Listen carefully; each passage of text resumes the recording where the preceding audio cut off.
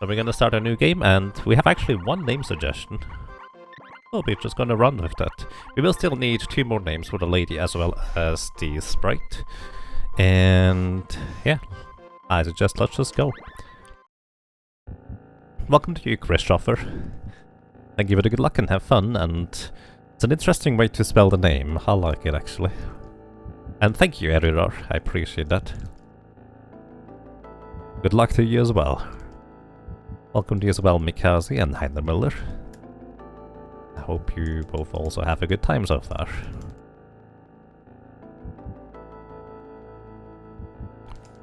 You mean go is not acceptable? Well, I'm not going to skip any characters, because in order to skip characters you need at least 2 characters to do that. And it's basically... So here's the thing. A solo character challenge run is kind of arbitrary rules in the first place on how I handle it. But for me personally, the way I do it, or well, don't do it, is I try to use the other characters as little as possible for like, well, other reasonings. For example, here in this run here, I will not be using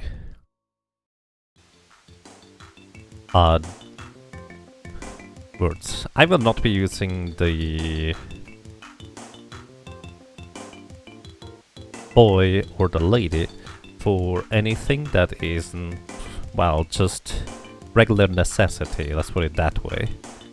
It's not really a good way to express it, but as such, I can't, because I would have to switch characters and do stuff with the other characters, I don't really have the option to skip the lady, hence she will get a name, because, well, we just have to defeat the werewolves along the way.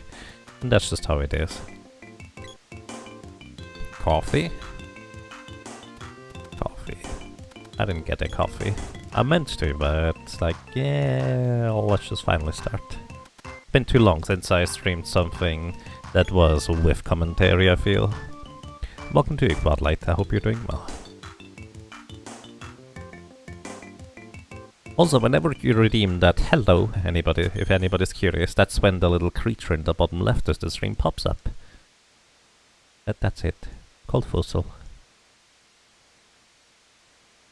Hello.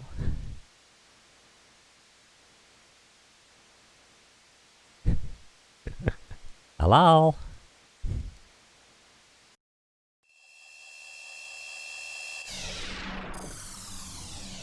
Oh, where's the third one? Did I miss it? There should have been the third one.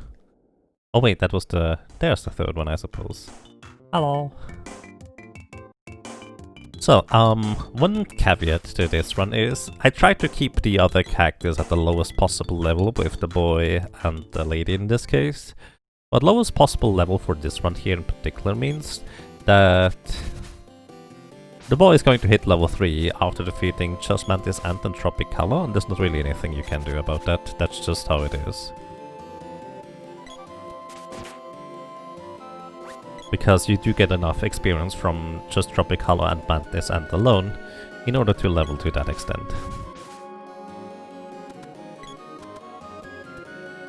What I will do, however, is I'm going to do the shopping with the boy without having to use the sprite first. Because the difference is there's basically no reason why I couldn't just do this with the sprite. It's just more like convenient to do with the boy initially, because then I have everything already set up.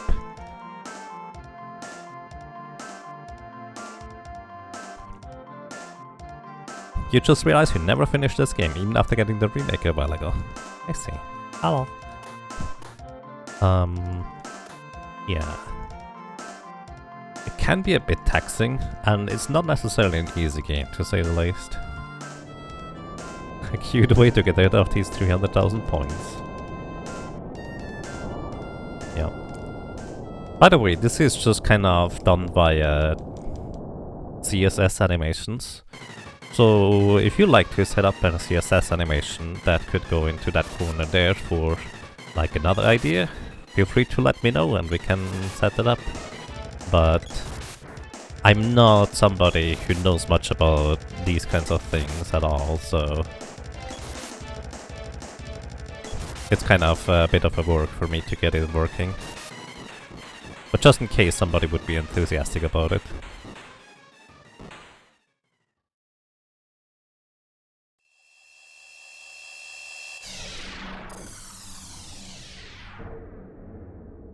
You got to send it, then got a new computer and forgot all about it. Yeah, makes sense to me.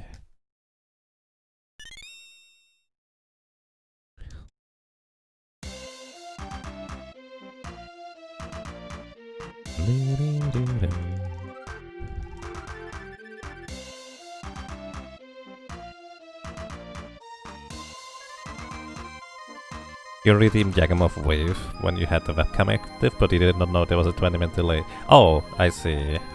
Yeah, I also don't actually look at chat during the races, like I just have chat completely off.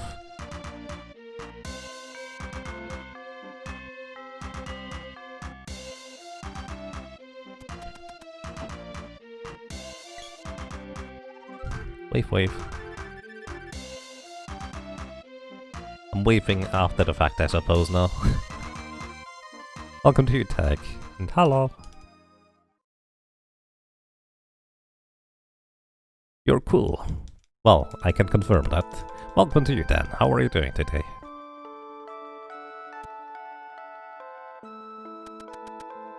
You have to go to the bus? Well, take care and good luck with catching the bus in time. And thank you for the good luck, I can always use that.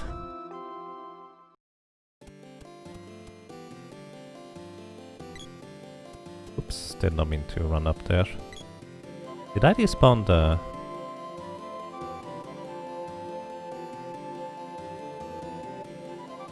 I had no idea you could despawn the mushroom. Means that flowers... didn't spawn.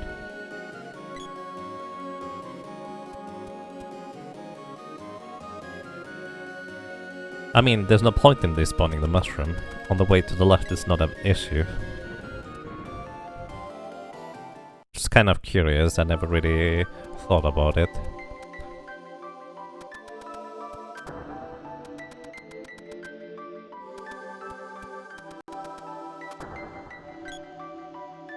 Thank you for the good luck. And fun will be had, pretty much guaranteed.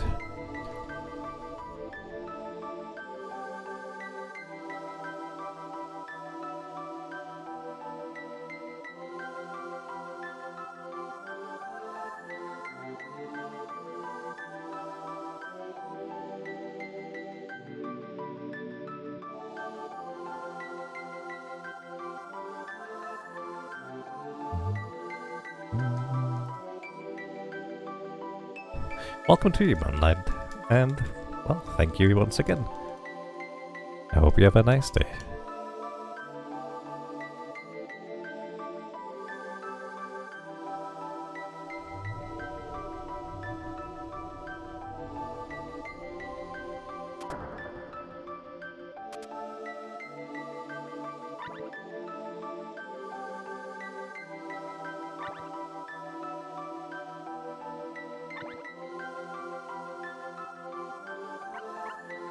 Alright, so...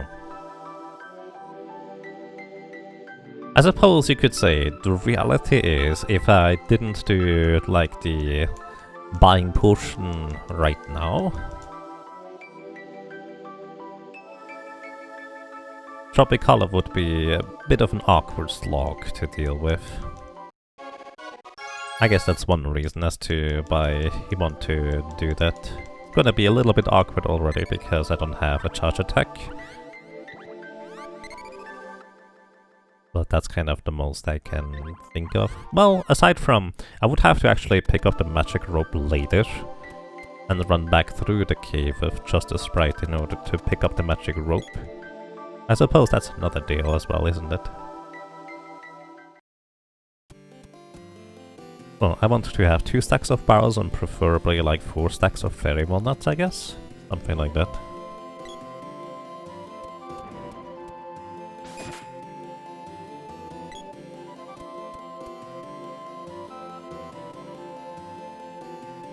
And over to Gaia's navel we go.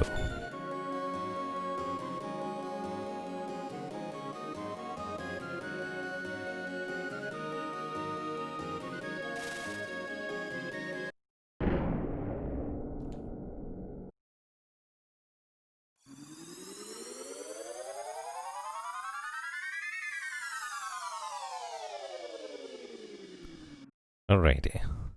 Honk. That's a critical hit. You don't deal 38 damage with just a regular slash. Kind of rare to land on the bee and deal a critical hit. Alrighty, so first order of operation. We buy a candy. We buy a medical herb. Then we close the menu here and open up our regular menu. And put the cursor onto the second item, in this case the medical herb. Then we sell both. Then we go into the buy menu after this. And then back out into the sell menu. And suddenly stuff is kind of weird. 1, 2, 3, 4, 5, 6, 7. 1, 2, 3, 4, 5, 6, 7. Now the funny thing is, I don't really need all that money. I'm mainly doing this for a secondary purpose in order to fill up my inventory with corrupted items, so I can use, well, a different set of items later.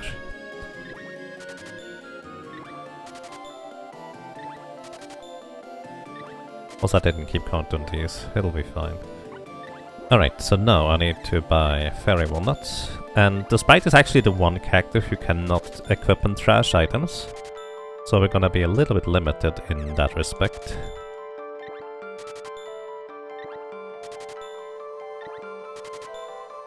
That is all the barrels. Now some cups of wishes. Which the silly thing is, even though it's a solo character challenge run, I do kind of need cups of wishes. That's just how it is. On chocolate for now, because that's a quicker animation than Royal Jam.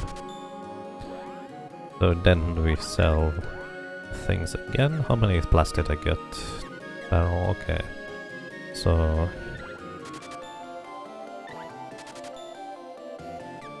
sell 2 of them. And I'm gonna get another stack of barrels. That is the stack that I'm gonna use up first. And then another stack of fairy walnuts. And the rest is just gonna be fairy walnuts. Those are mainly backup fairy walnuts. Because, well, there's gonna be a limited amount. Maybe I should have gone for one more stack, all things considered. Oh, I'm a doofus. I needed to only sell one. So if you sell the black multiple of 8s, you will get rid of the item in your inventory. So the corrupted item, that is. Alright, let's see how well it's going to go with just 3 stacks. It's probably going to be mostly quite alright.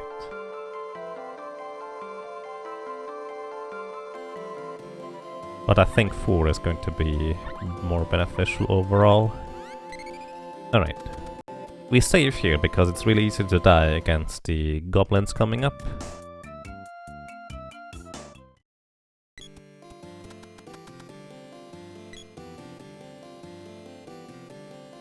Witchcraft. I don't think it's witchcraft, it's just bugs that we can abuse. What is this category? This is just a solo character run. It's more of a challenge run than a speed run, but I'm trying to do it reasonably fast. Pizza! Enjoy your pizza. So here is going to be where this is going to get a bit dangerous, because I will want to pick up this chest, preferably without getting killed by those goblins. But it's gonna be pretty random here. And I survived for now. Let's try to get past the green slime. Alright, looking good. Alright, and we're through, pretty much.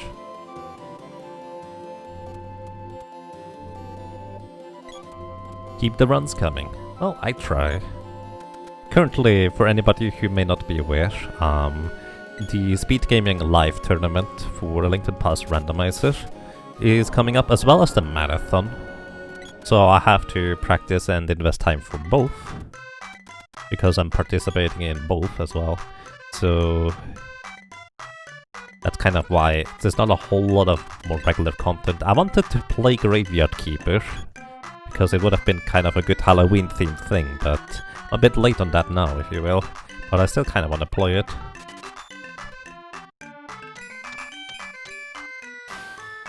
You don't get the other cactus? I do get the other cactus. There's not a whole lot of else you can do outside of using arbitrary script execution, but this is just... don't use them in combat. It's a bit of an arbitrary category, like it is just...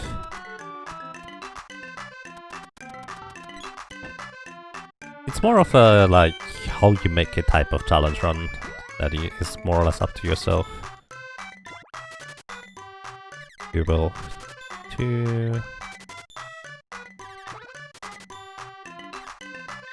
and the rabbit cat for later. But yeah, my plan is to leave the other cactus at the lowest possible level, but I also do not think that's actually a requirement for this kind of run. So here, I'm actually equipping the boy with decent equipment, that way Tropical is a little bit easier. Also, Power Wrist does give you +5 strength, so I want to equip that anyways in order to finish him a little bit faster, even though I don't have my main character, the Sprite, yet.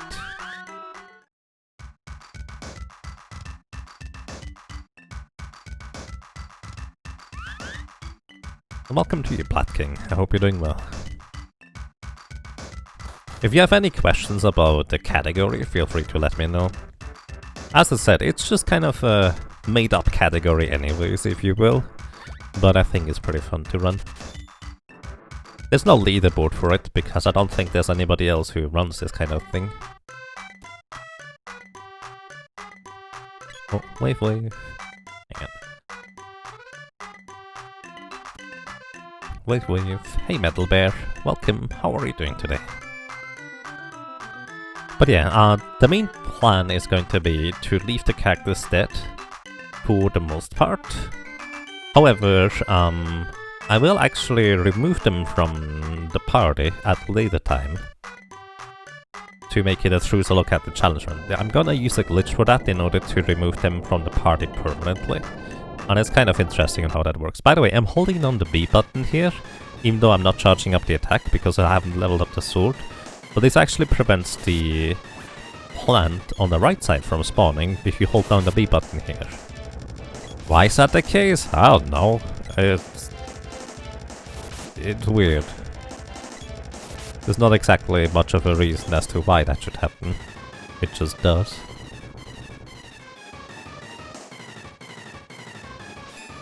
Early. You're doing quite fine? That's nice. I'm doing quite alright, thank you.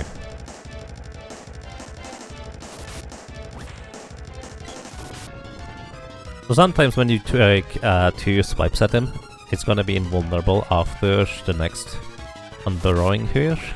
I'm not entirely sure how it works, but it's going to happen like 1 in 3 times. This might be, no, just... I'm not gonna be able to hit him. Nope, can still hit. And I messed up. Oh well.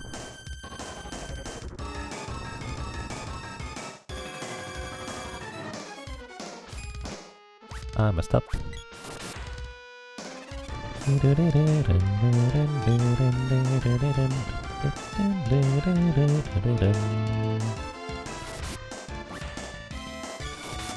Alrighty. Got the Tropicalo. I think I have one less fairy walnut that I should have for stacks, but I'm gonna try and plan ahead a little bit. Okay, we need a name for the sprite. Does anybody have a suggestion? You have 6 cactus, no numbers, no special characters, only capital letters. Very restrictive, but maybe you have a suggestion. Pizza. Coffee. Alright. Okay, I think we have the names for the next 2 characters, because I really like the coffee. But coffee is not currently present, so We go with pizza for this one. Go. Click W. Pizza. Pizza? What kind of name is that? Excellent question.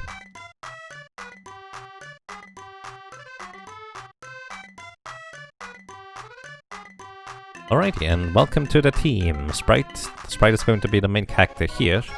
The Sprite has by far the least amount of physical attributes, as in defense, as well as attack power, and that is kind of a big deal this early on, but we will make do with what we have. Oh, I forgot to actually equip the bow on the boy, so I can unequip the boy for later, so the Sprite can use the bow. You don't need that anymore, we don't need that anymore, and we don't need that anymore either. So I'm unequipping the boy, so he's gonna be able to get knocked out quicker. And that's kind of all there is to this. Also, the Sprite should equip the sword, because it's currently our strongest weapon that we have for physical combat. And I will want to level up the sword to level 2 along the way here.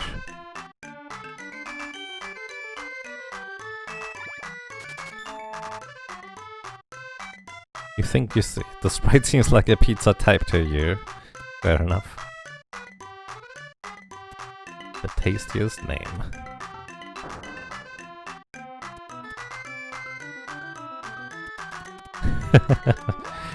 Isidro. Welcome to you, Hoodster. I hope you're doing well. I haven't heard that one in a long time. Wow. Hello. So, as mentioned before, I tried to keep the other two characters at the lowest possible level, as in usually I will just knock them out and get them killed. It is not a requirement, actually, for my category to be fulfilled. If you just accidentally have them level up once or twice, I do not think that's a death sentence for your run or anything like that. It's literally just for style points in my book.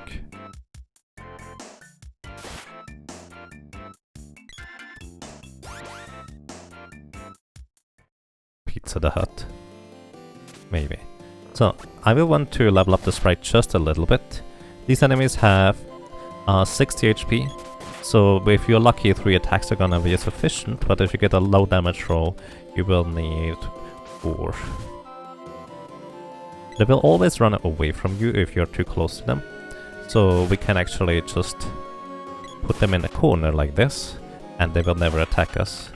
Level 2 for the Sprite. This gives us a little bit more HP to work with against the wolves coming up, because we have to deal with wolves here, and they are pretty mean. Save the game, yes please. Gonna be pretty important. Because if you have played this game, tackling these wolves can be quite difficult. And I'm dead already. That was actually the perfect beginning, but unfortunately I got a stab attack rather than a swing, which meant my attack was coming out too slow. You actually could see the Sprite just kind of briefly pausing when I pressed the button, but unfortunately it was a swing rather than a stab, so it didn't quite work out. Let's see whether we get lucky again. Oh, we do. There we go, this time it was a swing, and I have them in the corner. So what I want to have happen is I want them to start dashing. One of the wolves is dashing right now. Come on, bud. There we go. Both of them are dashing. While they're dashing, they will not cast healing spells, and this should shorten the fight a bit. I'm a little bit too close, so if I'm close enough, my sword has a 50% chance of swinging and a 50% chance of stabbing. I always want to swing, because that actually can hit the enemies here. There we go. By the way, the lady will revive the boy right here. And you have to talk to her with the boy in order to advance the story. Stop dashing, Wolf. Jeez. No, actually, that was a good thing that they were dashing. Alrighty. Now we find coffee here. And she is going to get the same treatment as the sprite earlier, the boy earlier. I'm gonna have her unequip the bow via equipment thrashing, as well as get rid of her armor. That way she's gonna be knocked out quicker. It's going to be quite helpful overall. The reason why I give them a bow is because it is one of the most awkward weapons to use for an AI controlled character. So it is rather difficult for them to, well, do anything really that accidentally helps me. Still possible, and again, I'm not sweating it if it does accidentally happen. But here we go. So, now, we want to level up the sword to level 2 for the upcoming boss fight. Which means I want to defeat a certain number of enemies in order for that to work. We also gain levels along the way, which is nice. And that will help a little bit as well.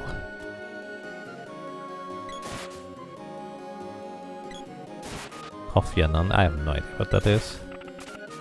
I'm just thinking of coffee. Coffee. And hey Esgrunt, thank you, and welcome to you, I hope you're doing well. So we need to use the axe here in order to whack away those statues, and we won't need the axe for quite a while at this point. Both the boy and the lady actually do use this axe for encounter later, a boss fight. But the sprite, well, the sprite will just nuke everything with spells at that point.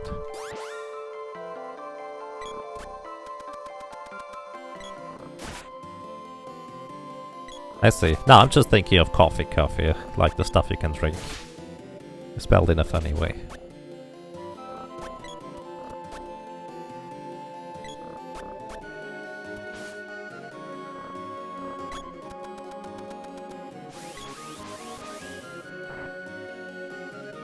I guess I could have run.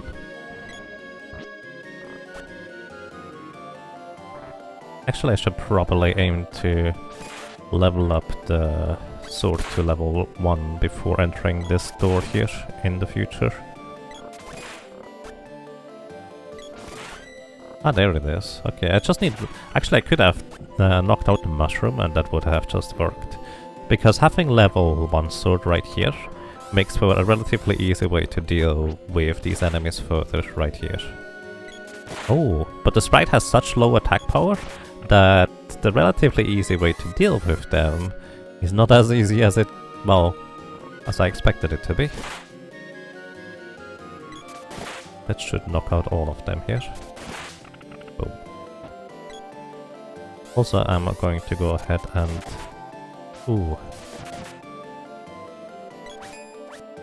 Alright, this works. So these chairs are going to hop against the table here. They will not be able to get to me.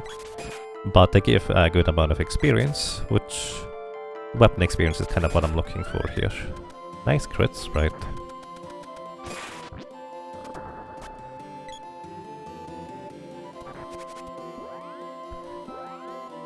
Alright, I don't want to use a barrel here because we have limited supplies, but the wolves here are just too dangerous, so we just use a barrel. I guess I don't really need a level 2 sword. Just trying to think. I will probably be faster not getting a level 2 sword either way.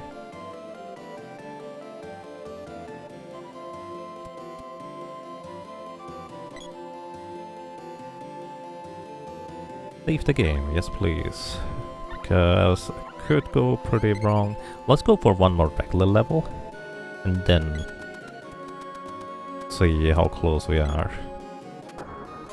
Killed 5 enemies so far, 6, 7. I would need 5.5 more. Actually, we can do that. This is fine. Yeah, we can do that. This is gonna be 5 unless I get a chest spawn. Then we have 2 more enemies in the next area that we can knock out too. And this seems to go really wrong right here.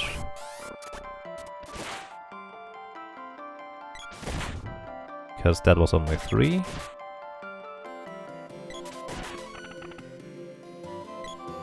3 means we need 2.5 more. Means I could have knocked out basically anything. Wait, actually no, this should actually... Wait, I did kill something more earlier. So we should actually be fine here. This should level up the sword to level 2. Unless I'm too high level for the drop-in hurts at this point. Fun fact, you cannot push this chest around like you can with other chests. Nice, level 2 sword. Too much pizza on here. Seems like you're rich. Yep. The rich part is actually mostly a byproduct of wanting to have multiple stacks of a single item in my inventory. A spiky fight not go well? That's never happened. Yeah. Glitchless is probably the most brutal category for doing Spiky Tiger, because you can get unlucky and it doesn't work out for you. At least in glitched categories, you're pretty much fine, because your equipment will carry you. But you have so much less to work with in glitchless. Like right here, I'm going to use a barrel. And I hope that the Spiky Tiger stays, because this would allow me to do barrel attacks. The alternative is if it just jumps back and forth, that is actually quite fine. So right here we use another barrel. And it's gonna be a barrel attack. Candy barrel technically works against this guy, but it's a bit tricky. So we use up 1 stack of barrels, and because this is the Sprite, we can't just equipment trash, it doesn't work. Let's see whether 2 stacks of barrels are gonna be sufficient. I actually don't know. I kinda hope it is.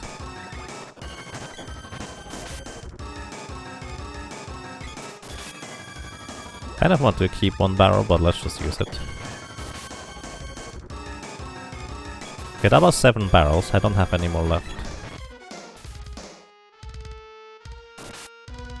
Nice crit.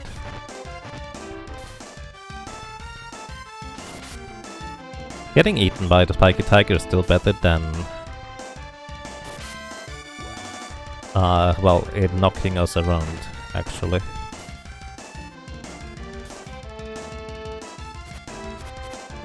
Okay, would have eaten me here again. Jump, please? Oh, okay. I think 3 stacks of barrels would be a lot safer than just 2.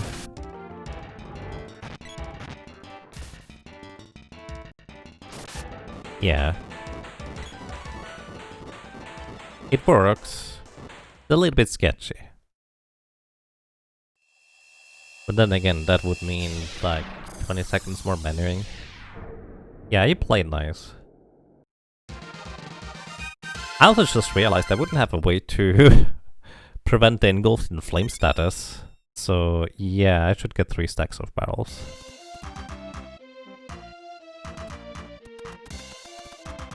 Maybe play it out a little bit more on the ground. Let me actually make notes for that.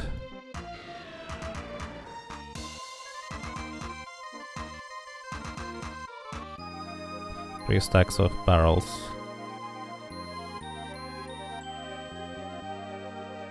Because the more I think about it, the more there could have gone really wrong at that point.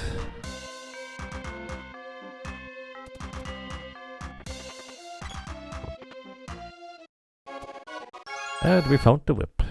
Neat.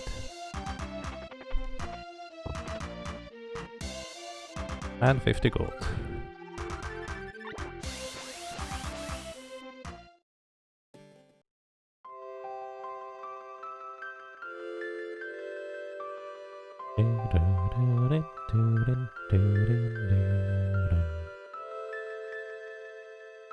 So now we go and get magic.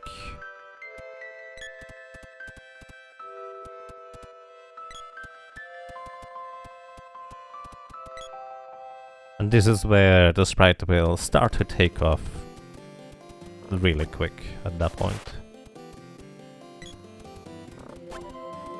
Because where the boy and the lady struggle with bosses, the sprite just runs through them without much effort. We will have to prepare a little bit more than even the glitchless category, because I can't chain cast until I get the Midge Mallet. So that means I will want to have level 1 Undine before I approach the Fire Gigas. So hopefully we'll just one-cycle him. It's not a guaranteed either way, actually.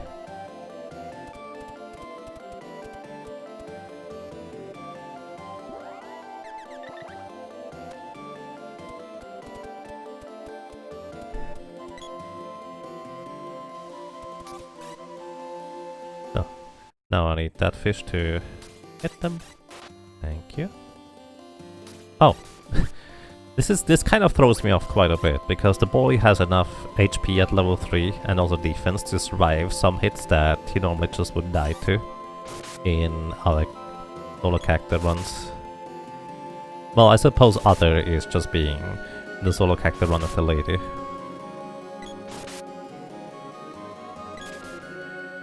Ouch. A lot of damage actually from this little guy. And we have, basically the best defensive equipment we can have. So this first form can, I suppose, be a little bit dangerous.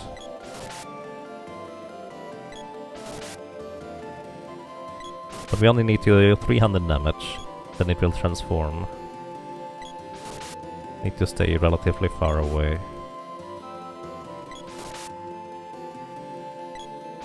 There we go.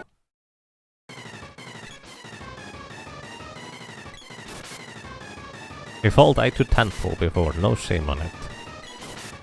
Yeah, I think dying to Tadpole is a thing that can happen if you try to go really fast.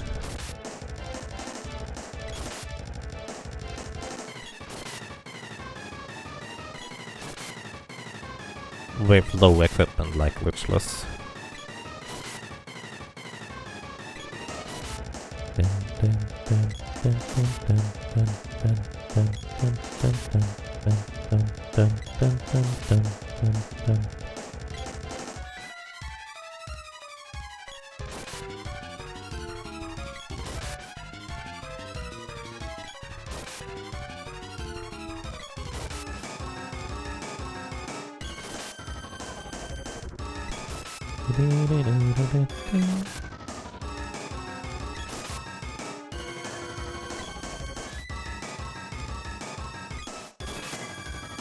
Nice crit.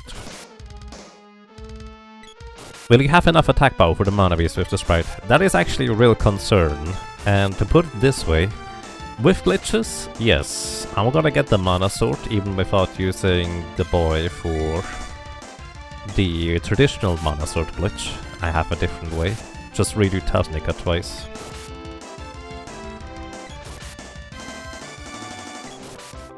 Oops.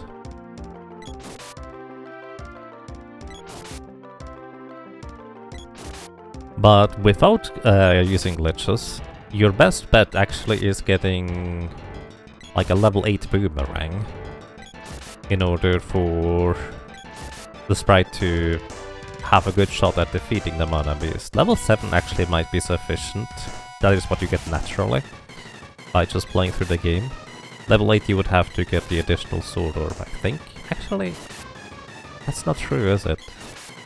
No, actually that's not true. You just want to have a level 8 boomerang attack. And... well, look at stuff. Oh!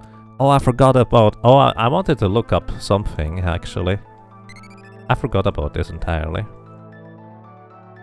I wanted to see what level Dispel Magic I would need in order to dispel the Mana Beast's shield with 1 or 2 spell casts.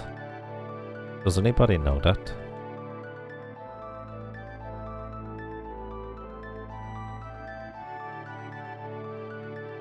Also, I forgot to split. That's fine. But yeah, I forgot about that. Gonna be a subject to test, I suppose. So now we have magic. And unlike the other characters, I actually do want the allies here to die.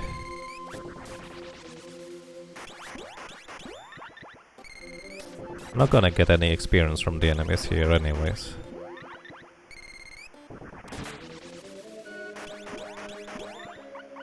Well, maybe I might. I focus my damage appropriately. Oh, I do. Huh.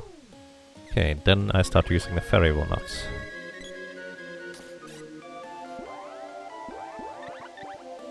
The idea here is that I want to level up the Sprite's magic. That was 4 spell casts. This is gonna be 4 more.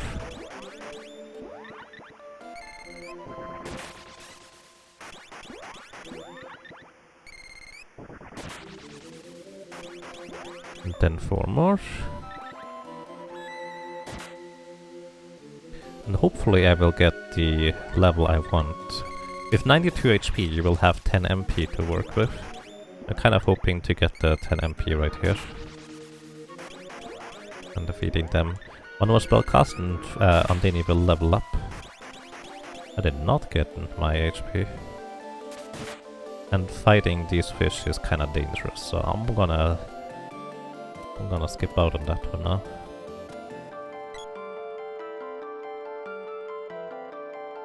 Level 7 and level 8, right. I just don't know what level of Dispel Magic I need in order to counteract that, basically, is what I'm saying.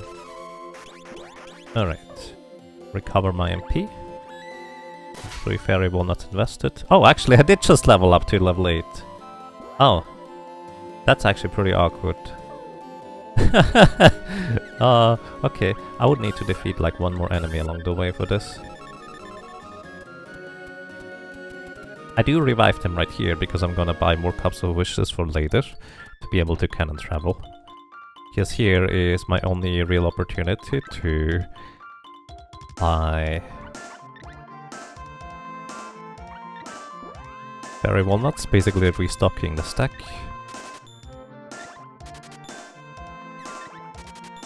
Oh, I was buying barrels.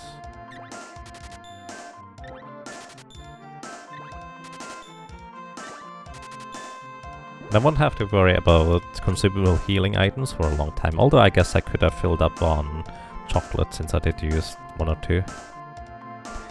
The mana beast has infinite amount of MP actually. It does not actually run out of MP. Well, technically, well, let's put it this way. The mana beast has a part of the script where it just refills its MP, let's put it that way. It would run out of magic pretty quick if it didn't have that. Since Lucent Beam does cost 8 MP and Wall costs like 6 or so.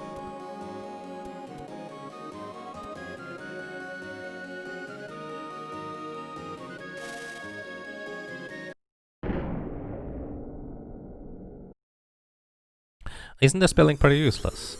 So here's the thing. The reason why you dispel the shield on a mana beast is because you want to cast Acid Rain on it in order to reduce his physical defense. You don't care whether it brings up the shield afterwards again. You literally just want it to not have the shield in order to reduce his defense while it's flying in.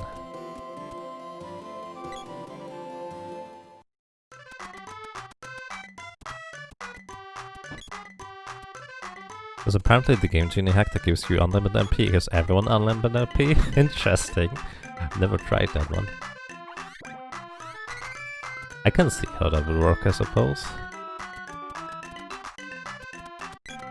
But yeah, 99 MP is actually the maximum for any character in the game. Does not matter who or what you are. Let's actually see whether 4 spellcasts are gonna be sufficient at level 1 for the Fire Gigas. I think it's gonna be close, it can be enough, but I don't actually know.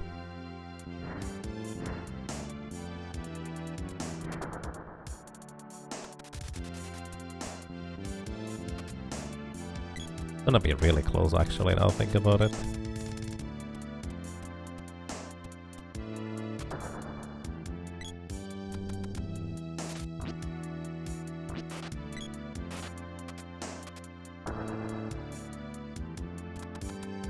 Level 1 with 5 casts. Interesting. I do. So here's the thing, I'm gonna use Shade anyways for Dread Slime. So I will have it higher than level 1. I'm just kind of trying to think whether I can optimize it by leveling up, like shade 1 more level than necessary or something like that.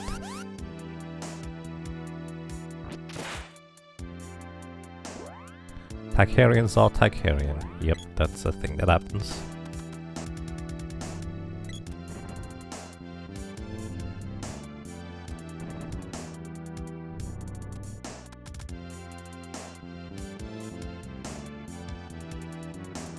Oh, I see. Yeah, I'm talking about both, actually, pork shorts. I appreciate the insight. So, I have only 4 spellcasts because I didn't refill my MP here. And I can't chain magic because I'm only a single character. It will be sufficient in order to stun the fire gigas right here.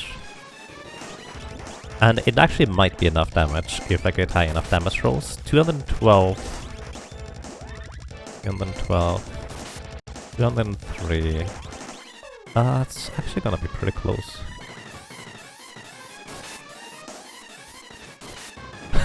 I got him. That is not safe at all. I should refill my magic after I leveled up to... or open up the thing. That is not safe at all. I figured this would work, but if I get just a single low damage roll, I will have to deny 1 spell, which is not reliable with the lady or the sprite. Well, not reliable with the sprite mainly. The lady does have other methods.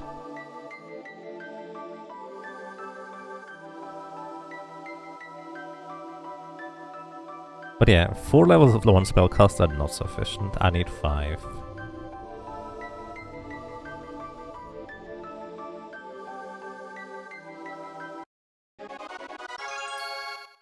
8 MP is a range, but you need to roll high, so it's scary, yeah.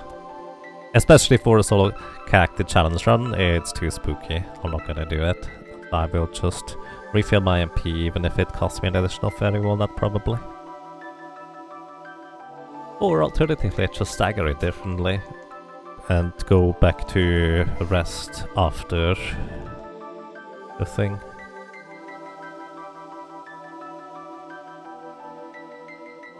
Which is going to take additional time either way, no matter how I twist and turn it. Maybe retaining that 1 fairy walnut might save more time in the long run, and actually going to rest would be better, but it's hard to tell.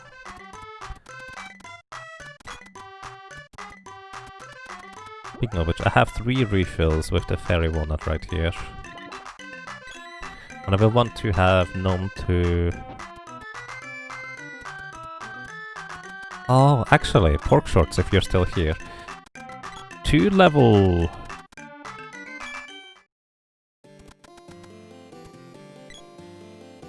Is it better to have 4 level 1 spellcast or 2 level 0 plus 3 level 1? Or Wallface?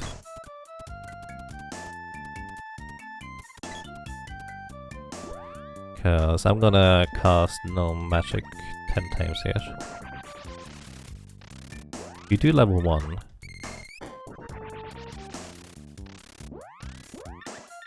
Well, I suppose...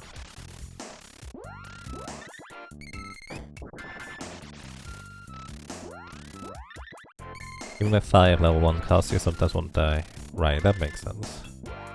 To be fair, I do have fairy walnuts, so it's not like glitchless where I don't have a backup. But I think I would be fine to just go. Yeah, since I do have fairy walnuts, it's fine to just go. Plus, I would use them anyways. I'm not gonna go to the inn to sleep. I suppose I could. I'm gonna go to Pandora anyways. Oh right, you actually go to level 1 straight up, don't you? Because you also just level 1 re-spellcast. Glitchless is complicated, guys. I'm only just now remembering there's so many little things you can do in order to optimize stuff. It's great. With walnuts you probably can get away with level 0. Right. I think that's exactly what I'm gonna go for.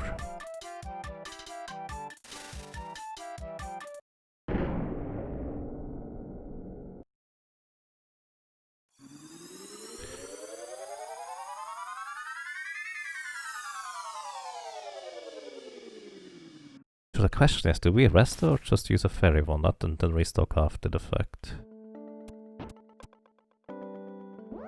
I already restocked, I didn't. Yeah, actually this should be fine. So I will be restocking fairy walnut on the way to... It seems inefficient, but I guess I have to anyways. Complicated. Put it that way. There's a lot to be optimized for solo Sprite runs, I would to say. I like that we have barely more HP than the boy anyways. It's kind of silly.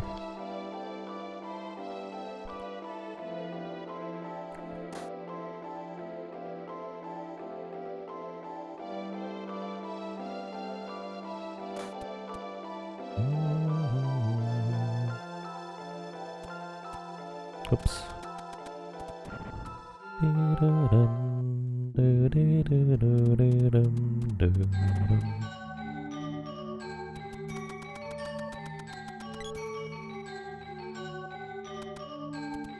One down. Yeah, right, the boy doesn't die here. That's so crazy. Nice. Thank you, Mr. Zombie. I figured it's gonna hit it. Oh yeah, I should have considered that part. Where the ghosts block my advancements.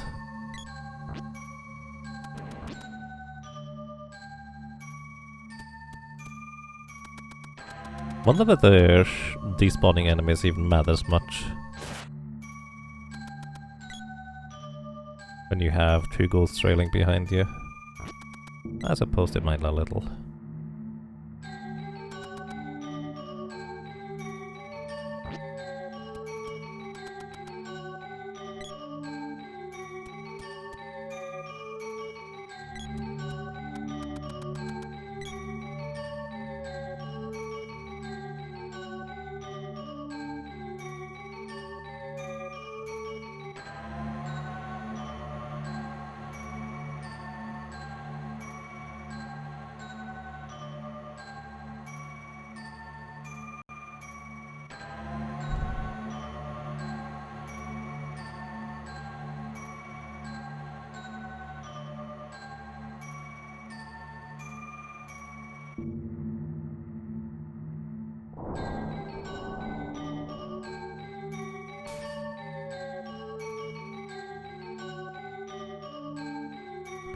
Alrighty, let's do this.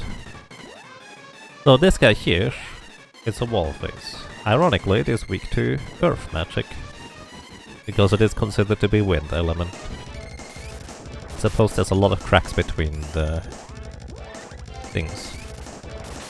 Also, we level up Gem Missile to level 1, and unlike pre-4, our level 2 is actually now our limit, because we did get the Mana Seed of Earth. Flash Beam, I want to actually not get hit here. So this is not enough to kill the wall face, of course. But this is why we have another fairy walnut here to finish it off.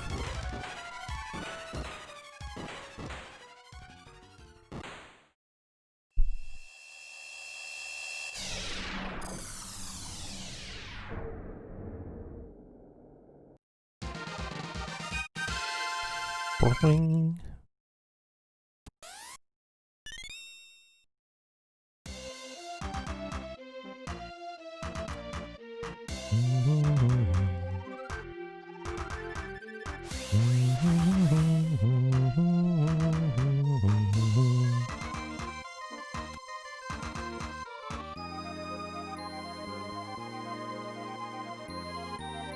Whoa. Just looking over at stuff.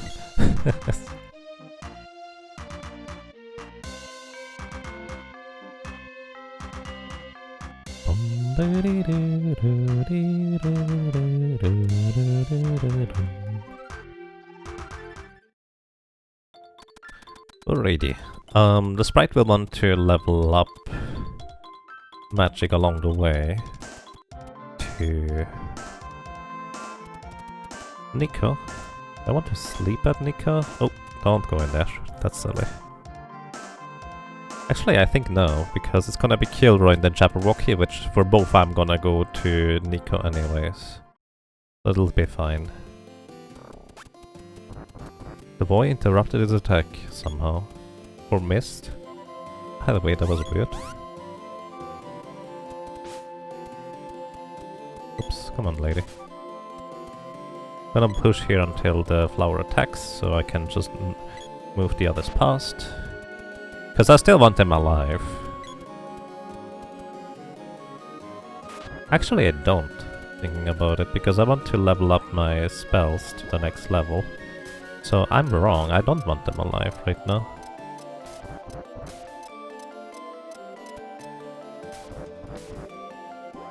Because I actually do want to cast spells. 2 spells per enemy I get through here. Rabbite? No rabbite here. It doesn't matter whether the spell animation goes through or not. As long as I cast a spell twice, I will get experience for 2 spell casts. So this is getting me closer to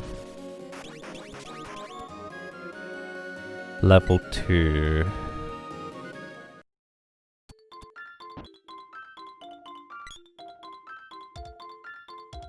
And here we buy berry walnuts again.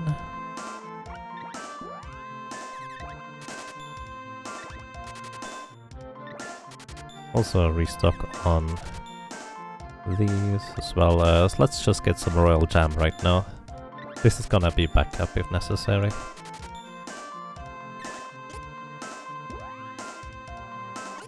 Miniature giant space hamster.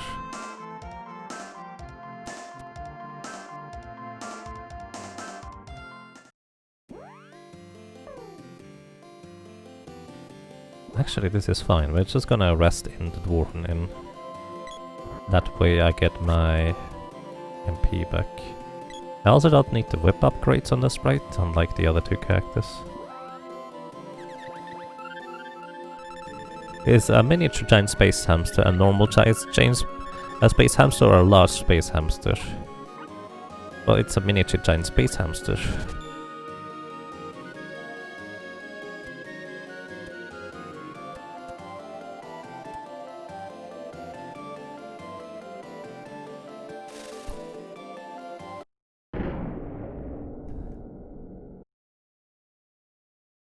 I'm not sure how to answer that question. I guess the answer is yes. Probably. Okay, I'm in group E. So here's gonna be a little bit of an awkward one, because I want the boy and the lady to get knocked out before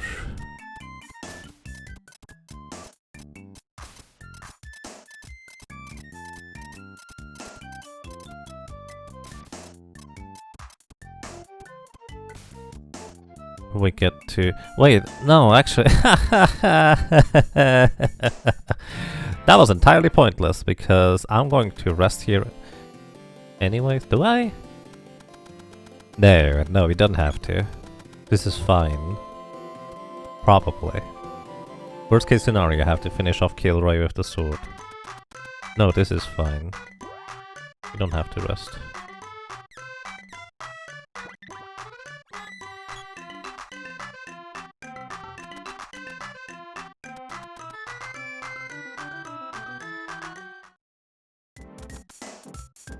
I will remove them, J-Bronagas.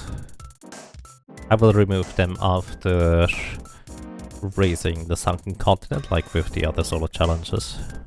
Technically I could remove the boy earlier than that, but the game does weird stuff if I do that. I think the Sprite actually could usually handle the weird stuff, but I just think it's more reliable if I just remove both of them at the same time anyways.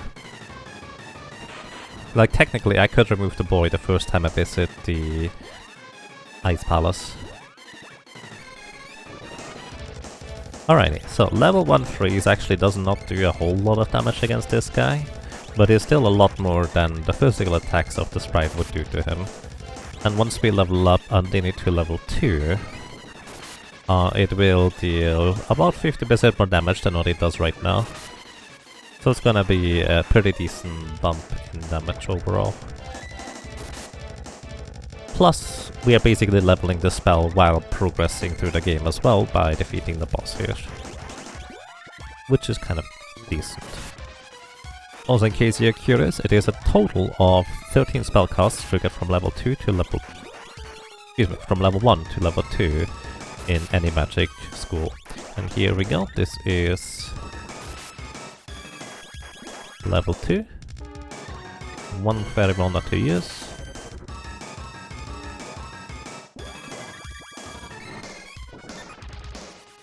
And I got Muggled, so this is why I bought medical herbs.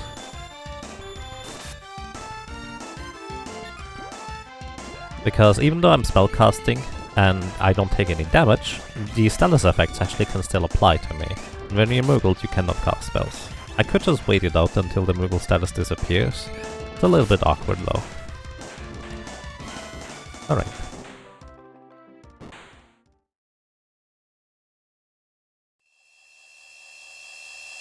You feel giant is bigger than large, so a miniature giant space hamster would just be a large hamster. A large space hamster though.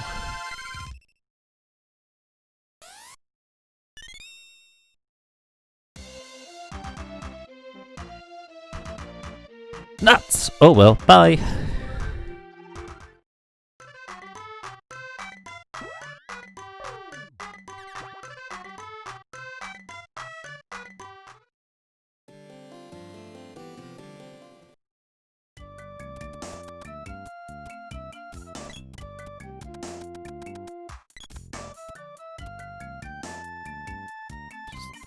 Waiting out the attack with the Sprite so the other two don't get hit, because once again I do need them alive in order for the cannon travel to properly work. Otherwise the guy would tell me, hey, no ghost on the cannon. Which is pretty awkward. You love how casual they are about getting their plans ruined. Right? And then the entire party is here, just lets them go, even though they just stole a rather important piece to save the world. It's curious.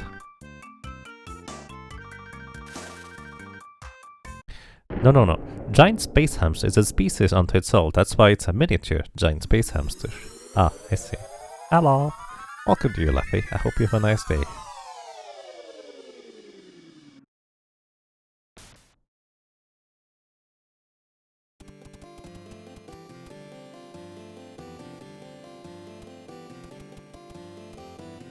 Actually, I don't want to knock out my allies quite yet. Because I'm gonna rest here anyways. Infant Metroid fan, thank you! Thank you so much for subscribing, welcome to you! Actually, welcome back to you. And well, I'm glad you enjoy your stay, I hope you're doing well. You wanna have a miniature giant space rabbit? That would be something. Rabbit or rabbit? One that jumps on you or something that jumps on leaves?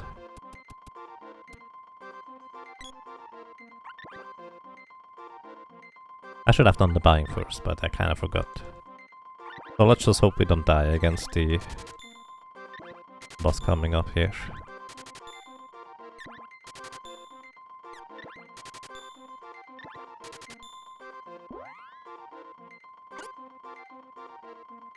It's actually pretty accurate, Fluffy. Go for the eyes, Pogopushel, go for the eyes!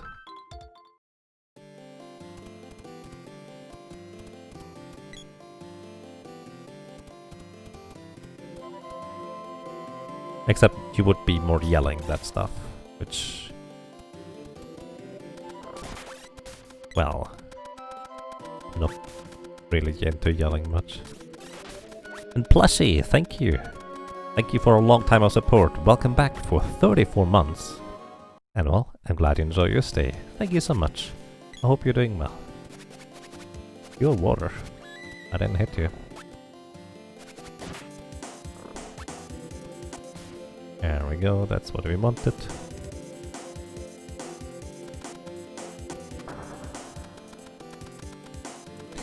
So, This fight here should usually be mostly fine. The dangerous part is when I will have to restock my MP.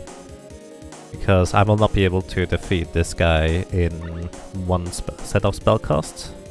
So there will be an opportunity for it to, well, counter-attack me with Acid Storm, which will kill me if I can't deny the damage in any capacity, which most of the time, if it just casts Acid Storm, you can't. So let's just hope it doesn't do that. Also, one of my last spellcasts I want to be Gem Missile as opposed to Earth Slide, because that is a longer animation and allows me just slightly more time to recover my MP. This is actually not gonna be enough with just 2 sets of spellcasts.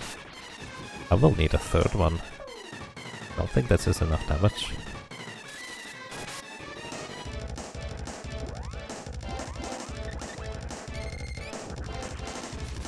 There's the Acid Rain, but while I was spellcasting, I can't be damaged, so I still got the status effect of status down, but aside from that we're fine. Same deal here.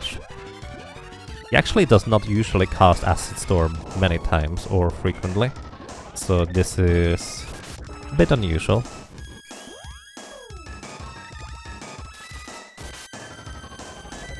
And also he does not often cast Cure Water because it costs 560 health. Or gets 560 health back. That's a lot of health that we have to chew through now. Yeah. It's pretty much a death sentence in a glitchless speedrun.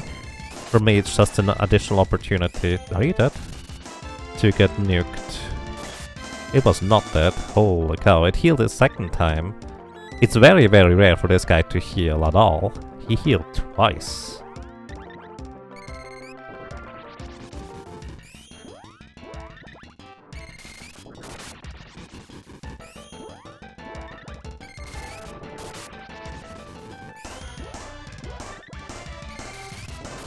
New Xbox is slightly faster than computer.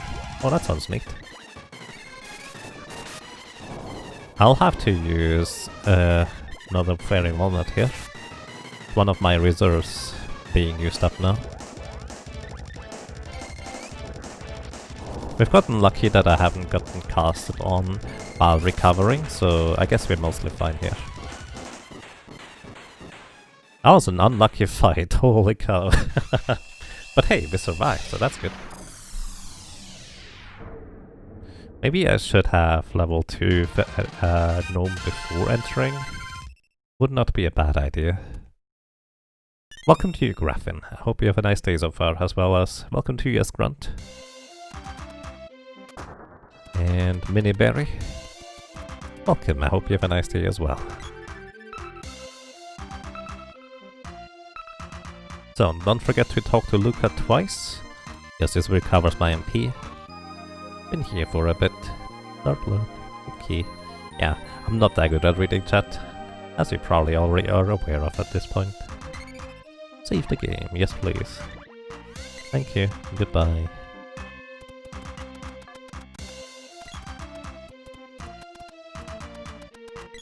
I'm doing quite alright, thank you. I hope so do you.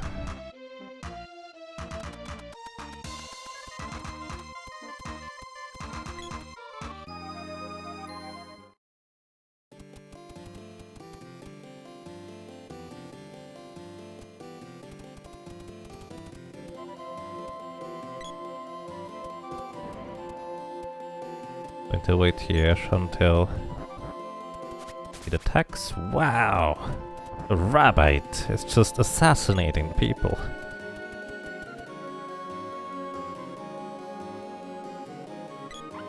Oh, where's Ryu? What?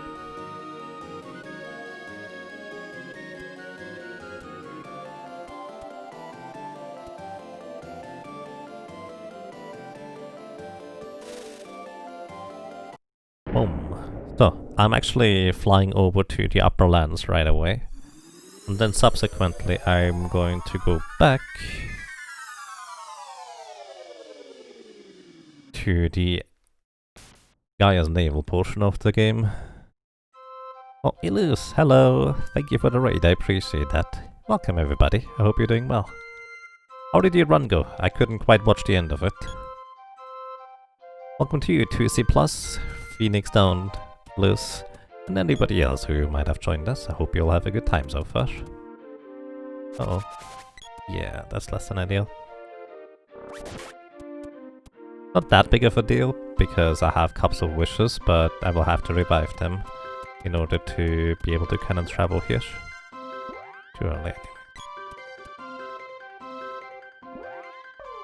Practice some co-op spoiler keys for the league. Nice.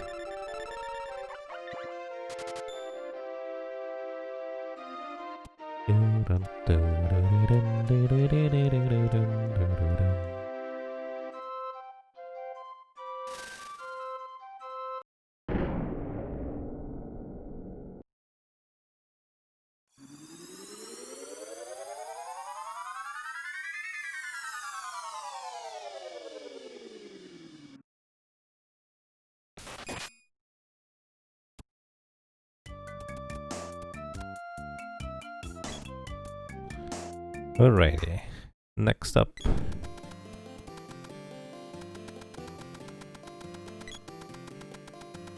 Grabbing the Mitch Mallet, and then I will finally be able to cast my spells significantly faster than before.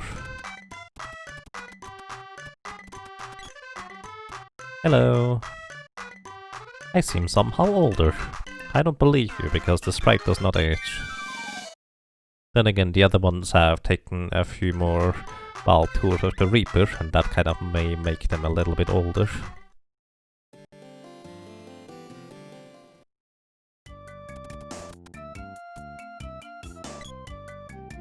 Come on guys, get over here.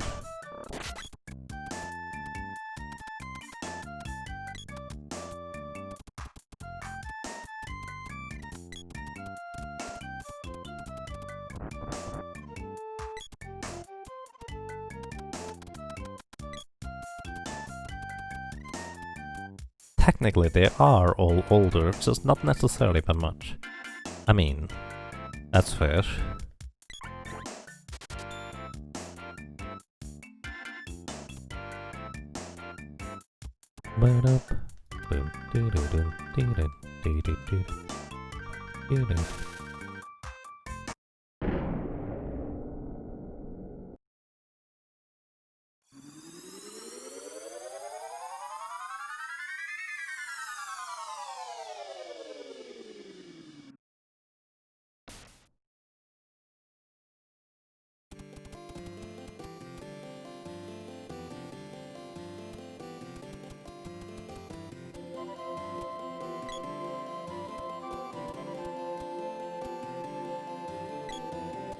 I should have actually just hit this thing instead.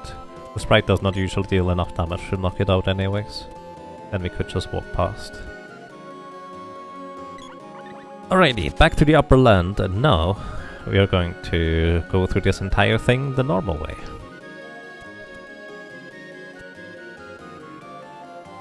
Somehow saying, oh wow, you look 23 minutes older, doesn't have the same message. Maybe.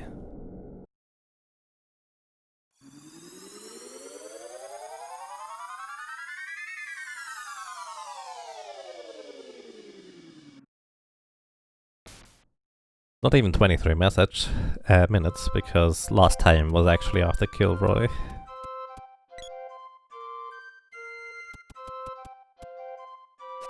Bonk. One more. Welcome to you, Ishbinder.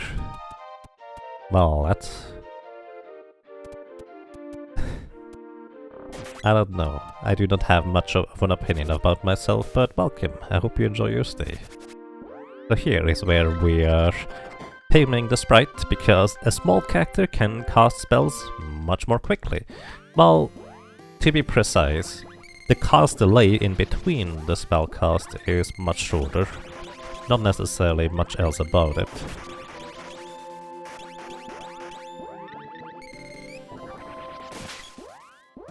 Few spell casts to take care of this one, and that's over. So, the downside of being pygmied is your your defense is reduced by 3/4, which means we have a lot less physical defense than we had before. Which of course is a bit of a trouble, to say the least. Also we get to buy stuff here. So Springbeak can actually reasonably defeat us with his attacks, so it is a concern. Which is why we're gonna save here before we do anything else. Save please. So, and then we need to pygmy again, as well as recover our MP for the upcoming section. And then we're off. It's going quite fine, thank you. I hope you're doing well as well. Also, as usual, feel free to correct me on how to pronounce your name if you'd like to.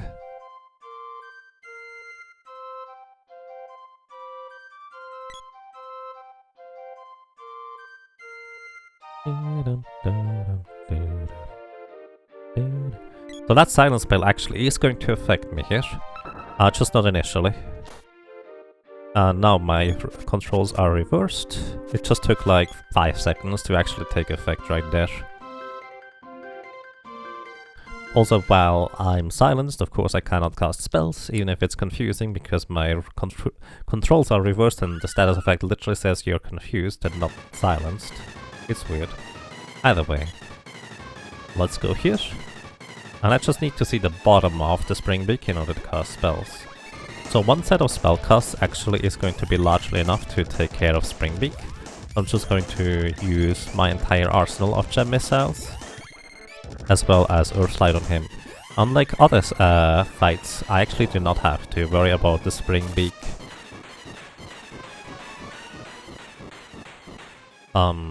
I don't have to worry about manually replenishing my MP because I get them replenished anyways.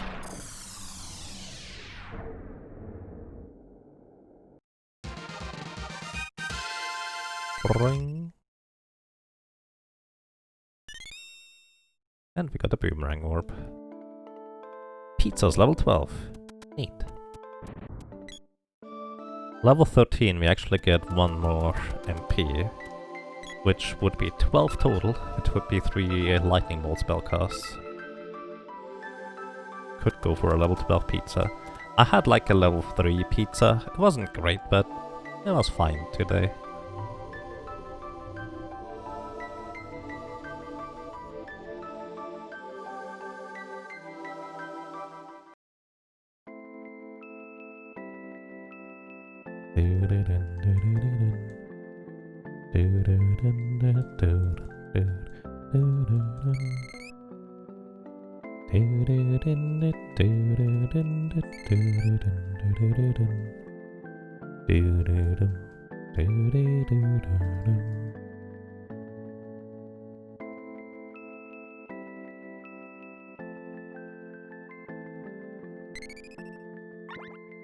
$7-11 makes pizzas now?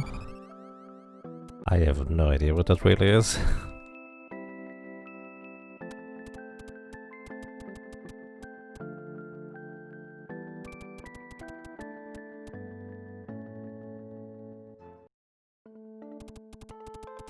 So, unlike other character runs, it's actually fine to just do this, and the cactus will get hit here. What? He didn't get hit here? Okay, that was weird. Rather unexpected. Wow, the boy survived. The Sprite almost didn't. Did the Sprite just get critically hit? I did not even know that Silktails could critically hit you. That's interesting.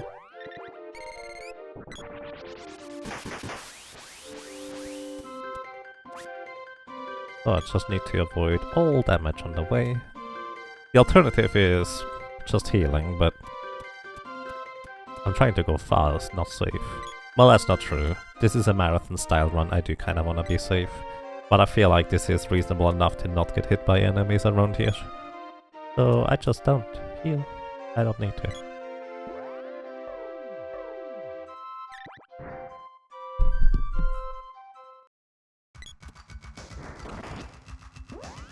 So I'm gonna switch over to the whip. Pick me the Sprite. And then we're actually gonna go back inside here, because I want to level up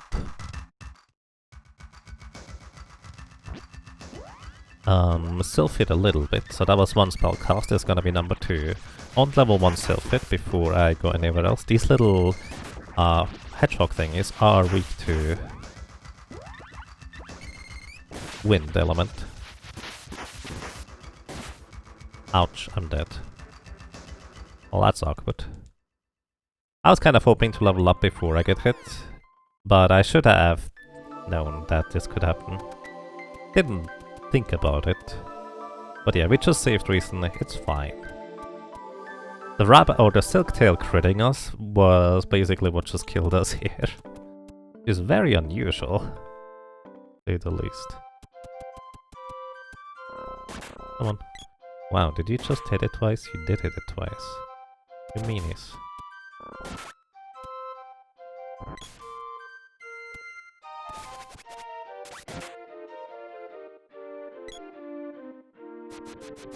We would have had enough HP if we didn't get crit there. But hey, we did get crit, so it's fine. Next time I will know that during this grind here I can get hit. So, as mentioned before, normally during a spell cast you're invulnerable while casting a spell. But this does not apply to the time where the spell is complete and the, like, wind blades are just flying out of the cactus hands. So during that time, if I get hit by a spell, I will take damage from it afterwards. It's a bit awkward, but yeah. Welcome to you, Ancient Seraph. Welcome to you, Headspace. I hope you all both have a good time so far. And we're just back here already.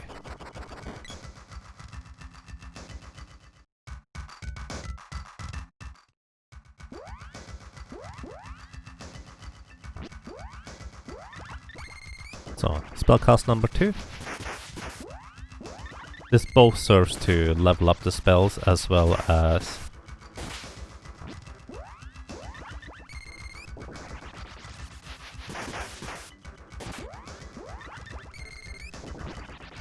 level up the character itself, as you might expect.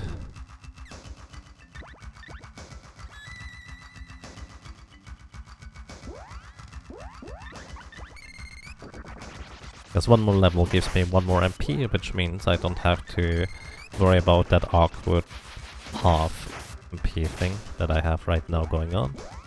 So, he's casting Air Blast right now, which is going to hit me during my animation here. But it didn't deal damage because I was still in the process of casting a spell rather than actually being done casting the spell. Which was the big difference right here. Okay, that is spellcast number 10. There's 2 more spellcasts for me to level up Sylph to the next level, which is still going to be relevant here anyway, so I'm going to go just a little bit further.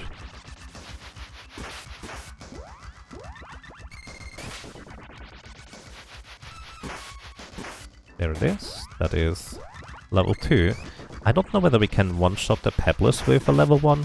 Well, level 1, not level 2 spellcast. We might be able to. Let's see.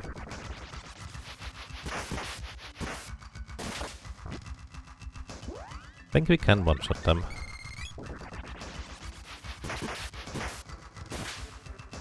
Yep, alrighty. So this gives us a bit more character experience, which is pretty good. Oh. Maybe I should have gone anyways. Nah, we're fine.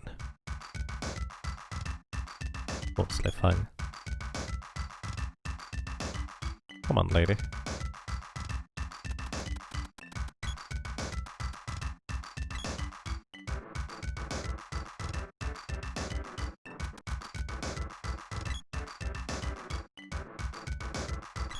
So here we restock on fairy walnuts as well as actually finally buying some equipment upgrades.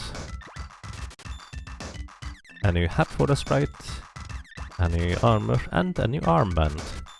So all the other characters don't actually upgrade from the power wrist to anything else, because it doesn't really help you for the most part. But because the sprite does not use... Well, the reason why it doesn't help you is the power wrist gives you 5 strength, which is effectively 5 more damage per attack, which is kind of a big deal. In solo cactus challenge runs especially, where you mostly rely on physical attacks, except for a Sprite, who doesn't care about those thingies.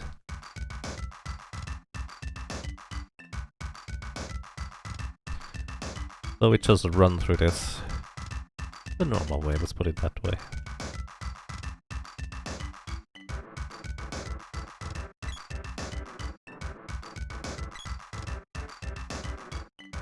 Actually going to stay in the inn here, just to recover my MP. The downside of course is that the other cactus gets revived, but if all your cactus are dead or, well, changed from the normal status, you actually skip the sleeping animation, so this makes it a bit faster overall. So, can work quite well. Also, I do want to upgrade my equipment. That is 5 more defense, that is 9 more defense, and this is 2 more defense. Oh, it's actually 4 more defense? That's more than I expected. Either way, I'm trying to navigate my allies through this maze of mushrooms. Now that they're ghosts, it's gonna be a little bit simultaneously easier and not easier. Let's put it that way. It's weird, because ghosts do not go through the left side over here, unless you try to maneuver them very, very carefully. I'm not trying to be that careful, I'm trying to be fast.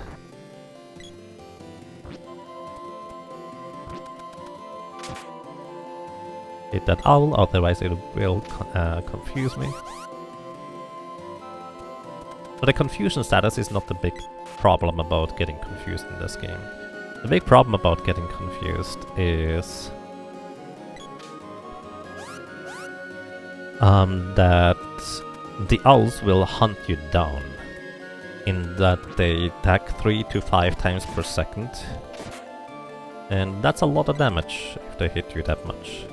Also, that silence spellcast did not go through, curiously enough. So you can see I don't take damage for the most part, unless the owl lands a high damage roll. But I basically can't really do much at all. I'm just getting harassed by that thing the entire time.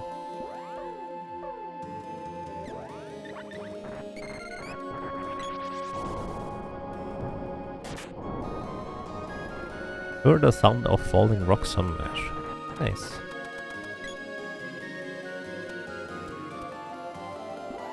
And these two are going to be annoying here.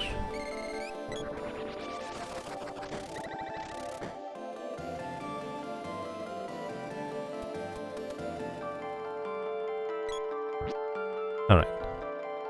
Oh, Thunderbolt! Alright, managed to cancel the Thunderbolt damage. They're really casting a lot of spells today.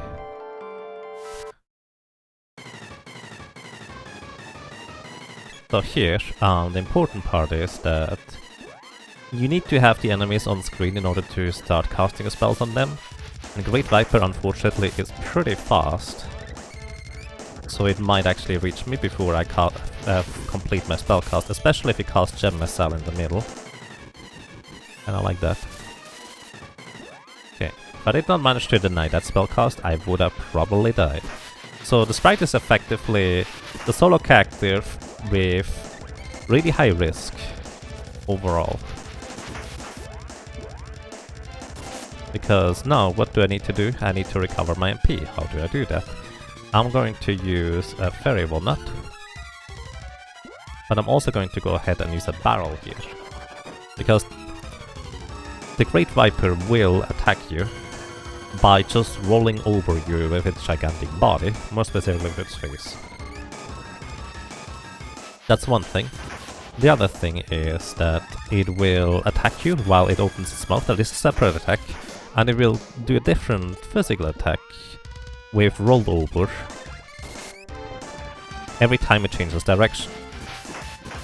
So it's pretty dangerous to cast these wind blade thingies too close of a distance or too far of a distance. Basically middle range is where you don't want to stand compared to this guy. If you're this close, this is gonna be fine, because the damage is not gonna hit me, because I'm in the middle of the spellcasting animation and not the throwing animation of the wind blades. This far should also be fine, because it's not gonna reach me. Oh, it actually might have. Nope, you're fine. Alrighty. First try. Didn't first try to get here, but that's okay.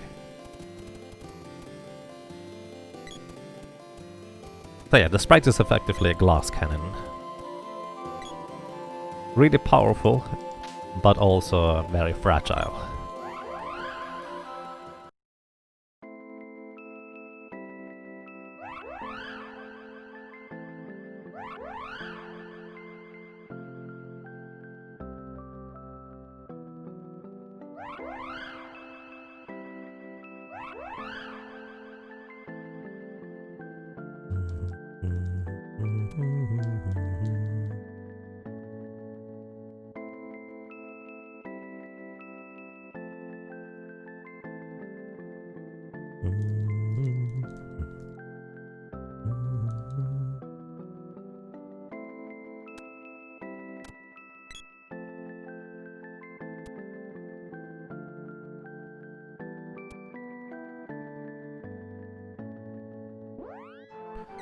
So here we level up the sword to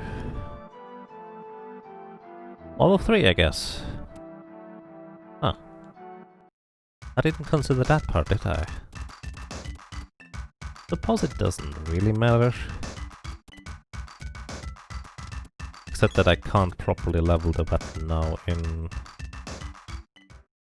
Dunge. Let me think about this for a second. The general plan is to level up the weapons during the grind in the Fire Palace. The Sprite doesn't really have to do the grind for the boss in any capacity.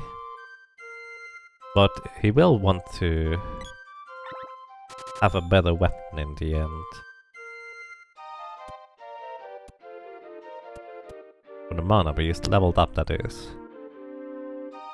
Actually, I'm just not gonna grind, now that I think about it. I feel like that makes the most sense. What advantage do you get again for being Pigless? Faster cast time, right? Yes. So, specifically, if you're controlling the character directly, that is Pigmate, that character will be able to act quicker again after the spell is complete. And that's kind of the big deal about it. Effectively, after the character casts a spell, they normally just crouch down and do their finishing animation. That does not occur while the character is Pigmate. You just can start moving and also opening the menu right as soon as the spell finishes. Which is kind of as if you were to use your partner menu with the X button in order to chain cast spells. Kind of a similar concept there, because you just cut out the last portion of the animation. It does cast the spell, as in the spell goes off slightly faster as well. Although that is kind of negligible, I dare to say.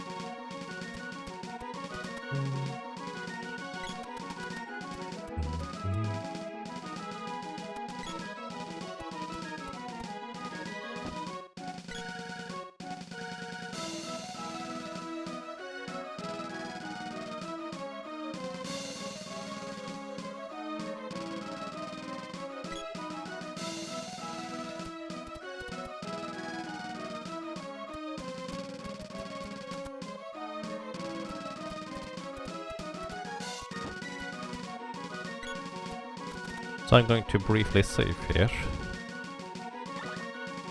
It's not entirely necessary, just in case I mess up. But for the most part, this next fight is safe anyways. Also, the Sprite fully recovered its MP during the time this party was split up. Wait, how many items do I have in my inventory? Are you running backwards? You can run backwards in this game, yes. You hold B plus L or B plus R in order to retain facing direction. Here I just did it for fun, but it does have some minor applications for actual combat use.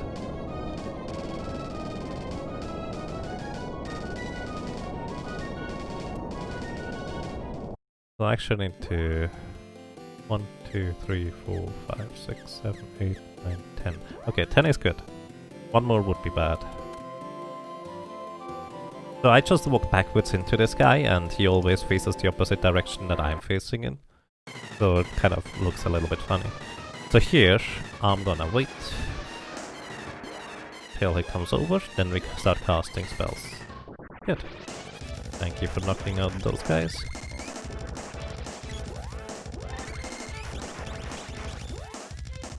You can see I can cast my spells much quicker now. Also worth noting, the reason why we use Freeze as a spell is because it is effectively the most efficient strong spell that we have access to for the most part. In theory,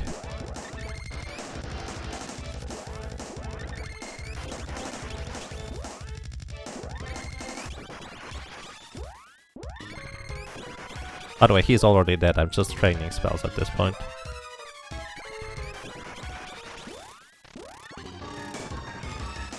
Let's see, what was the thing I wanted to say?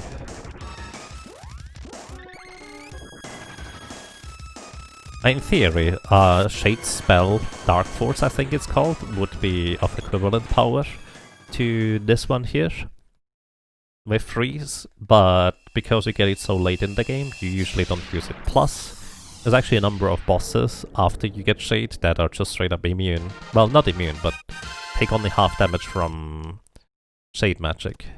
Whereas most enemies don't really have that defense against Freeze.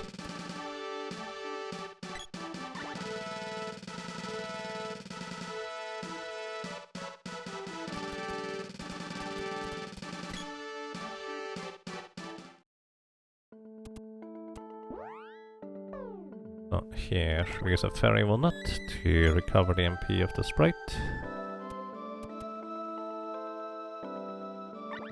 And we go and buy some stuff.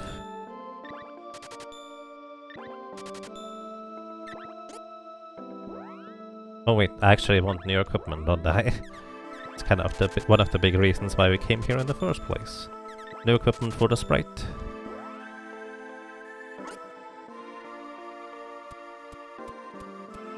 Allows us to take significantly less damage than before. Because we have 11 more defense, 12 more defense and 2 more defense.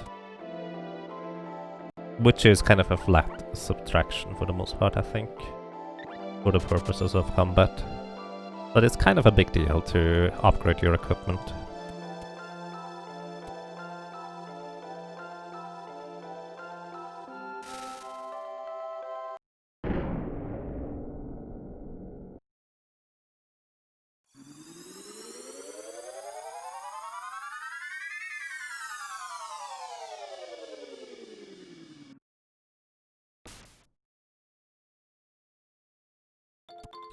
Also, because this upcoming section can be rather dangerous, we go and save before we do anything else.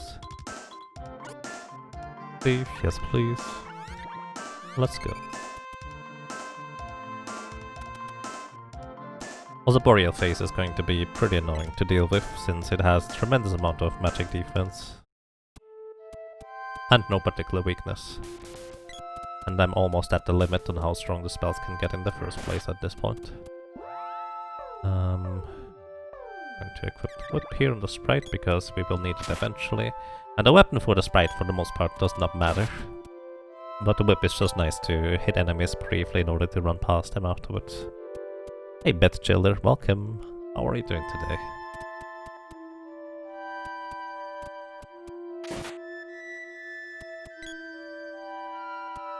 Double checking. Alright.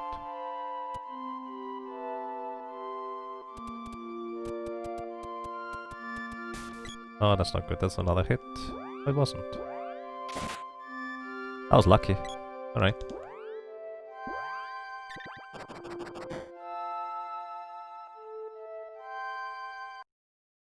Swag Boomerang 10. Actually, not for the Sprite. Sprite will be using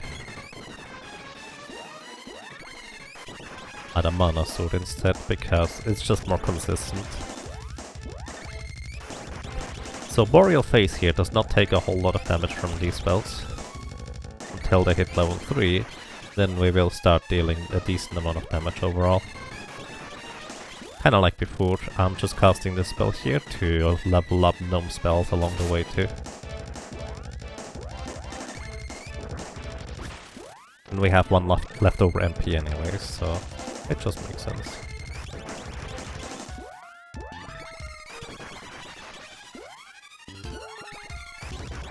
Until I seal the Mana Seed of Fire, our spells unfortunately do not get any higher level than this either.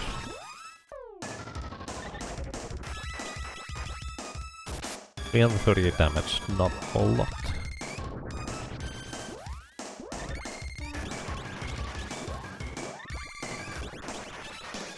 Deja vu. Hey Profness, welcome. I hope you enjoy your lunch.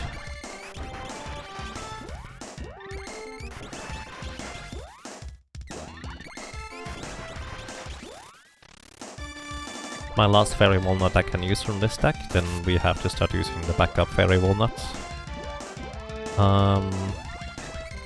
6, yeah, we need to use one more Fairy Walnut. I do not think this is sufficient damage.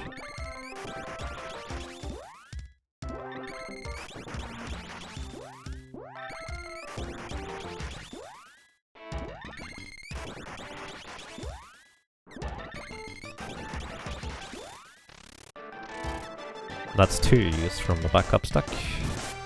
Oh, actually it was enough damage. I didn't have to use the backup stack. Oh well. Mildly surprising, actually.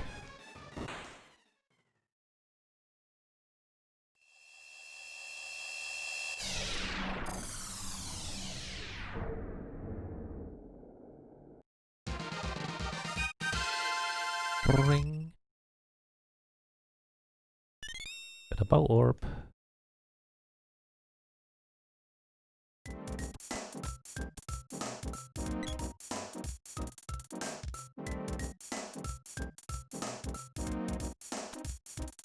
So we were told to take care of the oven so that nobody opens it. What do? We open it, of course. That's just how RPGs work.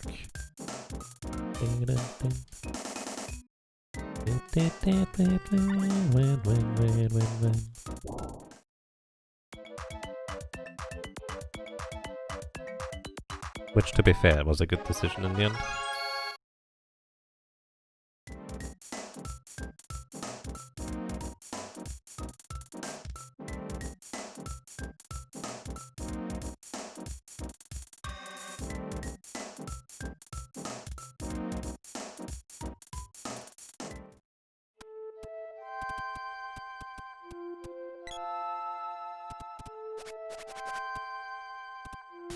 Yeah, the soundtrack in this game is pretty fantastic overall, I do agree.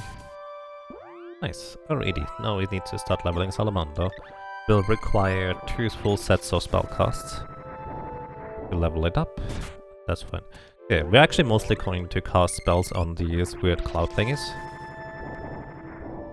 What did I target up there?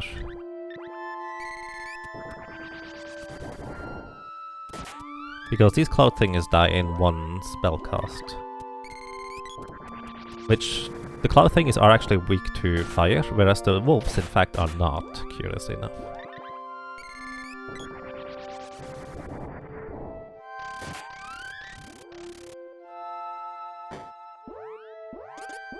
Oh, come on.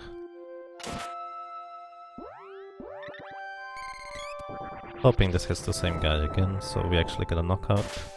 There we go. Those turtles are also weak to fire, so that's his 1 set of spellcasts. And here's another one. I think I will have to use a backup stack for the next section anyways. Part of it.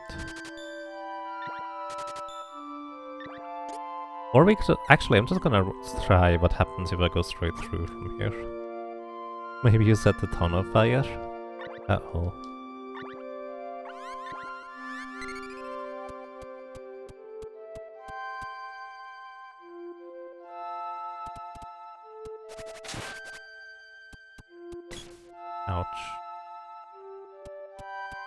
Let me just see what happens if I just go straight through after one set of spellcasts. Wait, did I just not buy another fairy walnut? Gonna cost me. Probably. We'll see, we'll see. I mean, they are there to be used in the end. Still a bit awkward. This is calming to watch? Well, that's nice. The Ice Country does have very nice and calming music. Whoop whoop, and we just walk through. Honk. Hit this guy, please. Nice. If we don't hit him, we actually have to do some awkward maneuvers in order to get past it. You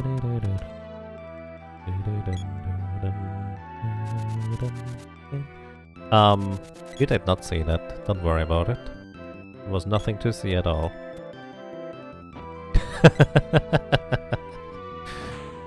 This hasn't happened in a while.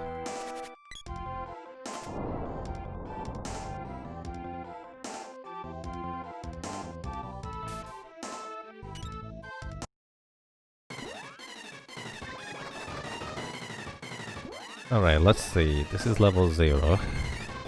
How much damage is going to be? 76. It's actually pretty good. 2 spell costs in every one. Yeah, actually, this is pretty good if I go with this. Just need to hit this guy. Wait, why are you transformed? Oh wait, this is not good. Oh, I'm a dummy. Oh, I'm a big dummy. Oh no. For some reason I thought I needed to choose to be under 400 damage. No, no. 400 is not the number I'm looking for. Oh my goodness. Oh, this is gonna be super awkward now.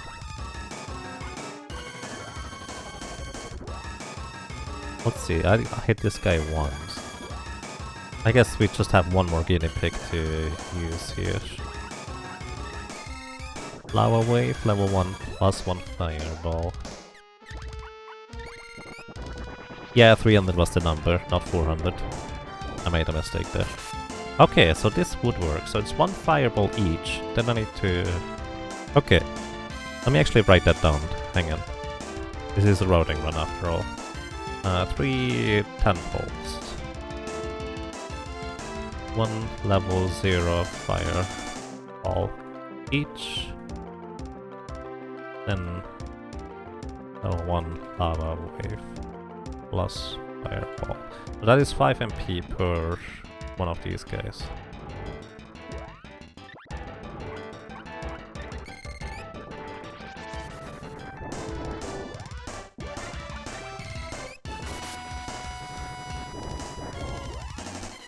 But unfortunately this is not gonna be particularly fast here. In fact, it's gonna be pretty slow overall. And I didn't recover my fairy walnuts. Oh no, I lost another fairy walnut right there. Good job. Oh dear. Another one! Oh! Rip the second stack there. That's terrible. Oh no. I know most people don't know what's going on, but just trust me, it's terrible. Because I did not play this well. It's not gonna kill him, is it? It is. Oh boy. Oh no. Oh dear.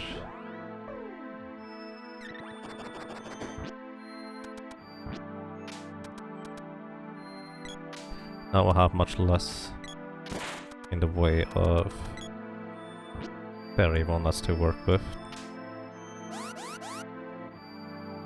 Poor biting lizard is just dancing. You're not wrong.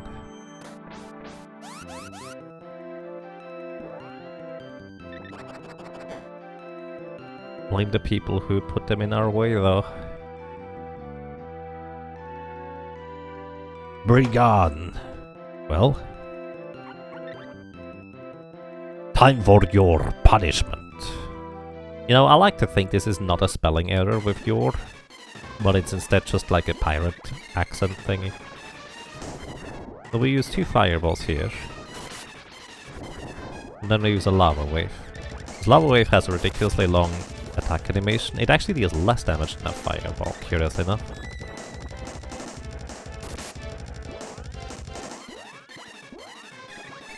But this gives me enough time to effectively do stuff.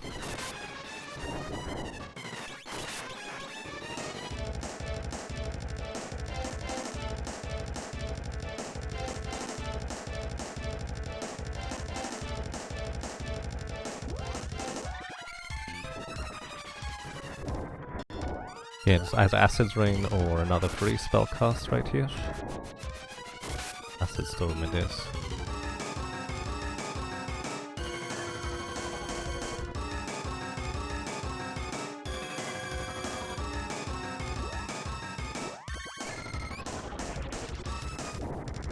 This should knock him out here. It did knock him out. Alright, I need to update my splits for that.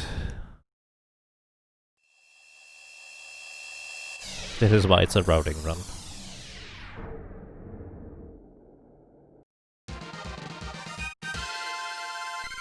Is there a run where you don't use magic, or would that just take too long? I mean, the solo character challenge run for the boy does not use any magic, and it does actually take, well, it's surprisingly competitive compared to the solo character challenge run of the lady or the sprite in terms of time. Quite different, but it works quite well.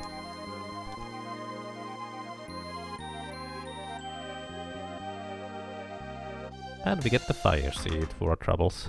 Neat. Now we just need to survive getting out of here. By the way, speaking of surviving, we will always get the AI killed right here. Unless you barrel them first. But that wolf will just always attack you exactly like that every single time. So getting past it is kind of a bit of trouble. Speaking of a bit of trouble, I would like to not get knocked out here, thank you very much. These wolves' attack range and speed is just crazy. Especially since you don't really see much ahead compared to where you are.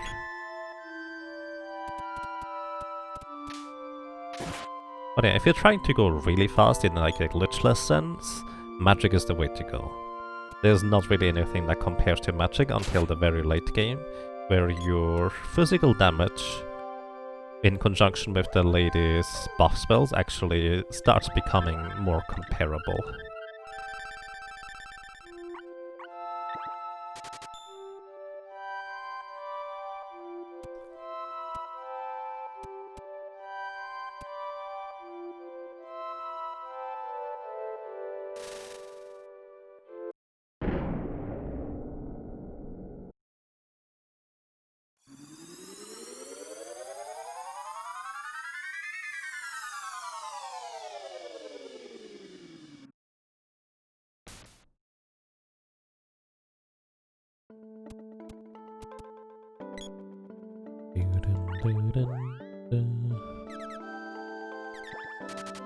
So here we buy for 3 more fairy walnuts. We actually can't fill up the second stack just because of how the game works. And that's everything.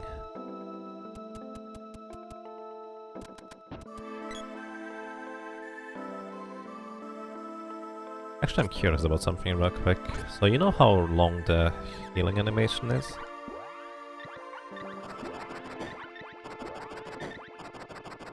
Kinda curious whether this actually speeds it up. No, it doesn't. I would need to let the pygmy status play out. And yes, magic is very much crazy strong in this game. That is very true. It is very powerful. Especially if you take your time to level it up a little bit. That villager seems really unimpressed by 3 strangers landing from the sky in the middle of the village. Yeah, I mean, cannon travel is pretty standard in Universal Secret of Mana. Seems quite okay. Hi kitty cat, welcome. I hope you have a nice day today.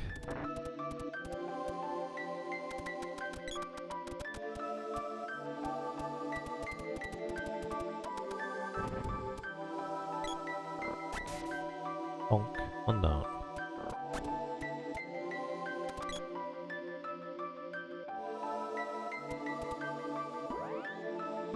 So here we need to use Exploder, which costs 4 MP to cast.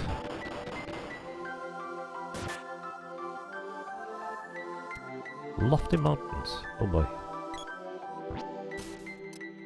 Hope that works out for you. Also, I derped. I shouldn't run here. Walking is the way to go. Because running increases your hitbox size.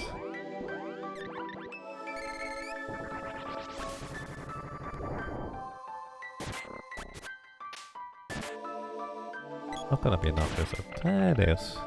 Not really worth it though.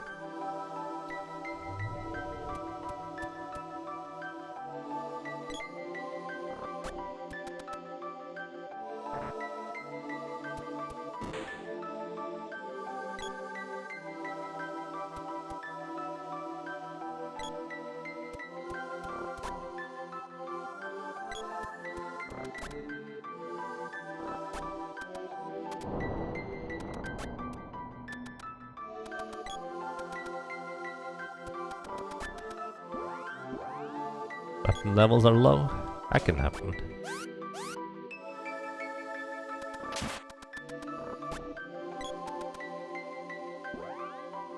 Let's put it this way, there might be some weapons that you can find in upcoming areas that might help you.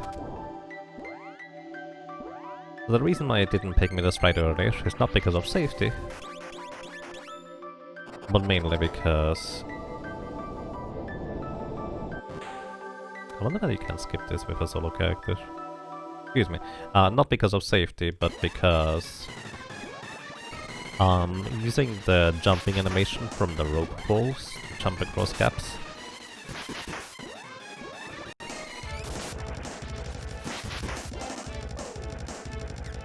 Removes your pygmy status.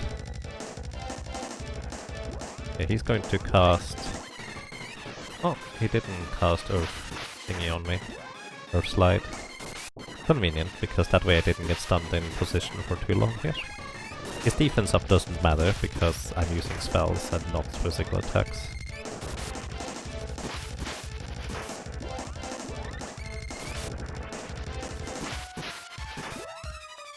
That is half his HP gone.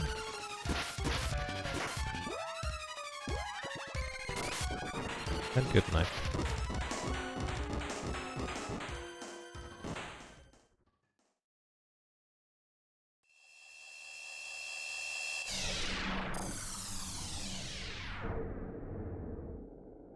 $600 damage with 3 wind spells. Nice.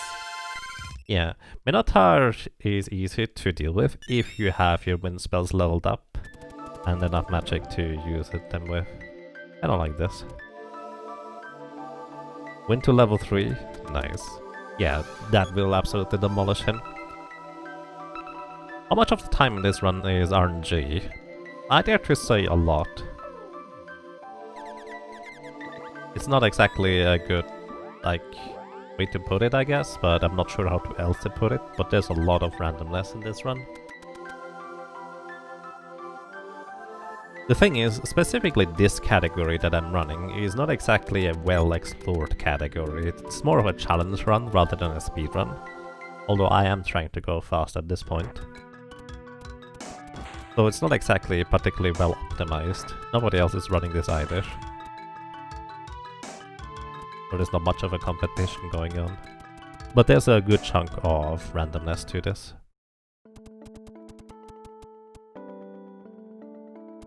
Alrighty, last cannon travel.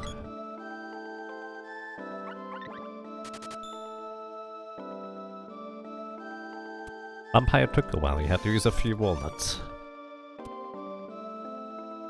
Yeah, that's kind of how Vampire goes.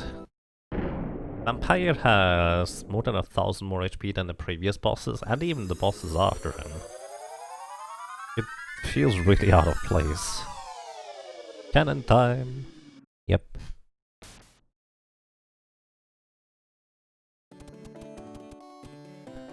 Honestly, just kind of power-wise, it feels like Kettlekin and Vampire have switched places in the game. Probably not quite from the damage output, but just kind of how much HP they have and what kind of, well, attacks and attack patterns they use. He also didn't have much mana because of Doom Wall. Yep, that sounds about right.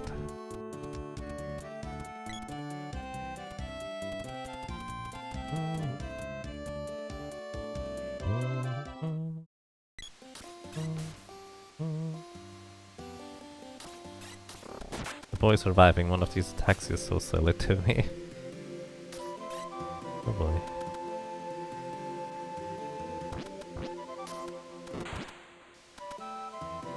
Vampire is like a mid-game spiky, a bit of a step up in difficulty. A little bit.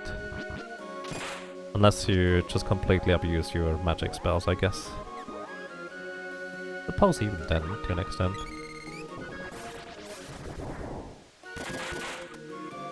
Just casting a spell to get past the slimes without getting knocked out.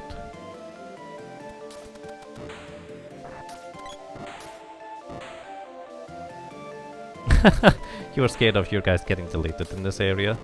It's very, very specific on how it happens. Let's put it this way, generally speaking, you don't need to worry about it.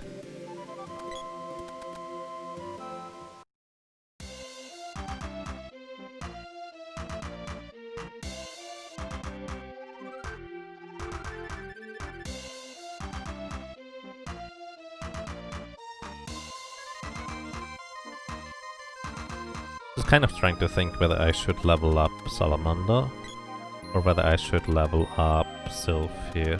Maybe both.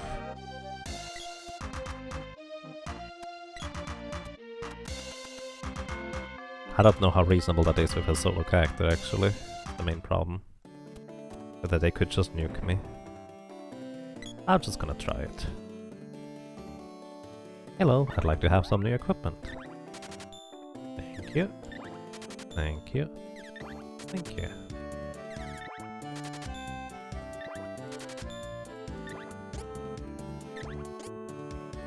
Alrighty. This equipment here actually is really good in comparison to what we had before. It improves your defense by quite a bit. Now the blue slimes don't deal any damage anymore because we have too much defense at this point. Same with red slimes, I suppose.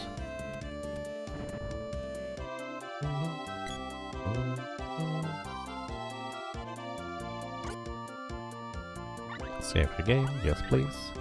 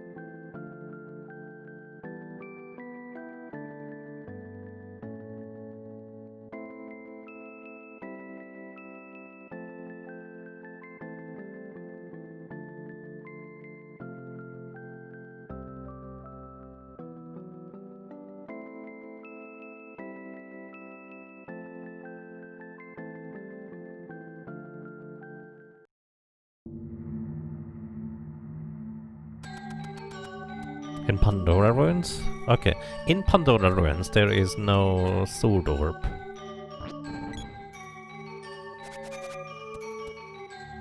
It would be in Pandora Castle.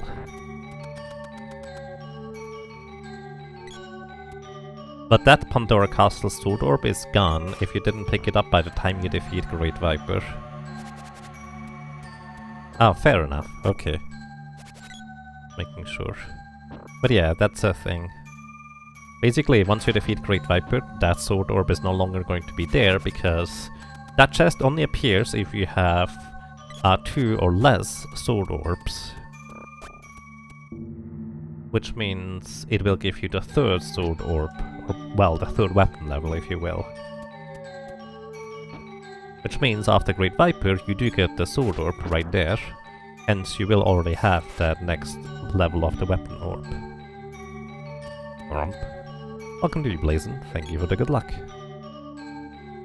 But yeah, I assume you know that now, but there might still be a bunch of people who don't know. Like, there's a sword orb in the top left door of this room here. I'm not gonna pick it up, because I don't need to. I could pick up the sword orbs in the underground, in the Grand Palace later, in order to catch me up all the way with sword orbs. In fact, I could pick up those chests 3 times. But I'm not even going to worry about that, because once you clear the Pure Lands, you actually have your sword upgraded to the maximum. That's unusual. Alright.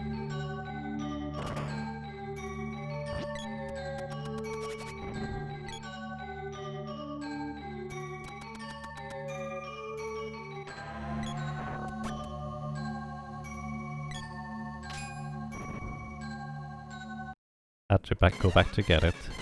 I see, yeah. Sword is a bit of a tricky matter at that point. Alrighty, so I think I'm gonna start using Salamander here. The idea is to get to Salamander level 3, which is going to be sufficient for Lime Slime.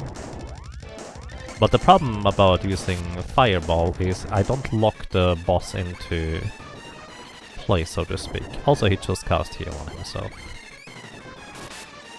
So I will get counter-attacked at some point here, because I can't chain cast here.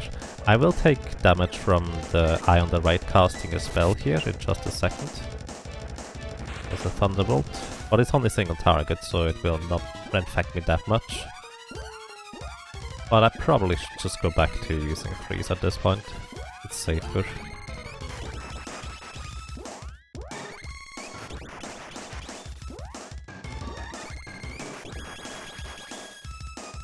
This might be enough. No, not quite. We're pretty close though. Oh, well, we're not close enough anymore. Because he healed, overriding my damage. Now I have to use another Fairy Walnut for this. Yeah, I probably should just straight up use Freeze on this guy.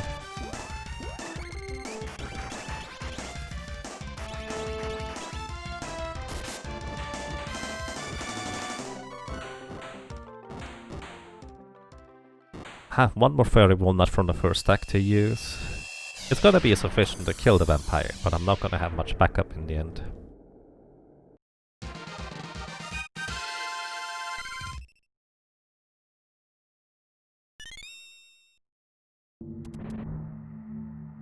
Let's see. I think the only orb that is relevant in the North Town Ruins is the bow orb, because there's not another chest with another bow orb later, so you want to get that one before you get the next bow orb from a boss.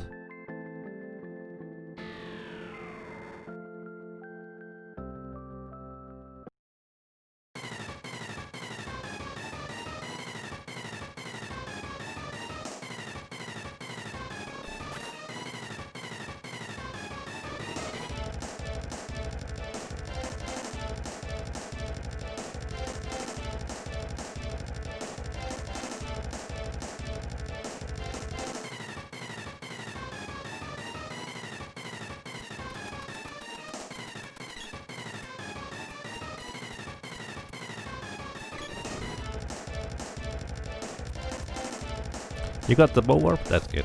You got to go to class in a few minutes? Well then, I hope you have a pleasant day and a good time in your class, whatever that means for you.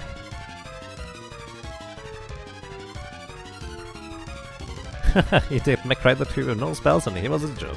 Yep, that sounds about right. Vampire, take them! Alright. This is where we wait until he knocks out the other 2 characters. One is dead.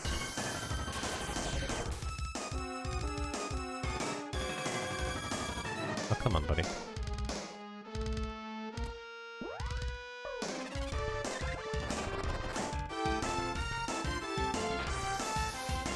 Okay, the second character is dead, and now we start nuking him.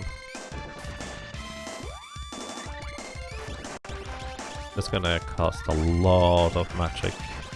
He doesn't have particularly much magic defense, but the catch is that I don't want to use more than one stack of, or one fairy walnut here, but I will have to.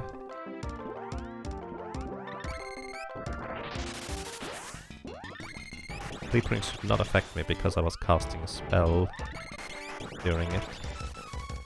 At least I think so. Alright, level 4 freeze is going to help me achieve my goal here.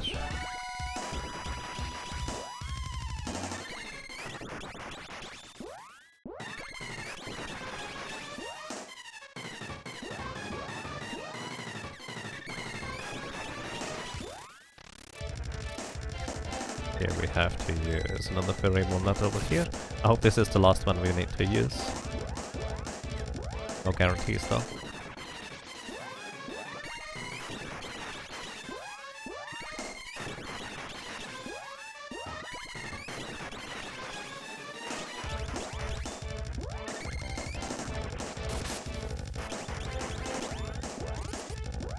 Oh, you're already dead? That was actually closer than I expected it. Or less close than I expected it to be. Interesting. Am I obligated to kill the other two because it's a solo sprite run, or is it just faster to do it that way? Basically it's just because it's a solo sprite run. For style points, I like to keep the other two characters at the lowest possible level, which in this case is the boy at level 3 and the lady at level 1. I don't think it's necessary per my definition for this kind of thing to do, but I feel like it just seems more reasonable or right.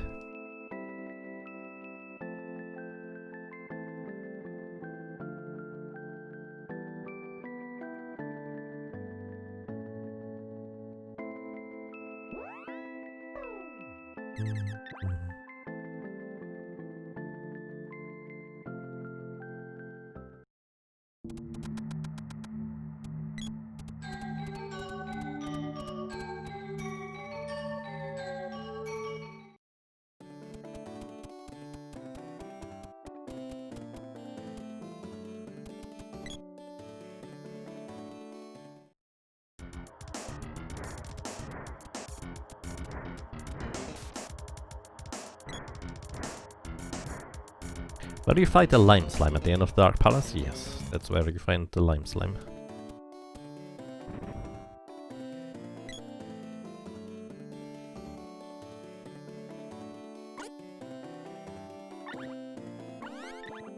Should have recovered my MP.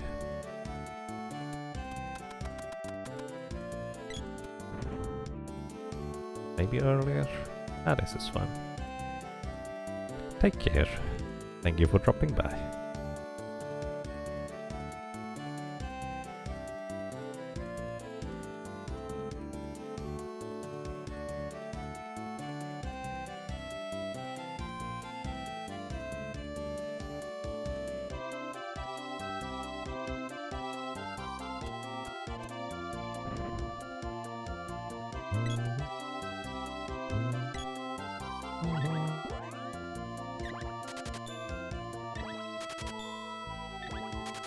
So here I will want to use the fairy walnut before I get out of the menu. I only have 2 backups at this point. I think overall having a 4th backup would probably be the way to go. Just don't buy Royal Jam and that would be perfectly fine. But I will also need to get rid of the barrel stack earlier.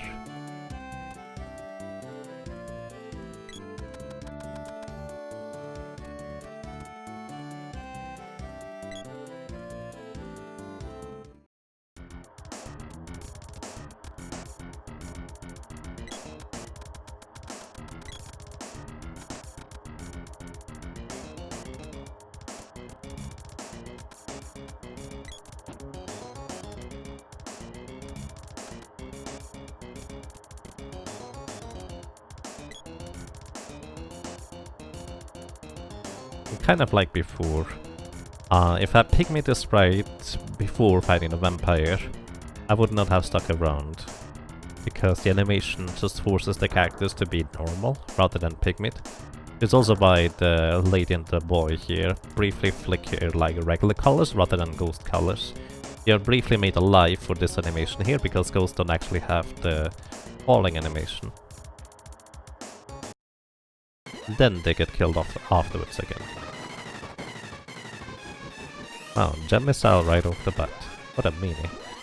But hey, I have fireballs for you in return.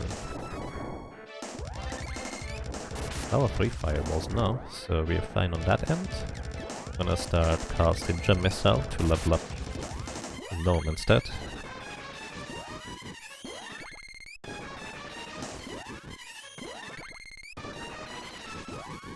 Okay, level 3 Gnome, good. Now I start casting Air Blast to level up Sylph. Level 3 on all elemental spells is generally sufficient. What I will want to do is actually, I will want to briefly unpygmy the sprite before recovering MP, because if he hits me with his physical attacks, that would be a lot of damage. Right there. Alright. Now I'm just going to continue with fire until he's done.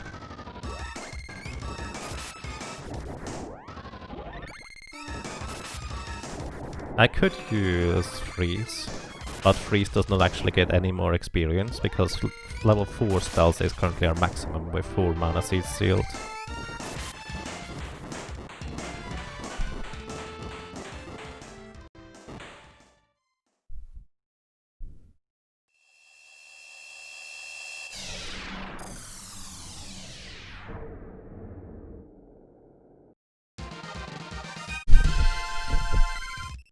Ring.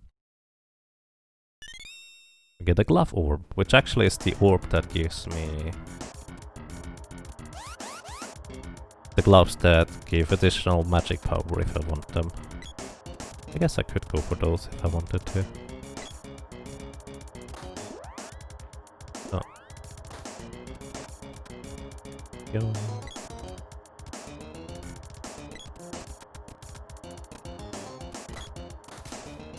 Uh-oh.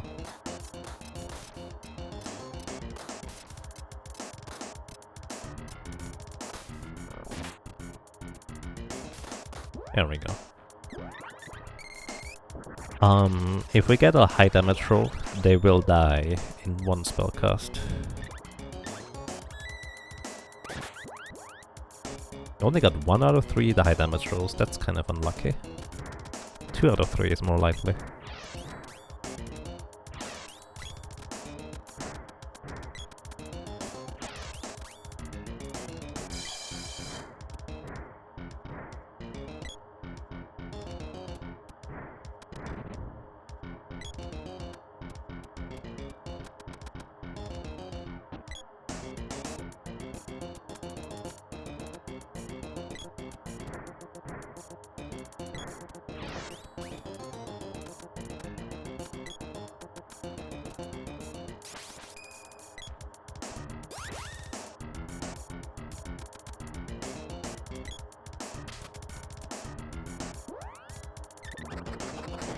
Pygmy the sprite, let's go.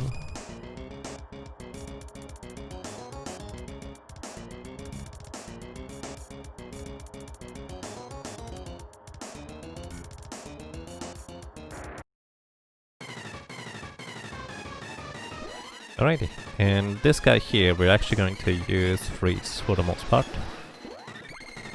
Because I want to lock him into, well, animations. I will use 1 fireball to finish it off, just kind of to make the animation more fit. But it's kind of important to lock this guy into, well, not give him more than 1 chance to retaliate, basically. Because otherwise, we could potentially get knocked out by his spells. He is rather strong if you give him the opportunity. Especially on a character with reduced defense that is pygmied.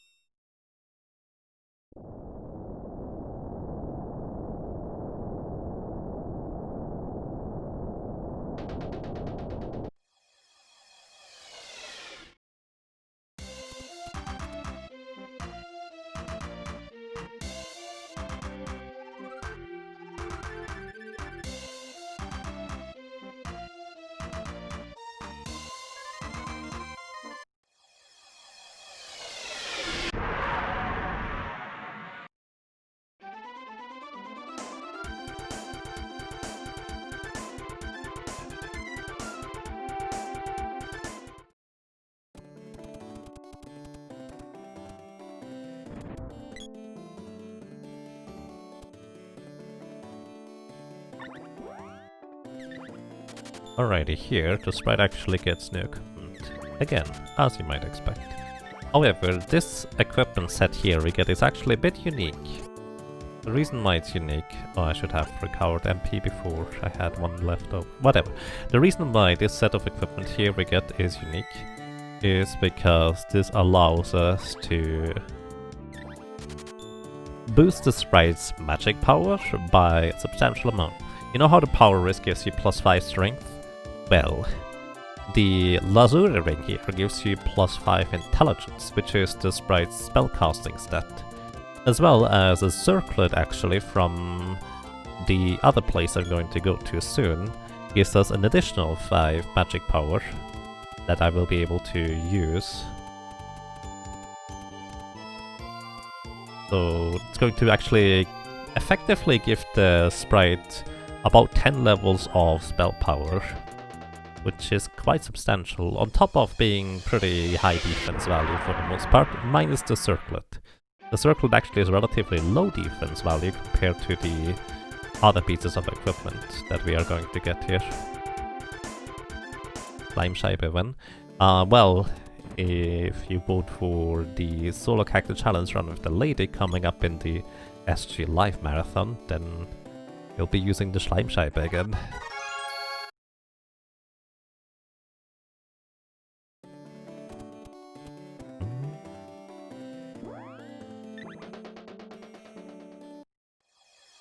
Also, hey Wings of Wind, welcome! How are you doing today?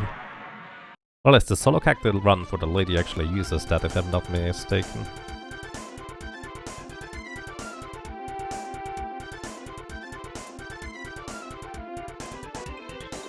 Here we go to Mandala.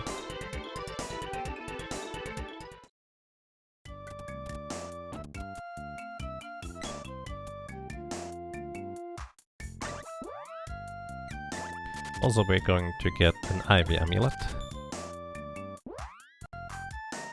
The Ivy Amulet makes you immune to being put to sleep and poison, but mostly sleep is important in case an enemy casts on us. I will have a way to combat that.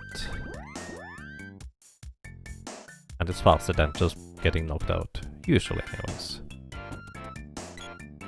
Next order of operation, I'm going to go ahead and upgrade the gloves, actually. At level 4, oh.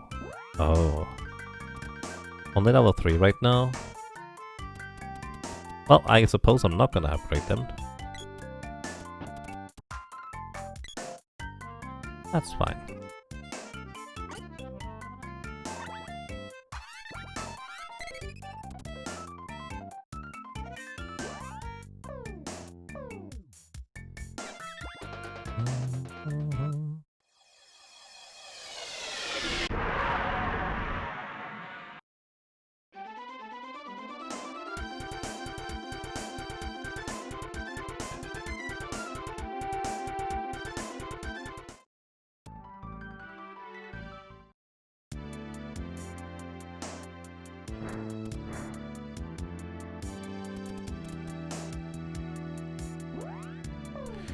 So we need the axe here to knock out these stalagmites.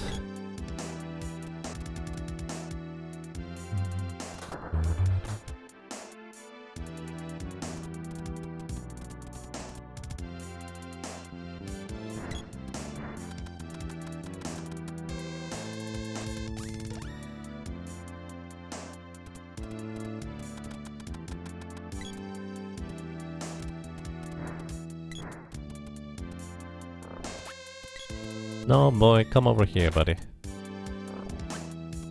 Oh, I can't believe they actually deal damage to this thing. You're level 1. But I guess you do get a attack power boost from each mana seed you seal. Which is also why a level 1 character with level 0 spells, like the lady sometimes, does actually manage to heal for quite a lot with like Cure Water.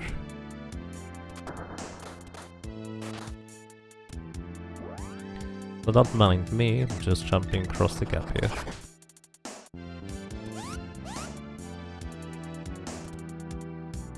Pizza is barreled.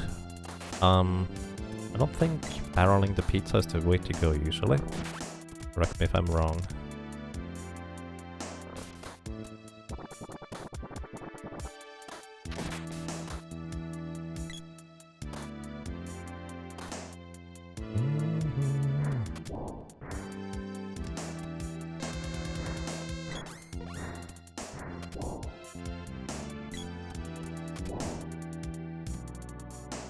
Alrighty.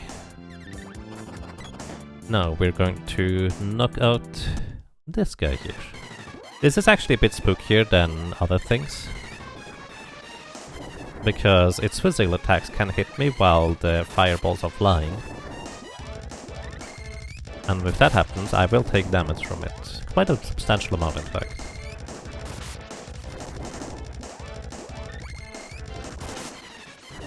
Also, it does have about as much HP as the vampire. Pretty crazy, actually. I think that is the last one here. Also, we use Lava Wave here again, just to lock it into an animation for long enough to have the recovery animation play. Because Lava Wave has such a long animation and deals less damage than Fireball, it's kinda curious that it gets used a lot more than Exploder. Gonna wait a little bit here. Just so I'm casting while the attack is coming, rather than when... well, when my cast ends at the end.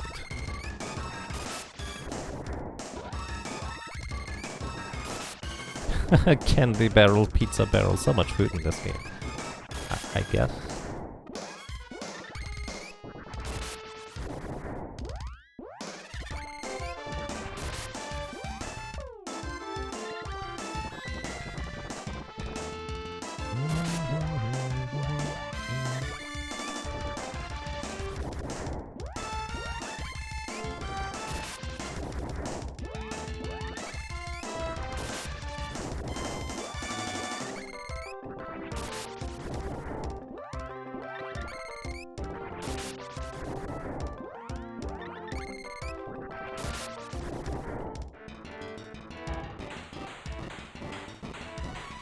Alrighty, Lime Slime is down. The reason why we go for Lime Slime before Blue Spike is now we will be able to level up our spells up to level 5. And Blue Spike has no particular elemental weakness, which means we're going to just use a lot of freeze spells.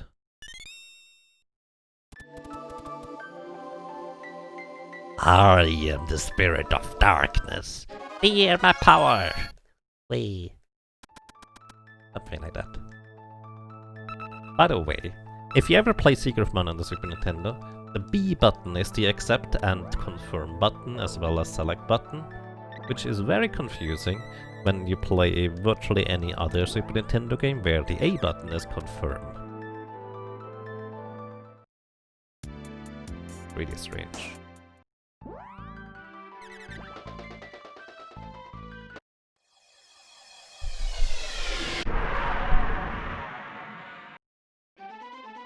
I think northeast from here is the thingy I'm looking for. Close enough. Eventually I'll learn the map. Probably. Worth noting, the Sprite is actually lower level than the glitchless speedrun, because the glitchless speedrun needs to kill enemies in between to gain some more experience, well, mainly money, in order to outfit the Sprite and such. Have you played the Seigen Densetsu remake? 3? Yes.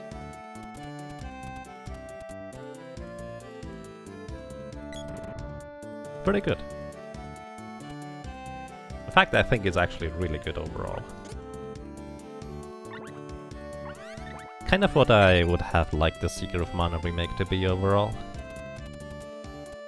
I mean, it does help that Seigen Densetsu 3, also known as Trials of Mana nowadays, is pretty much the game where I felt like it should get a remake, because it had so many intriguing and interesting ideas in the game that the Super Nintendo just couldn't handle the execution for.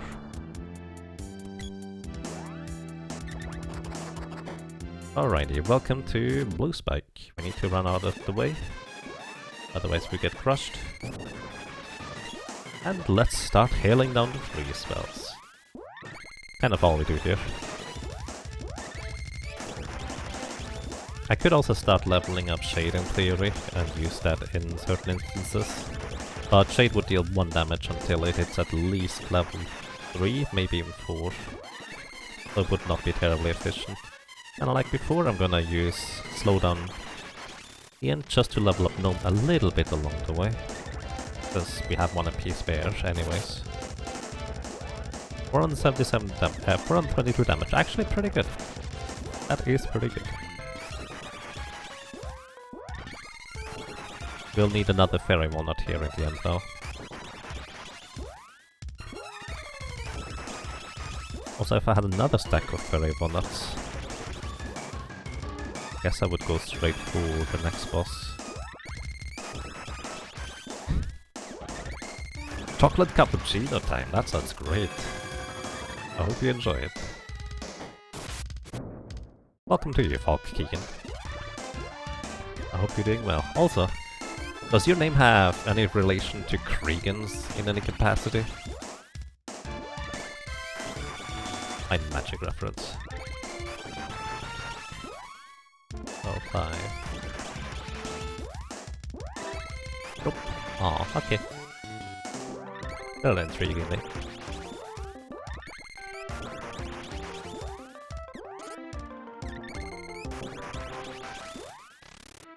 Then there goes my MP.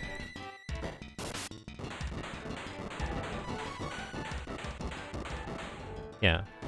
I can defeat Gorgon Bull with what I have, but I'm going to use up more of my resource on my spells. So I'm gonna go outside and restock on Fairy Walnuts.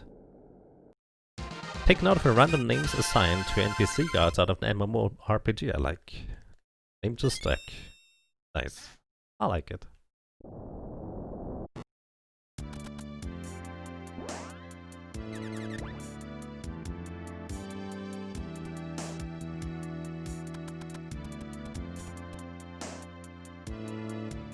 I should have timed it on how much time it costs me to go and restock Fairy Walnuts here. Then again, I will probably not need more than 1. Actually, that might not be true for Gorgon Bull. Your name comes from a villain in a horrible Highlander cartoon TV show. Now you're for a Warcraft guild. Nice. My name comes from misspelling a Magic the Gathering card.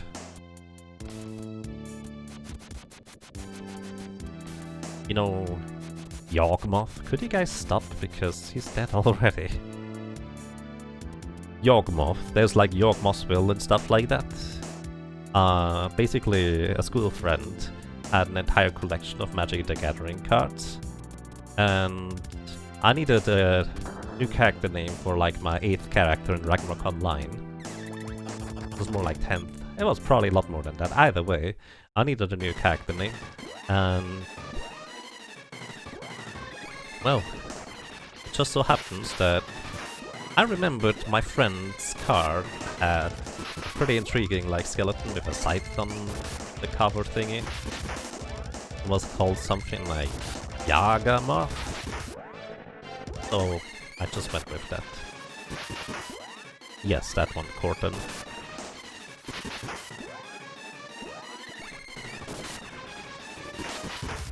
We played a bit of World of Warcraft during every weekend. The game became weird and confusing. Well, that's true for most games that are more involved, I suppose, until you are used to them again. I dare to say anyways.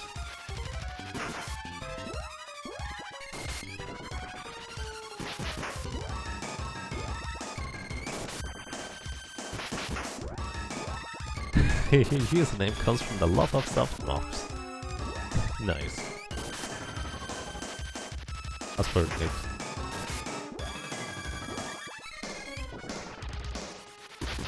I don't know how soft mobs are. I don't want to try because squish. But imagine they might be pretty soft overall. Right, yeah, 1 Fairy Walnut is sufficient for this guy. I have level 3 health. That's good to know.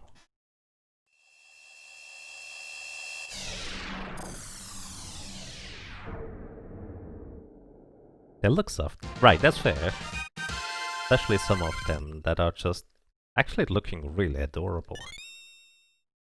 Fun fact, my name originally had nothing to do with moths, but at some point enough people pointed out that, hey, there's a moth in my name.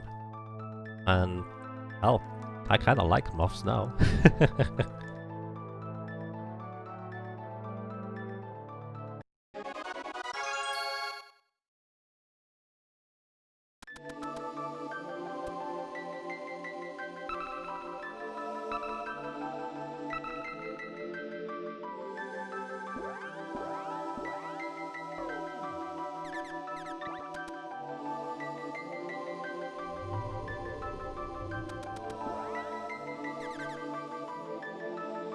22... No, it's fine. We get Luna first. Then we're... Okay, I have it. I was wondering whether I needed to buy berry walnuts right now in Gold City, or whether it's better later. It's better later. Slightly more efficient.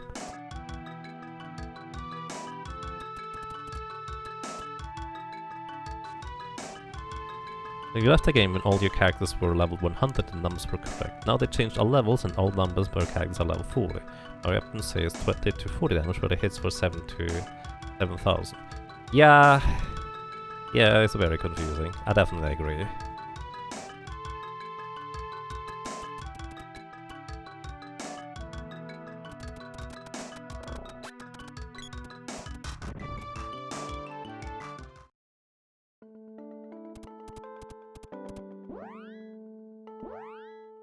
My last, trip to World of Warcraft, I did not use any... I didn't look at the numbers for the most part, I just tried out stuff. I mostly played Discipline Priest, because I like healing. And it feels like, okay, healing is pretty easy still, so I can stick to that. Although I kinda wish I made a monk for healing instead, that seems like more fun.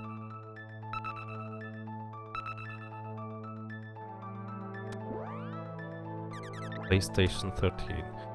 Base Station 13 sounds... it rings a bell. I can't put it anywhere though. Where do I know the name Space Station 13 from? Is it a new game or is it a really old one? Because either one would be possible for me. I've been kind of recently binge watching some YouTube shows that were investigating really old games, mostly like really old PC games, which are just kind of one of my favorite mysteries to me.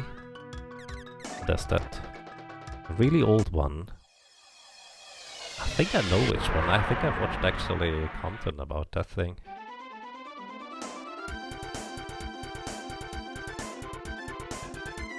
That's interesting.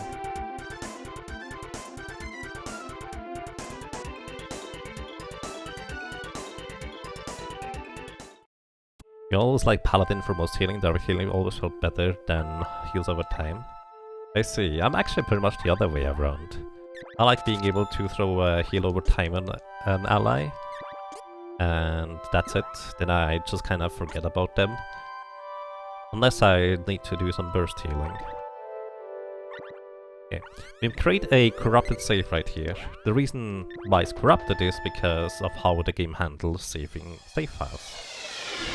Because this save file right now, if you just land here and save, what happens effectively is it does not have an idea on where you're supposed to start from again. What this means is that now, if I try to load the save file normally, the game doesn't have any information where to put you and it just crashes. But I can use the fact that I know where it should put me and hold start select L and R, which is a soft reset, but I hold it for a bit longer than the game expects, and thus it does not wipe out all the variables, and so I can actually use that in order to save warp into another place with that save file information. That save file is before I'm going to complete Tasnica right here. And the reason why that's relevant is because I will want to save clearing Tasnica right here until after.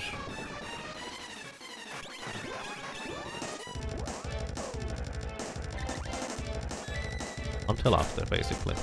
Also, that the allies are still alive here and they're going to gain a few levels. Doesn't matter, they are not going to keep these levels here.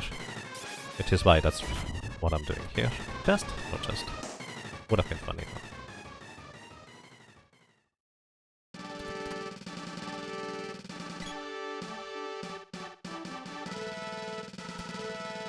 So this sword orb is what I want to get after... Wait, that ninja didn't even give me experience? I had no idea that Darkstalker doesn't give experience. Weird. Okay. I just learned something. Either way, that sword orb is the one I want to pick up after I clear the Pure Lens and my sword is at maximum power. Which means I get all the sword orbs for free.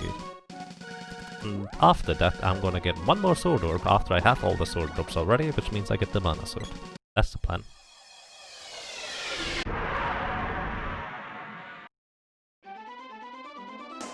Tank healer. Tank healer?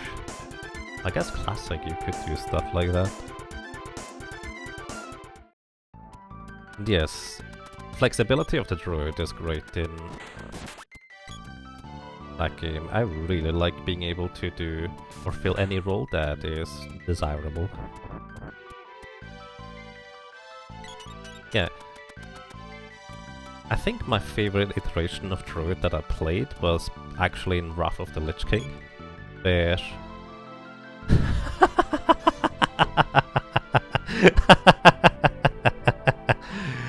Oh, this is great. That's unusual. Oh, I shouldn't have opened that. That can mess up stuff really bad. Nico, please. Yup. Nico wanted to talk to me real bad right there. For reference, the way this happens is Nico just spawned in and the game hadn't calculated the distance between the player character and Nico yet. And consequently I was able to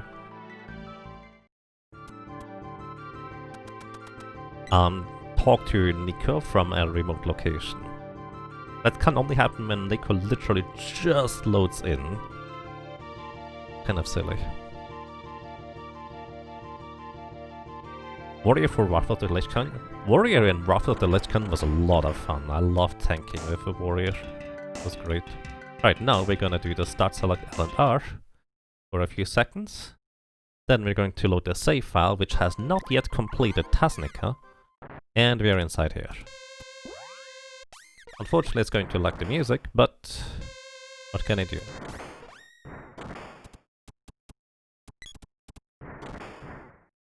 Oh, I needed to upgrade the weapon. Ha! Now I know why it says upgrade thing on my splits. Because I need to upgrade my weapon here. Oh, don't hit the sprite, that's silly.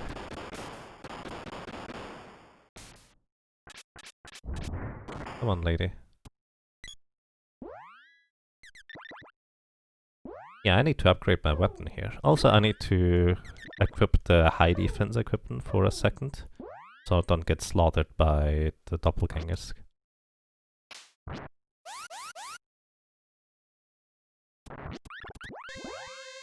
So in Wrath of the Lich King, I mostly was healer with the druid.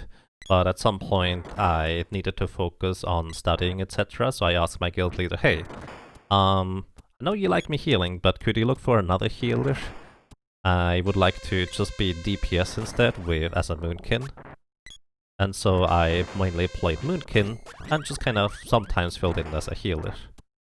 It was actually quite a fun having that flexibility, because, put it this way, I was a pretty solid healer overall. And that definitely helped the guild here and there, so that was nice. Right, so here, we have a bit of a problem. I don't deal a whole lot of damage with the sprite, because I forgot to upgrade the weapon. 60 isn't bad, but we need to deal 800 damage total. But I should have upgraded my weapon before I came here, this would have sped up this process here a little bit. Actually, I'm not even sure that upgrading would be justified. But these enemies here have basically a maximum defense, or spell defense. What I can actually do here is I can cast like Acid Rain, or Acid Storm. It's gonna reduce the enemy sprite's defense. If I hit, they should deal a bit more damage now. 10 more damage means they have like 40 defense.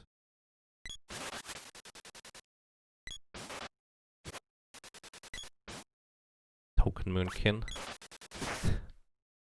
All the mages want him in my group. Well, the interesting thing was, alongside my friends at the time, I was also kind of one of the top DPS. Because here's the funny thing.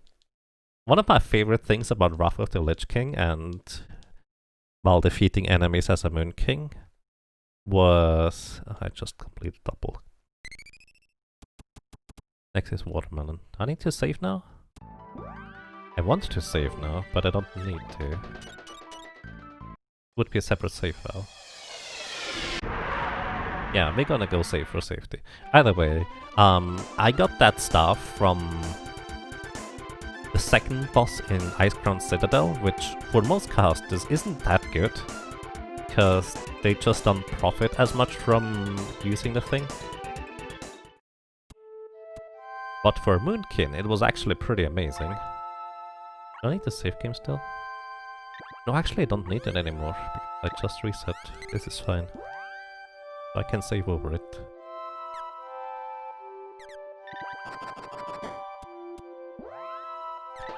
Either way, that staff had a chance to summon Valkyries to help you. And just because of the nature of the Moonkin and how it worked, it actually was pretty much, I think it was best in slot weapon actually. The heroic version. That was great. Hey Napshot, welcome. How are you doing today?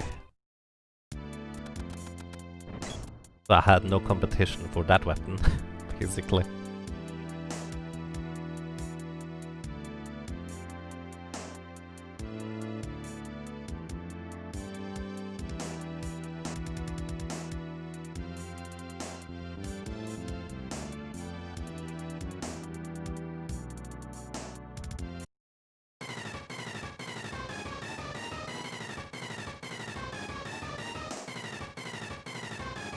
Yeah, they changed how tanking worked in the recent expansion thingy. And I have no idea how it works now, honestly. I don't really know or understand. Because I haven't exactly worked on it in any capacity. So I'm actually gonna level Dark Horse here. Hey Totox, welcome. How are you doing today? The Dark Horse is not gonna deal a whole lot of damage, but the curious thing is, the Watermelon boss here has actually a very low defense, and I need to level up Shade at some point, so this is my opportunity right here. Also a fun fact, this thing has such low magic defense that I can, in fact, absorb magic from it, and benefit from it. Which most bosses you get 1 MP back per spell cast. This boss here, you can just absorb magic from it. And I will need magic absorb a little higher level later on too.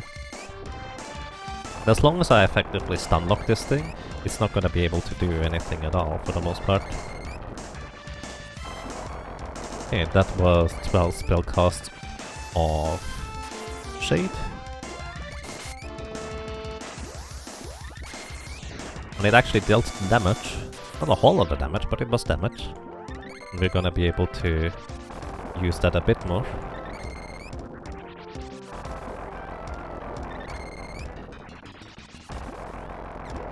This is dangerous if I do this.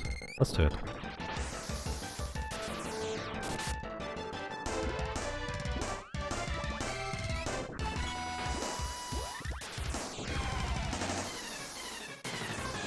So the thing is, it will try to cast Wall on itself, and if I use this Magic Absorb instead of anything else, at least I'm not gonna nuke myself into oblivion if it managed to get the wall up.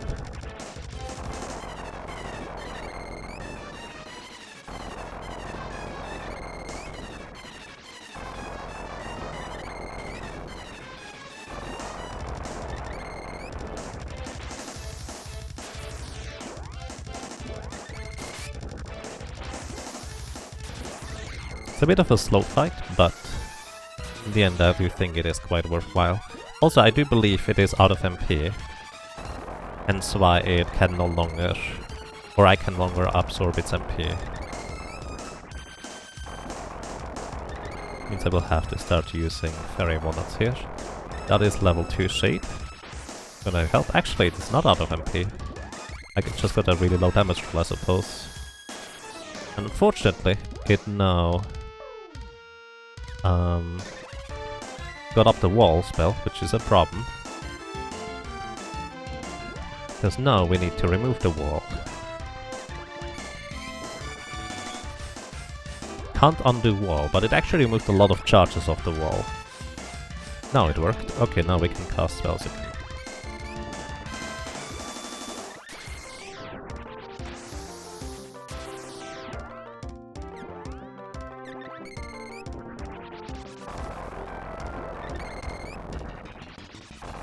So yeah, this is all in preparation for a later boss fight, where I will largely be using Dark Force anyways, on the second to last, well actually the last regular boss fight for the final two.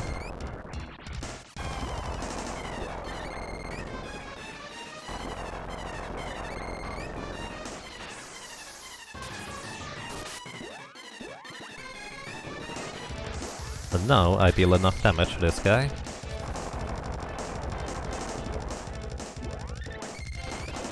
That I can effectively just nuke him with Dark Force.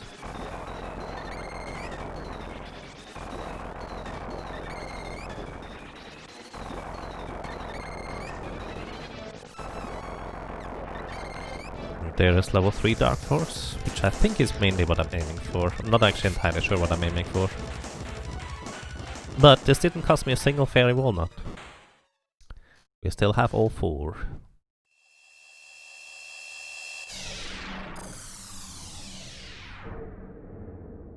Which actually... wait, no, I did use one. Either way, it doesn't matter, because I can just replenish them real quick here anyways.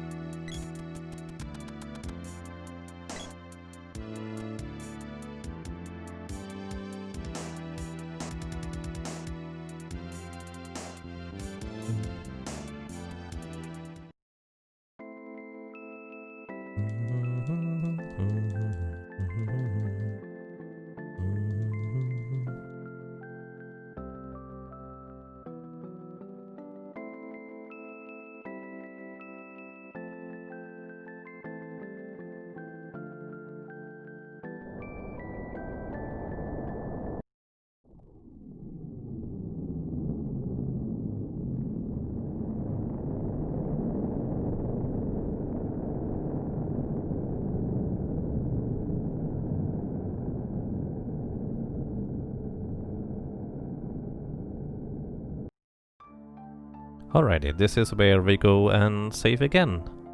However, now we need to make this a separate save file. That's kind of important, otherwise I will have to go through the entirety of the underground dungeon, which, well, would take quite a while.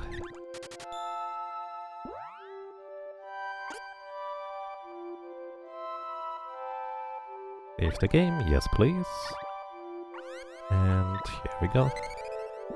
So, now we have one save file that is kind of strange. Well, let's put it this way. We now have 2 corrupted save files that don't have any location saved, so we can actually switch between them. One save file has this continent here, risen up from the ground, and the other save file, well, has it still in the standard mode, where it is just kind of sunken down.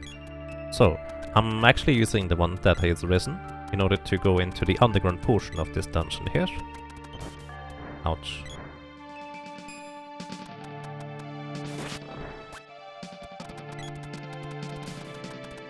I would have been very surprised if those two survived either way.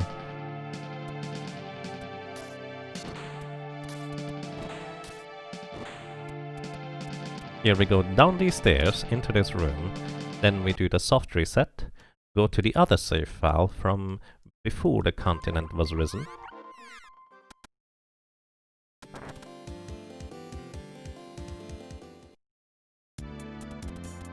And now we are basically on the sunken continent. But there's still the main door here, which allows us entrance to the main palace. Then we switch back to the current save file.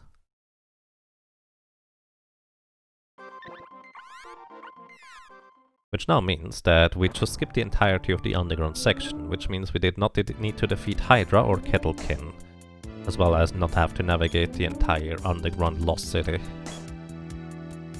So that speeds up the process here a little bit. Well, quite a bit actually, I suppose. I should have equipped the whip before going to the spells menu. So we need the lady here for one spell cast, the rest can be done by the sprite.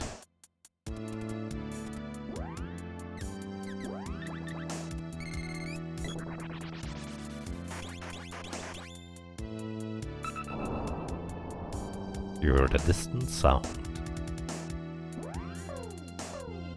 Righty, and I'm going to equip the whip, because that's what I will need.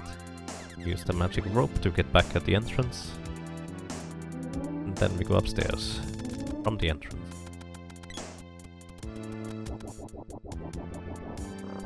The boy being Blaze Vault does not make that big of a difference, but the lady getting knocked out does make a bit of a difference. I will have to revive her in order to cast a spell. It's not that big of a deal, but it's just something I will have to do.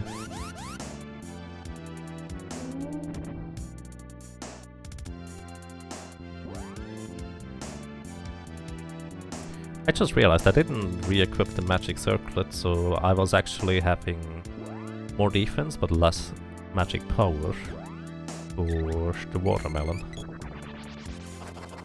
Welcome to you, 8mm Captain. How are you doing today?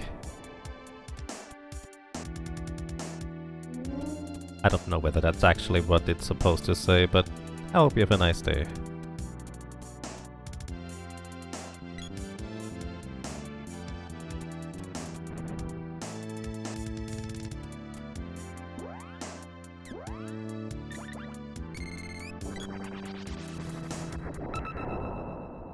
You heard a distant sound. What I'm actually gonna do here is I'm going to absorb some MP from enemies. Each enemy is going to give me exactly 1 MP, but that is sufficient to recover a bunch.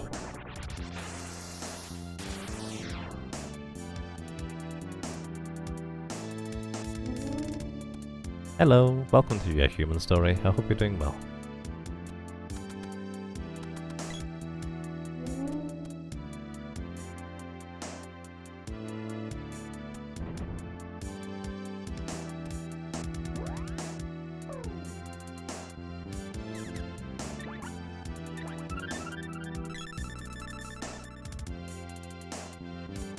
So this is the last time we need the latest spellcast, afterwards we can send her to Snowman's Land, as well as the boy. Through the distant sound. By the way, this chest here, oh, it didn't spawn because of the wolves, but there's a chest here in the center that contains currently 3 sword orbs, because I never picked up any in my run through this. Don't use Evil Gate, that costs way too much MP.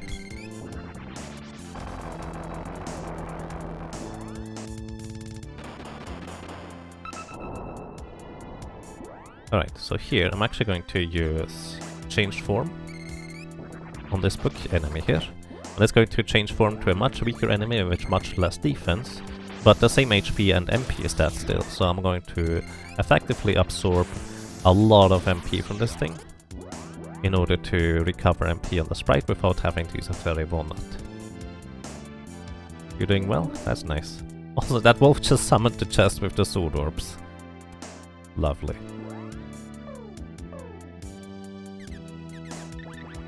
Hello. Don't mind me.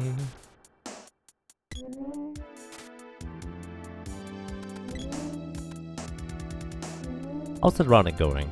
2 points that I will need to put in my splits and update my notes for. Other than that, going quite well. Also one more thing I will actually need to investigate, but I'm not sure how relevant it really is, thinking about it now. Or which level I need for stuff. Level of shade, that is.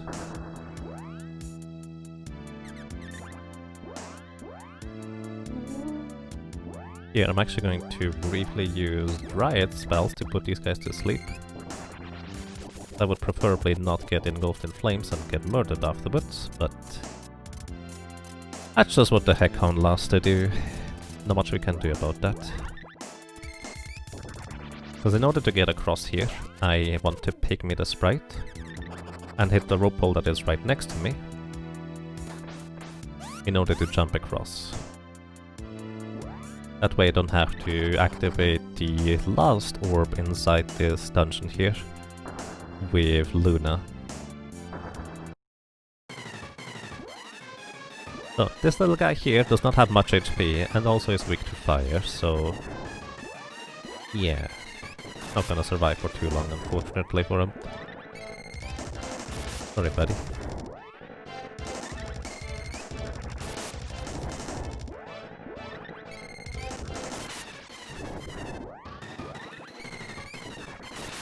I feel kind of bad doing that.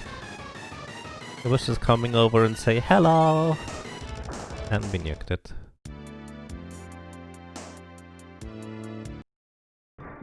So here I'm going to cast MP Absorb in order to regain some MP here before moving on.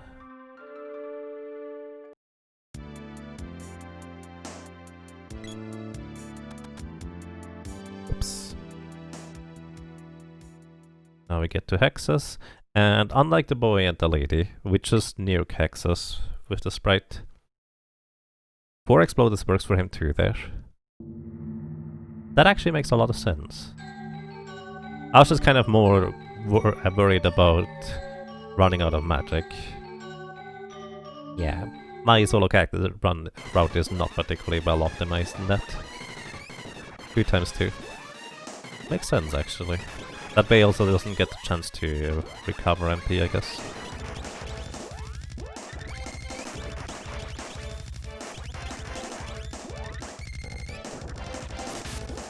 To be honest, 33 damage. That's really low damage.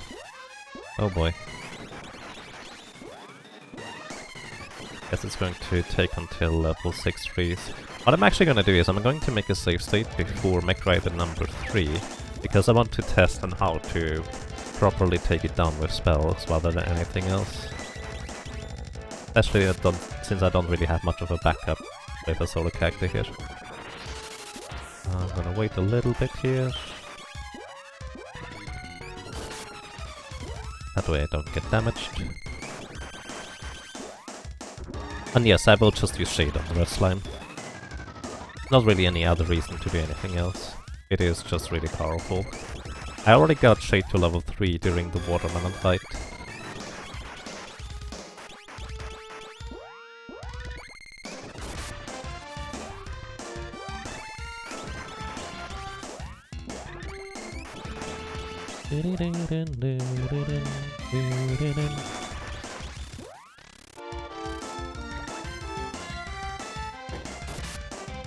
Ooh, I may have to refill my fairy walnuts before Mech Rider number 3.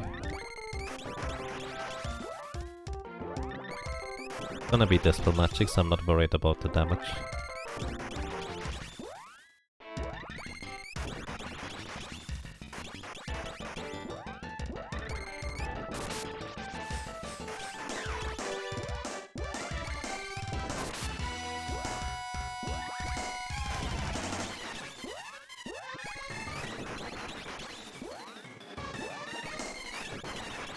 Oh!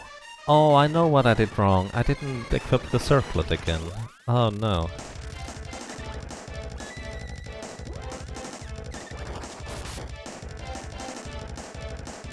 Let's dispel magic again, don't need to worry about it. I need to equip the circlet.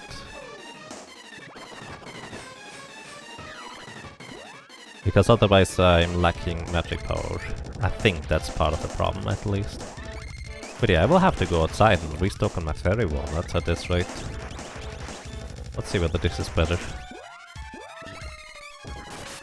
We're on the 93 with 4 spell casts.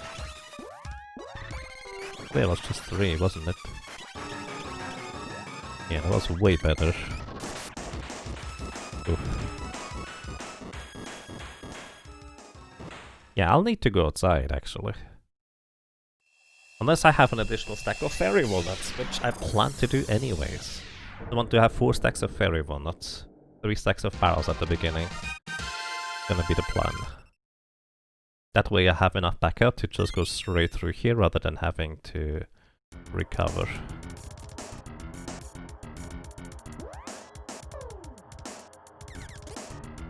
Use magic rope here, really? I had to go forward before the magic rope use. No, I might as well just walk instead.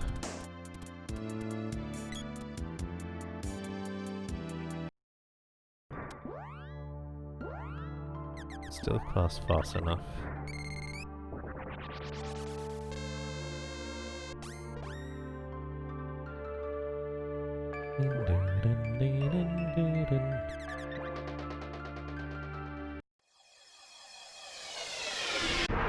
A little bit awkward having it to do it this way. Actually, this Nico here is the best place to just buy stuff real quick.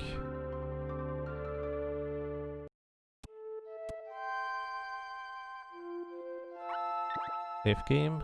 No, actually, don't care about saving game. I just want to restock my fairy walnuts.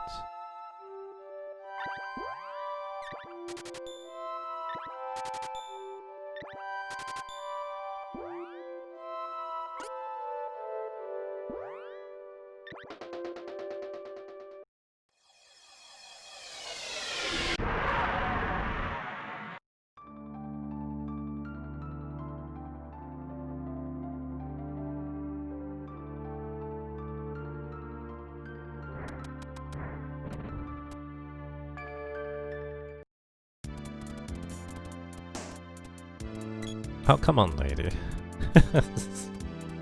Don't get stuck like that. I know you don't have much experience of walking around as a person rather than a ghost, but that's just silly. Alright. Here now, I'm going to make a save state to try and practice stuff for later. And we continue.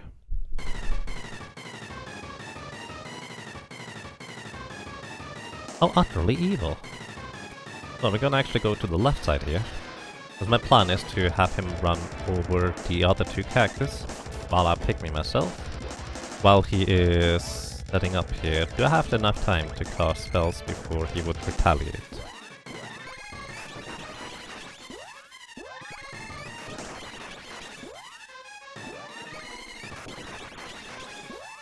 The 4 spell casts.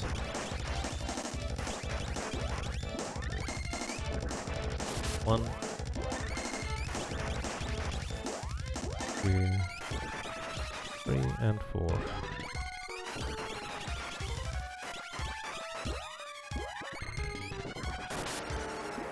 Okay, this actually works pretty well because he's trying to run me over if I stand in the correct position. It's a good thing, all things considered. Because that way he does not cast wall and I don't have to remove the wall. Same deal here, I can actually just wait on this side here until he comes back. That way he's not gonna cast wall because he prioritized running me over with his machine. Yeah, that actually works pretty well.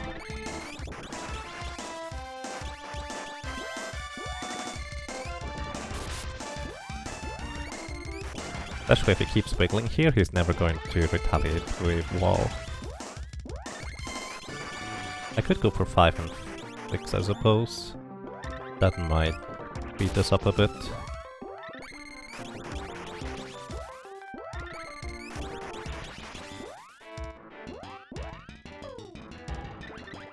fairy walnuts and a full magic thing so far. I could just go over here. Yeah, doing it this way actually is a guaranteed victory. Nice.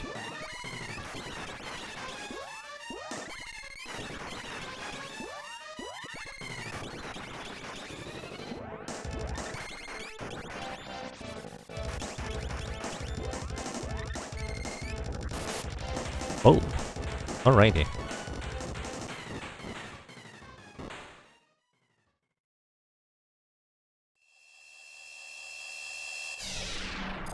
No need to worry about wall. Takes a little bit to set up, because I have to wait until he dashes across, but makes it pretty consistent, I dare to say.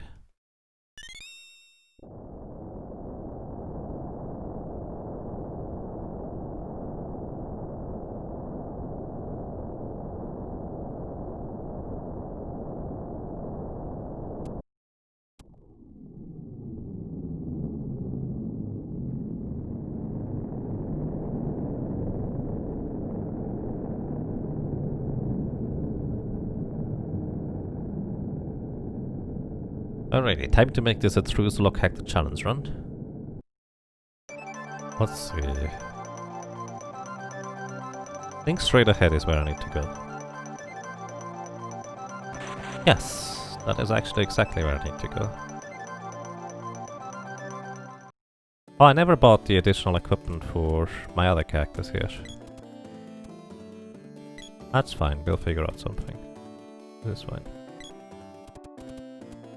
Because now we want to equip them with some basic equipment. Give you these, and these, and this is fine. Probably. You get the... Oh, I didn't buy the crowns, did I? Get the coon cap, which means you need something slightly stronger, but you don't have anything.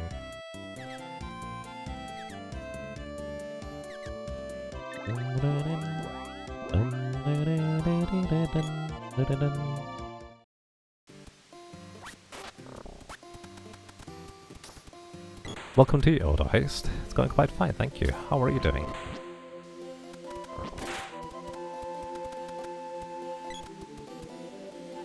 Welcome back, kitty cat. Alright, time to respawn this room because I don't want that goldfish to spawn, because that's gonna mess up my strategy overall. There we go. Alright, now if we push these things into a corner, top right somewhere, doesn't matter exactly where. Oh, don't attack yet. Just push them in the corner here, and then have the other cactus walk up. Hopefully not get killed. Nice. Wait a little bit longer. Use the medical herb with specific timing. Hold up right and they're gone. That actually worked pretty well. And we have a true Lock Hack challenge run.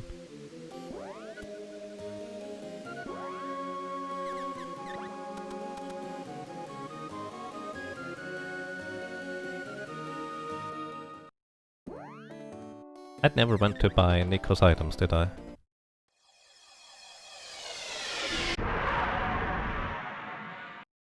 Time for vacation. Enjoy your vacation. Welcome to you, Frog Icon. I hope you have a nice day. Good evening. What just happened? So, the short version is, if you are pushing enemies while being a snowman, the game does not actually have animation for that and just executes garbage code instead of executing the proper animations. Subsequently, what actually happens is that the game tries to do the proper thing but completely fails.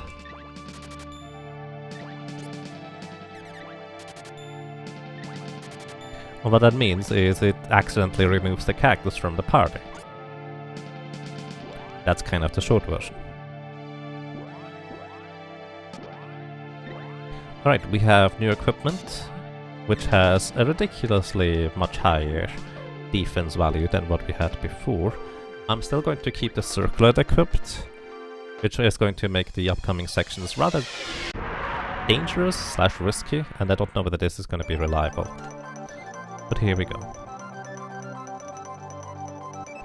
Because unlike the Solo Cactus Challenge run for the lady and the boy, we actually are going to clear the Pure Lands.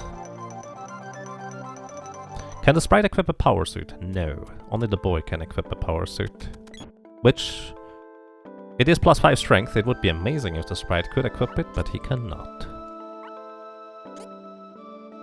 It's a solo happy raid. Welcome. Hope you have a nice day so far.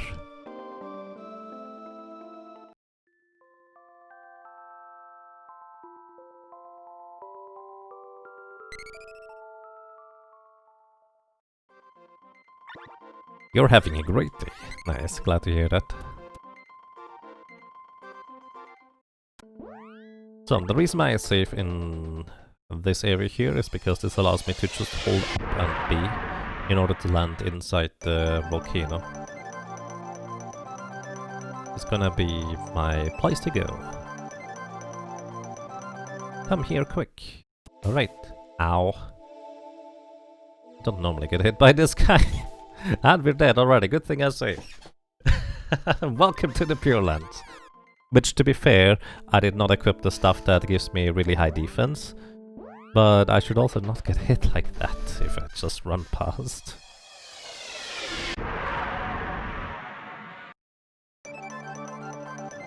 Ouchie, that's one way to put it.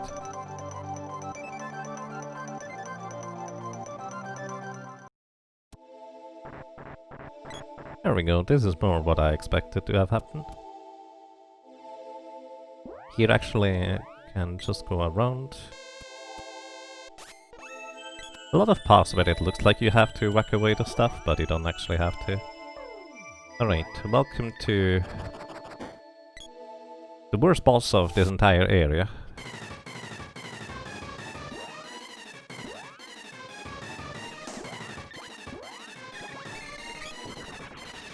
Dragon Worm. I actually need to wait a little bit here. Might still status affect me. I did get status effect. I might die here just because of it. I'm dead. Yeah. Well, that's the problem with pygmying a character. You just don't have the physical defense to resist these attacks.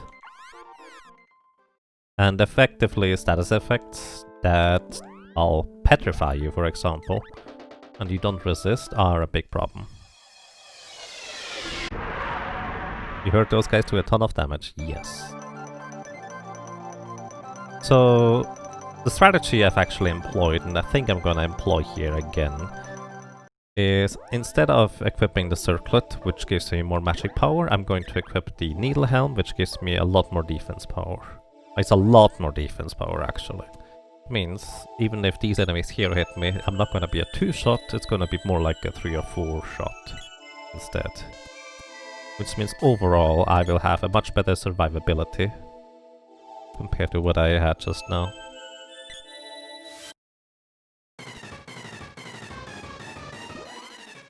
But also, unfortunately, this kinda means that I'm casting spells slower.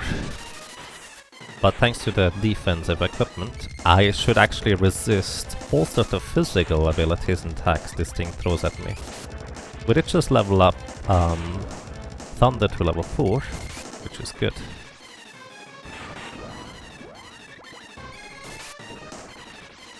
Welcome to you, Lottie Starlight, and thank you. I hope you have a nice day. So now, the fairy one not here to recover MP. The most dangerous thing this guy can do is effectively pick me and Moogle me at the same time, because then I reduce, well, I have significantly reduced defense because of the pygmy status effect. That is when the physical attacks actually will deal a ton of damage. How much health does this guy have? That's an excellent question. I don't actually know.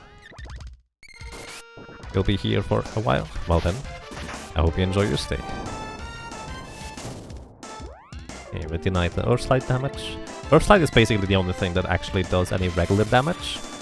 As long as I don't get high damage rolled by a balloon thing or the petrify whatever attack, I will actually be mostly fine on that end. We are using Thunderbolt because it does more damage than the Air Blast, and you can't really properly chain spells anyways, especially the Thunder Blast or Air Blast is really slow animation. So even though this costs more than twice as much MP and does not deal double damage, I think it's still a better choice overall. 3,500-ish HP does he have. Okay, good to know. So this will cost me basically all my fairy walnuts here. Oh, well, there goes my fairy walnut. It's fine. We get an Axe orb for our troubles. And because I have Luna at a decently high level, we can actually just naturally magic absorb these weird crowfoot enemies. Well, not particularly efficient, but it works. We get some initial MP. I was going to save before I forgot to slip. Before we go up.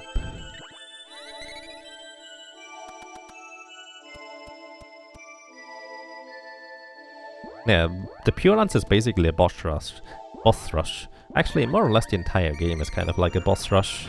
And it's one of my favorite aspects of this game for me, personally. I really like how many bosses there are. 23 MP. Okay, if I just target all of them, I'm gonna get all my MP. Back before we go in here. Now I want to do this. Because we can just nuke this guy with a set of fireballs and he should die. I should have equipped the circlet here, shouldn't I? Let's see whether it works without the circlet.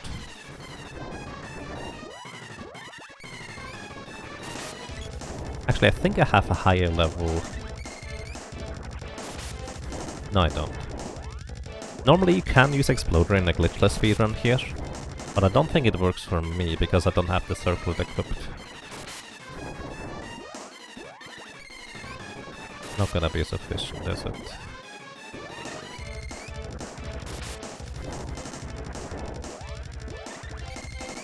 Yes, Magic Absorb absorbs MP from enemies and gives it to you. That's the short version. This is not gonna be enough damage.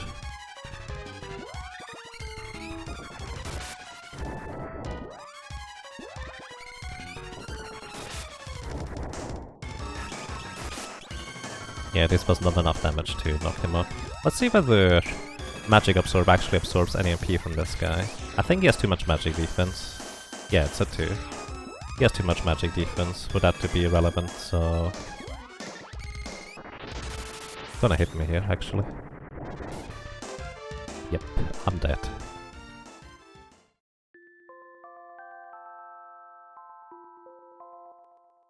Yeah, I think the circlet here is kind of mandatory. Wrong way.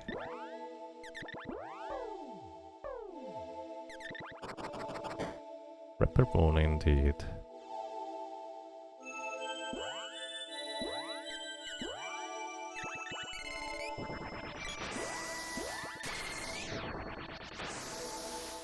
Only 6 MP, that's actually all I need here. Let's see whether this is gonna be sufficient this time.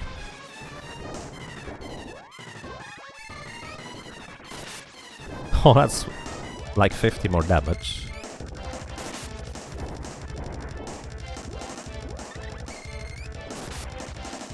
Yeah, I'm a bit lower level than you pork shorts. I think anyways. But it definitely was not enough damage overall.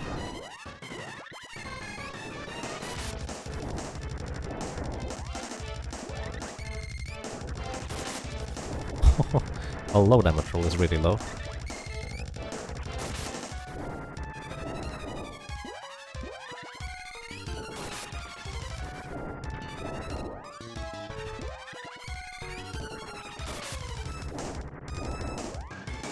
Let's see whether this actually absorbs MP with the circlet equipped this time. Probably does not. Nope. Let's see. Is it enough? Not. I was kind of hoping it would be. Alright. This is fine as long as I would have an additional stack of fairy walnuts to use. This is not good. This is gonna take forever until the Moogle balloon is gone. Oh, it didn't take that long.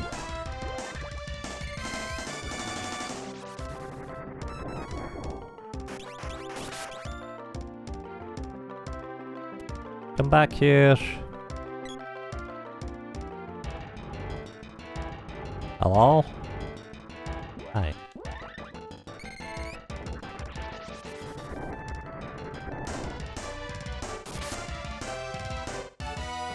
And he's down. So I needed 2 more fireballs. The dragon got scared and went to Skyrim. Well, I'm not sure that's a much better choice, honestly. What a troll. Yeah. I need to use back.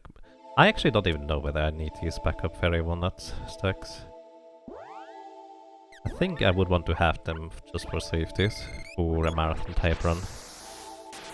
Overall it would probably be quite fine. I do like the strategy in how I take down watermelon though, because it doesn't cost me any fairy walnuts at all. And I level Shade to level 3 in the meantime too, as well as Luna a bunch. May not be the most efficient, but it works pretty well. I can actually run all the way for that one. Alrighty, welcome to Axpeak. This poor guy is weak to the spell that is the strongest for us. What was it, 2 or 3? That's a lava wave, isn't it? Ah, I need actually a bit more here, yeah.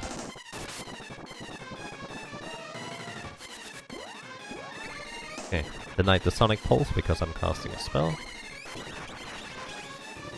This has like 2400 HP, so it's not a 2. Oh, maybe not.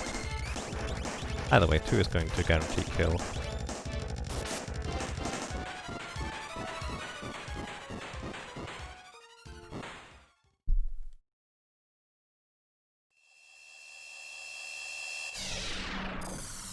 Next is the next dragon that is weak to our strongest spell. You have confidence in me. I appreciate that, because I'm kinda lacking that part.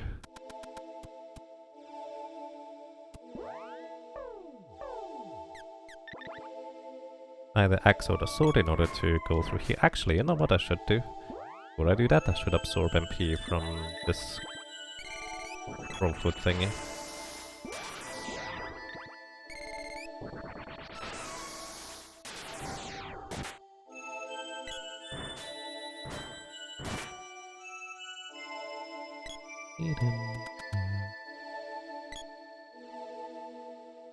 Axpeak never stood a chance. Yep.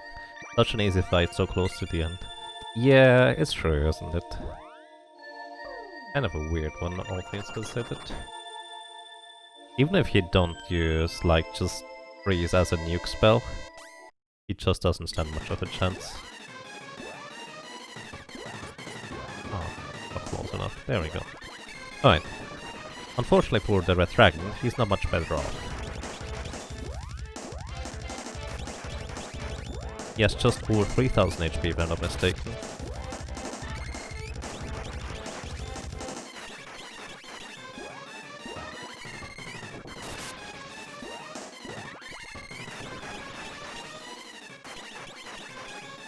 And one more will do the trick here. Good night.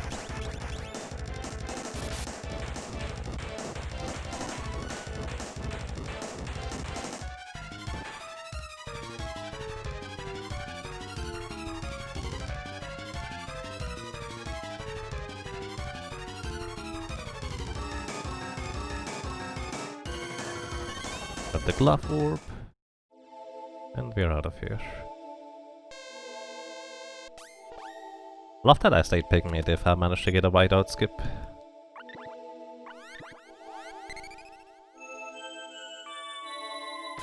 Oh, right. That's not a good thing if I run into that. Can you polymorph these things?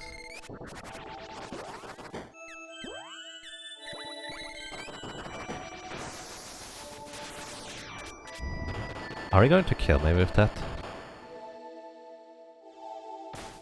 Nope. It doesn't deal enough damage. That was weird. Interesting. Also, scary area coming up. I did just buy barrels, didn't I? I'm just gonna use them. Tiny barrel coming through, don't mind me. Just rolling around.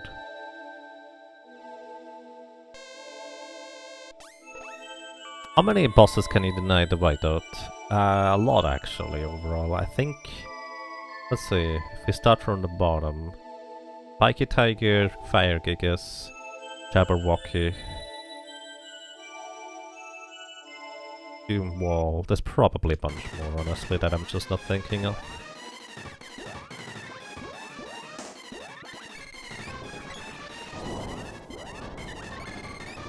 I should probably turn this around.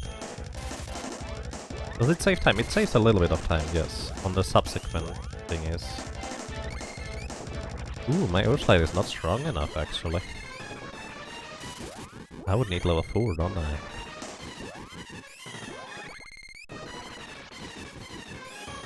Maybe leveling up a little bit before going further actually would be a good choice for this holocacted run. Like, land there, kill a bunch of...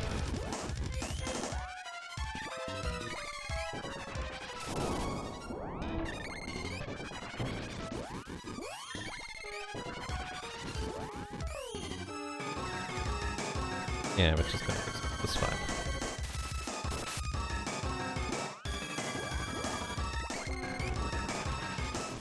I need to wait a little bit here. Otherwise I'm gonna get murdered.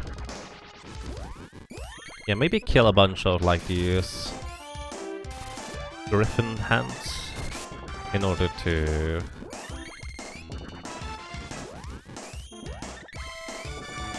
and a better chance overall for having just slightly higher level, because I will want to have more levels anyways in the end. Kind of one of the things the Sprite needs. He needs more level.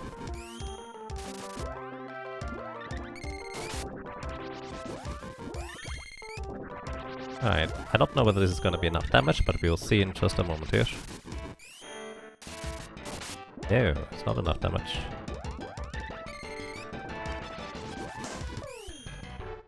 Means we use the last fairy walnut here. That's lightning saber. Doesn't do anything. On the saber, I guess, of course.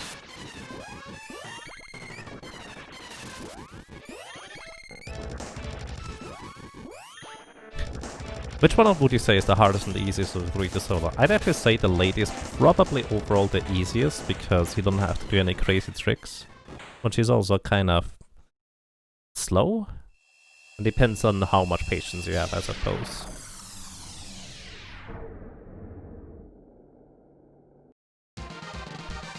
But the Sprite is kind of smooth sailing until the Mana Beast. That's kind of where you might struggle a lot.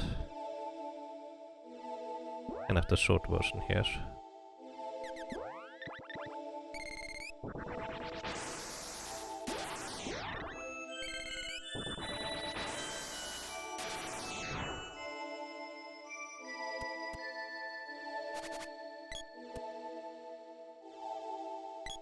The boy overall, you need to kind of figure out how to properly deny damage after the spell hits you, but before the damage done actually occurs, let's put it that way. But once you manage to do that properly, it is... Right, what about that? Once you manage to do that properly, it's actually pretty decently simple overall, I'd have to say. Did you just silence me? You just silenced me. You meanie.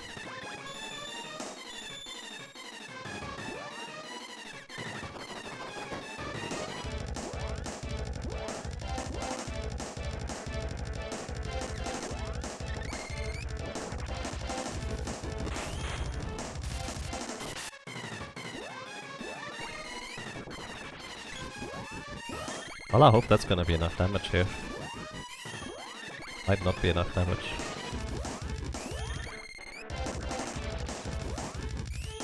see whether we can absorb MP from this guy. Nope, probably not. That's not gonna be enough damage, is it? Oh wait, that was 999. I thought that was only 300 something.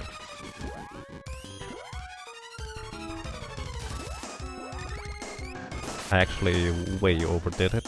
Just 3 per spell cast, not more than that. In this case we should be fine. Hopefully.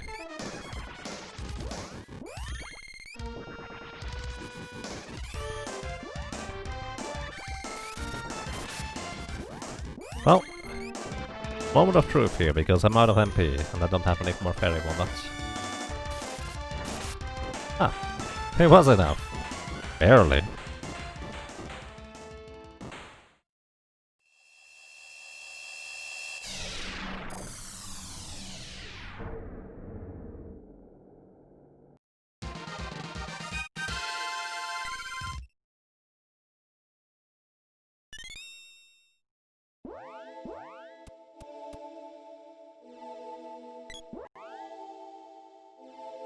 We can use a magic rope here in order to return back to this area. Which I don't know whether it's faster, but it's certainly safer than trying to run backwards through that screen.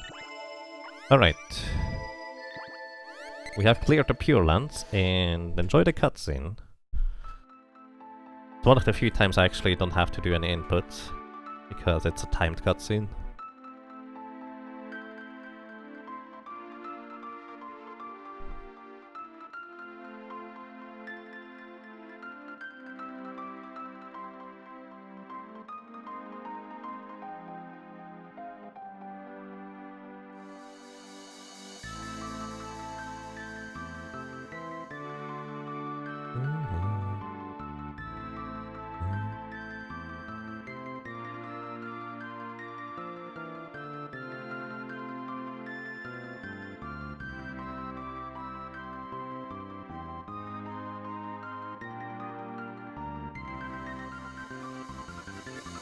Also, because the other characters are kind of missing, it messes up the cutscene just a little bit. I forgot about that part.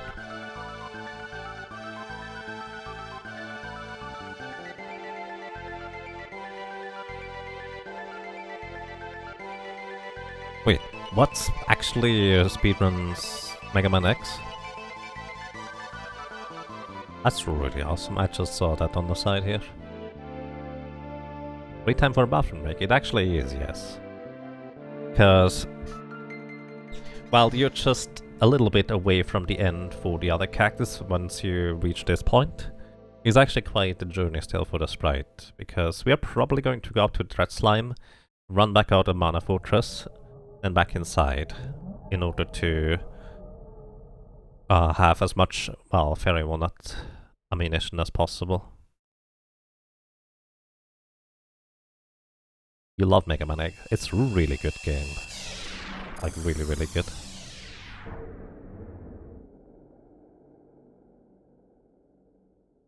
Don't mind the Sprite having kind of a conversation with itself the entire time. It's just how this goes nowadays. It's kind of normal, I suppose.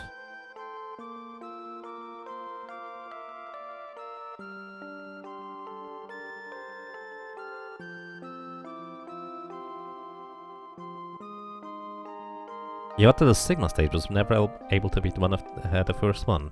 Interesting. Mega Man X is actually one of the very few, like, really difficult platformers that I was able to beat as a kid. We got to the final stage so many times, and only after, like, repeated attempts we eventually managed to beat the final boss. I was actually pretty proud of that one. Yes, that first stage of the Sigma stages, those jumps, those are really mean. The funny thing is, Mega Man X is the reason why I'm pretty comfortable with using Claw Grip. By the way, sword power at maximum. This means you literally have all the sword orbs now, even if you didn't pick up any beforehand. Which also means, consequently, Now if I go back to Tasnica and get one more sword orb, we will have the mana sword already, rather than later. Gonna be key to completing this part here. Yes, they're pretty hard to jump on. On top of that, there's enemies that just kind of harass you the entire time. I think we ended up using the charge ability that gives you a shield in order to be able to survive these properly.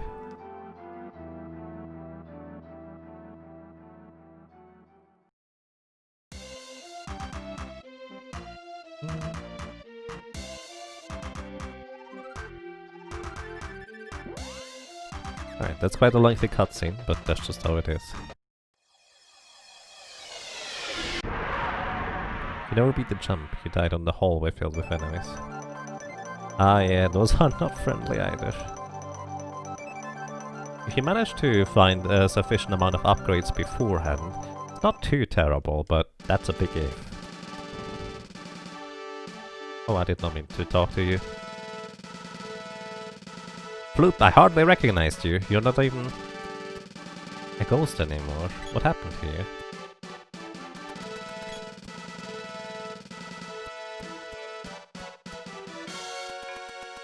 So yeah, anybody who may have joined us more recently, I used a little trick in order to skip... Well, I did Tasnica, but then I reverted to a save state. Not a save state, a save slot that did not have Tasnica yet cleared. So I'm able to do it now again. Well, for the first time for this stage file anyways. Because it's going to give me an additional sword orb once I'm done with this guy here.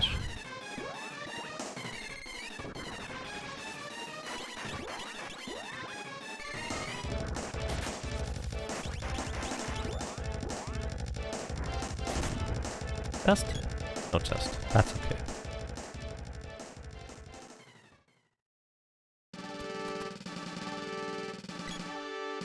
Alrighty, and now we got a sword orb. This sword orb allows us to upgrade the sword to the mana sword. Now we have an opportunity to buy all the consumables here, which we will pretty much need for the end of the game.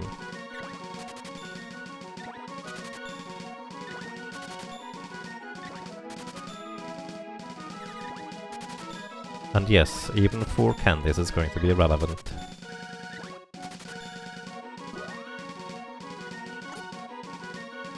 Oh, take care.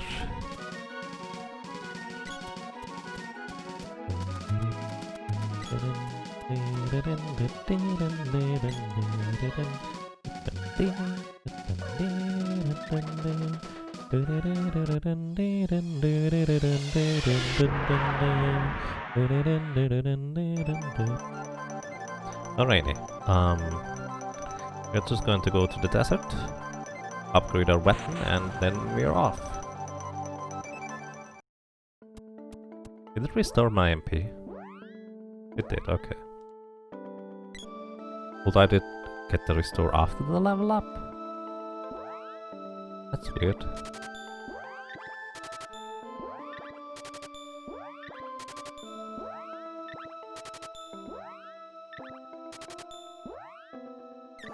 Yeah, we got the mana sword and we got the chakra hand.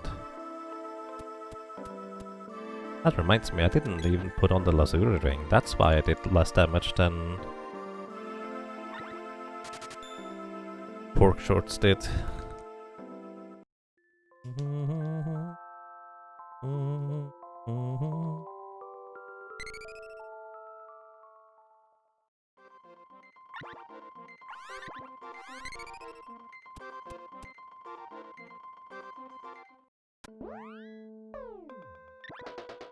Alrighty.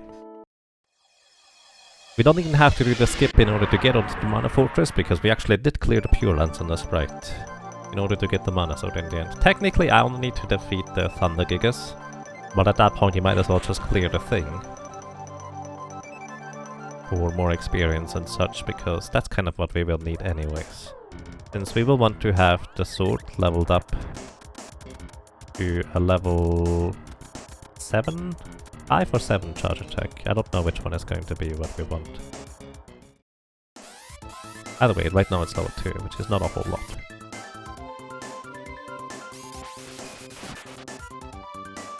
And as you can see, that is not enough to knock out even one of the crabs with a single swing.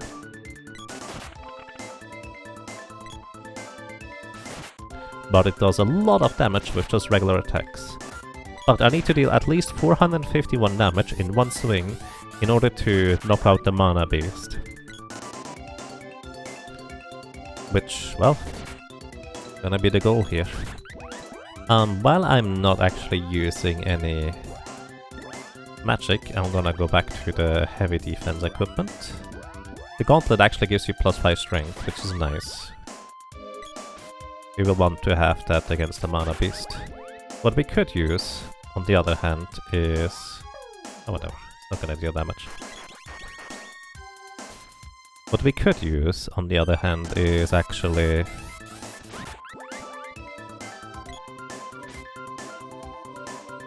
words. I could use some words.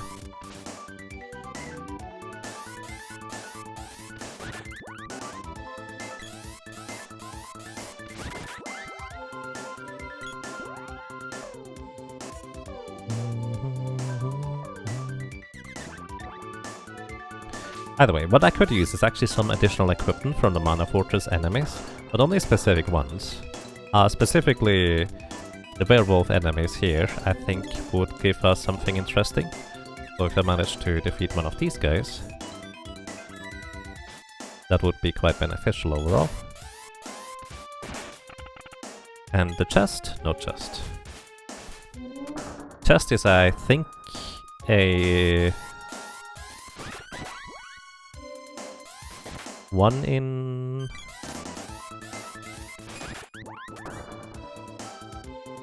hang on, I need to try and get this in order. I think that red chest drop is 1 in 16 chance, and a rare drop is a 1 in... no, it's a 7 in 64 chance. There we go. Basically, it's just slightly over 10%. That's if we don't get trapped, which is a 50-50 on each chest. We actually don't want the rare drop. So we have like a 45% chance to get a useful item off a chest if a useful enemy drops the chest in the first place. There we go, that's kind of how that works. Is our chest move, is that a mimic? No, actually, mimics don't exist in that form in this game. They do exist now I think about it. Mimics are actually a form of trap that the enemies can, well... well... basically, if you fail the trap check, which is a 50-50 if you don't have enough agility, or you don't use the high enough level analyzer, there are certain traps that can occur. Mimics are actually traps that can occur in earlier areas, but not at this one anymore. That makes sense. I'm pigmening myself before I equip the spell power equipment. Not smart. Here I'm gonna get the circlet, the lazuli ring, gives me more spell power. Then I'm gonna pigment myself again. Here I actually would prefer if Buffy actually does this, fly around. This is much better for me because it helps me survive the onslaught of attacks. Alright. I might actually defeat Buffy before we run out of MP. Would be interesting. So I forgot to split.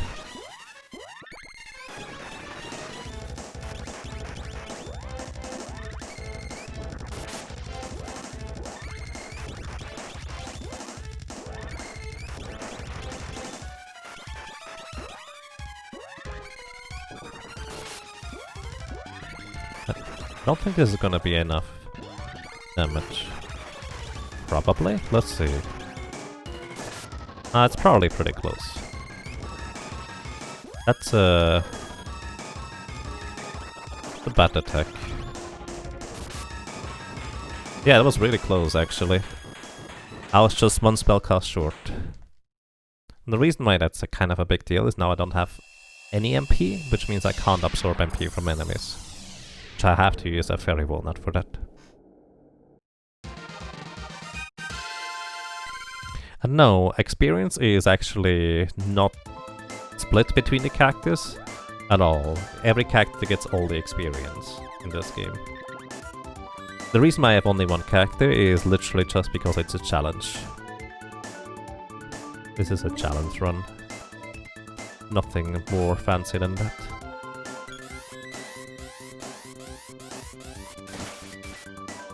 Chest? Chest would be nice from this guy. Nope, not chest.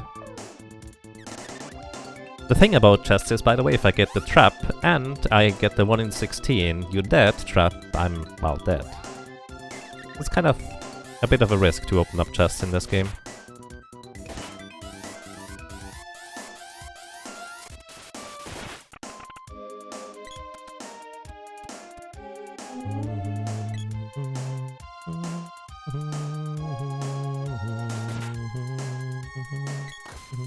Ow! Right, I'm having my spellcaster equipment deck on. That deals a lot of damage right there. Forgot about that part. They still can deal a lot of damage even with that equipment, but not nearly as much. So this is my opportunity to level up the sword to the next higher level, whenever I encounter these tsunami type enemies.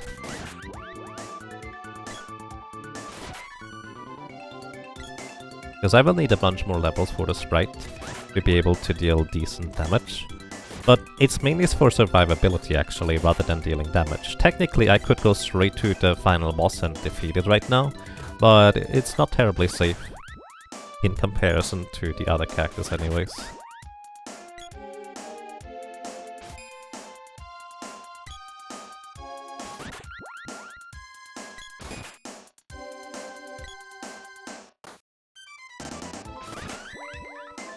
Also, I do need to level up the sword. I suppose I can't go straight through. I do need to level up the sword to at least level 6? 5 might be sufficient, I don't really know. This is kind of why this is a routing run. We need to test these things.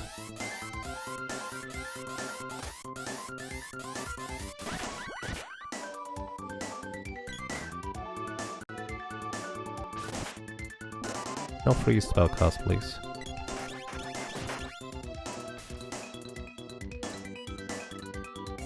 That hard drive failed. Oh. That does not sound pleasant. Sorry to hear that, plushie. You actually don't want to see chests because now there's less enemies that spawn from this specific set of enemies.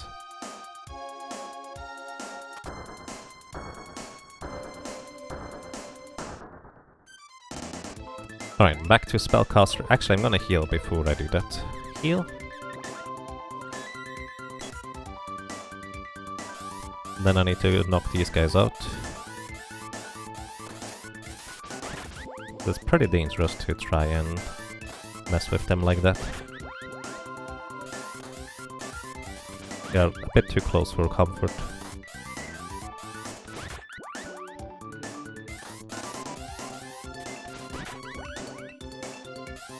The bright side, I guess I did not need to heal, which I did anyways beforehand, now that I think about it. That's kind of a moot point. Alright, nice. Good. Another level, a bit more safety. We're gonna equip the spellcaster equipment here. So we deal more damage. And pygmy. Let's go. This is Red Slime, it's weak to shade magic. Our shade magic is not the most powerful.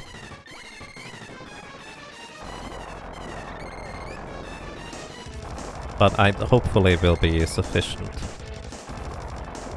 for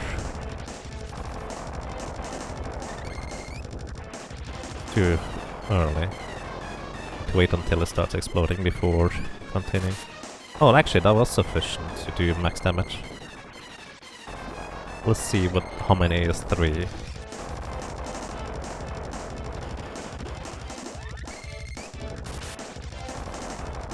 Is the golden yellowish bar your character limit gauge? Not quite. Not quite. So whenever I attack with my character, a number appears there that counts from 0 to 100. That is how much stamina I have. You want to have 100 stamina, or well, full stamina so to speak, in order to deal effectively maximum damage to enemies with a regular attack if you attack with physical weapons. On the other hand, I'm going to use Lava Wave here just for the long animation. Although I guess the other... never mind.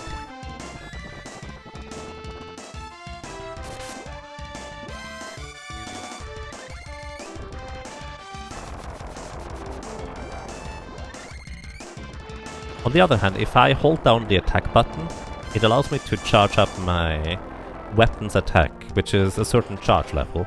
Each charge level of each weapon comes with a specific animation that kind of executes a special attack that may or may not grant you some invulnerability frames, has more or less reach, etc., and deals 50% more damage per charge level of the attack.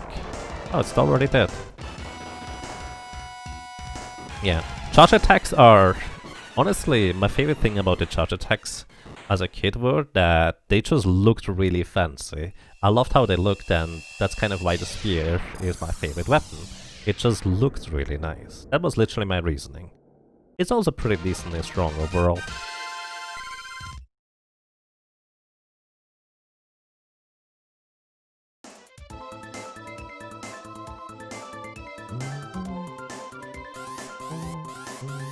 So we still need to level up the sword to level 6, 7 or 8.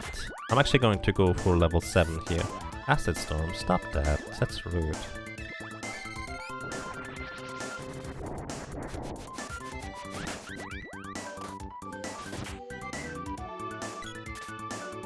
Actually what I can do is I can lure the Tsunami here, those blue guys are called Tsunami, out of range of the chest, and it will actually just despawn the chest.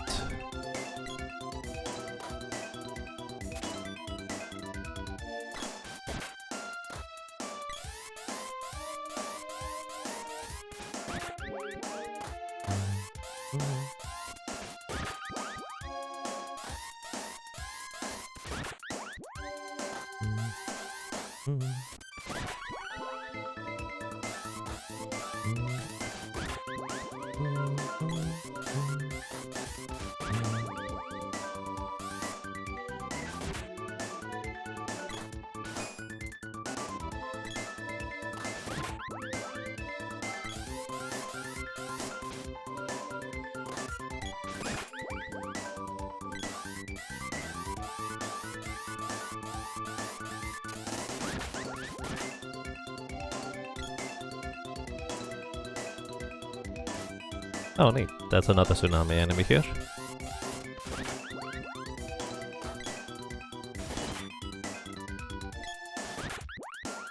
And this is actually an even better spot because they can't back off as far. Then again, they just randomly may walk over here instead.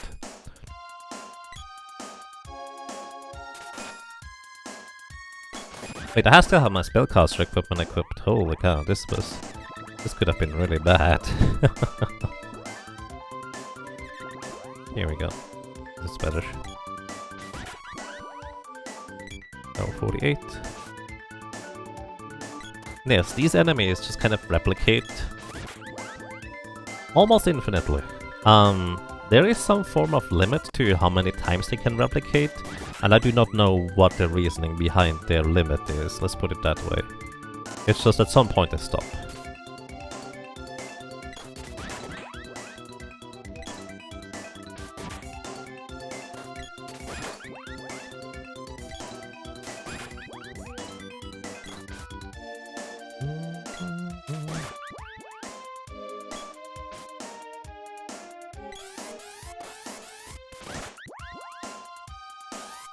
But that's also the reason as to why they are reasonably efficient to grind on for weapon levels. They are pretty high level, so I get full weapon experience, as well as they give pretty good actual regular experience too.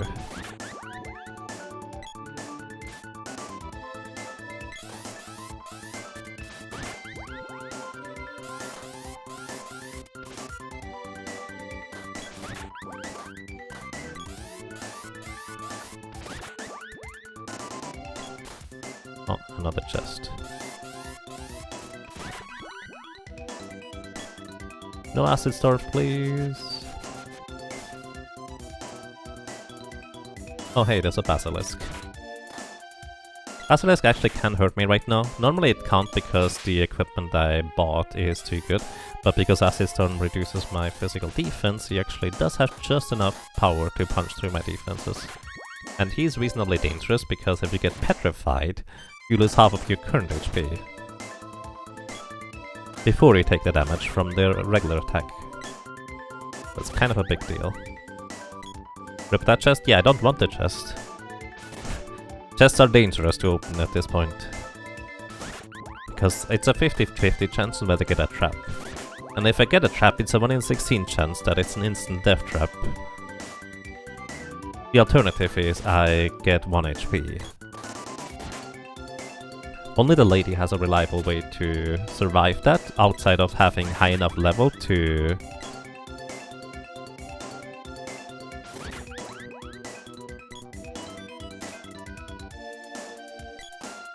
just have enough agility to, well, not trigger the trap.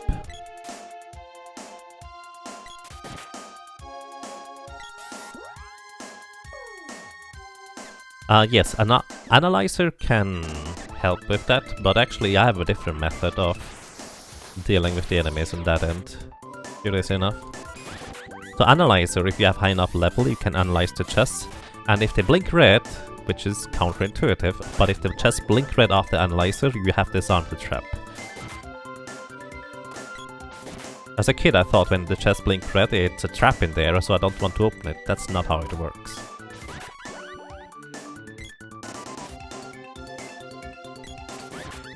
Oh, and all the enemies dead. But also, so the trap that kills you instantly, it actually deals oh goodness. It actually deals physical damage, and you can survive that physical damage.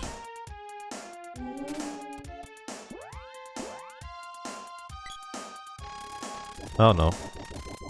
I shouldn't take any damage from them, but this is still awkward. Either way, it's the instant damage is physical in nature, and the lady has a lucid barrier that actually prevents all damage from occurring that is physical in nature. So she literally just denies the damage by using lucid barrier. And curious enough, in that scenario you actually want the enemy or the trap to be the death trap, since you just absorb the damage. Otherwise you just get your HP set to 1 and you have to actually react to that.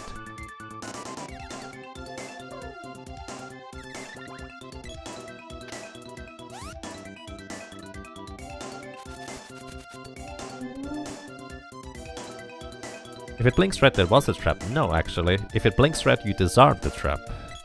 That's kind of the confusing part about it. Yeah, we have level 7 sword. I'm just running outside to restock my berry walnuts here. So there was a trap. No, it doesn't matter. There's always a trap. No specific, there's always a 50-50 chance that there is a trap or not, depending on which frame you open the chest on.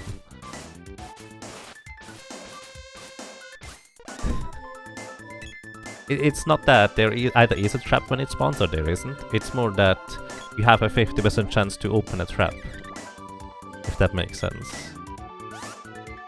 Which, to be fair, doesn't really make much of a difference. Actually, hang on. I think I need to make another save state here. Because I think I can actually abuse this wall here to get out. I'm a doofus. I hope I saved. Oh. Alright. What I can do here is just jump through the wall. Just double checking real quick. Yeah, you can just jump through here. I just wanted to know that real quick.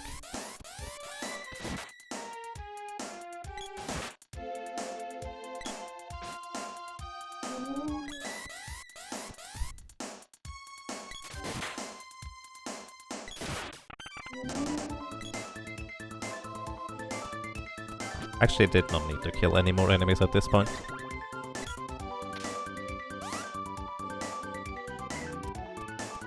The flashing... No, flashing red means there's no trap You disarm the chest. Whether it may have had a trap or not doesn't matter. Once it flashes red, there's no trap. And yes, what I mean is it's generating an opening and not on spawn. Basically, it's kind of like you either get lucky and there's no trap, or you don't get lucky and there is a trap. Or more specifically, it's like there's always a trap, but only 50% of the time you trigger. It doesn't make sense. It matters. Without a trap, it doesn't flash red. No, there's always a trap. There's always a chance for there to be a trap. It will always flash red. It will always flash red when you disarmed it, because if it doesn't flash red, that means your analyzer level was not high enough to disarm a potential trap. Yes, you might still get it if that's the case. Kinda confusing, isn't it?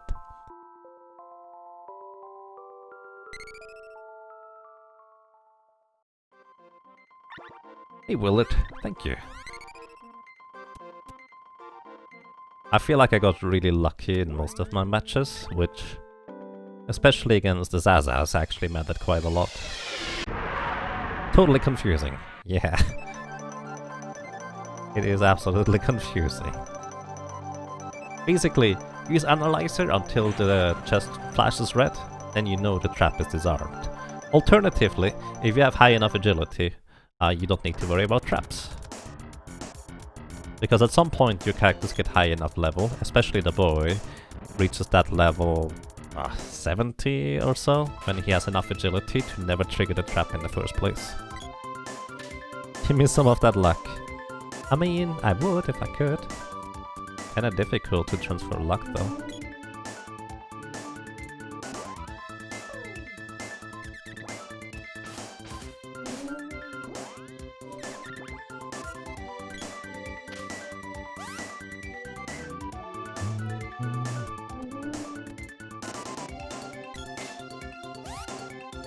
What if you want to get a little black thingy, the trap thingy?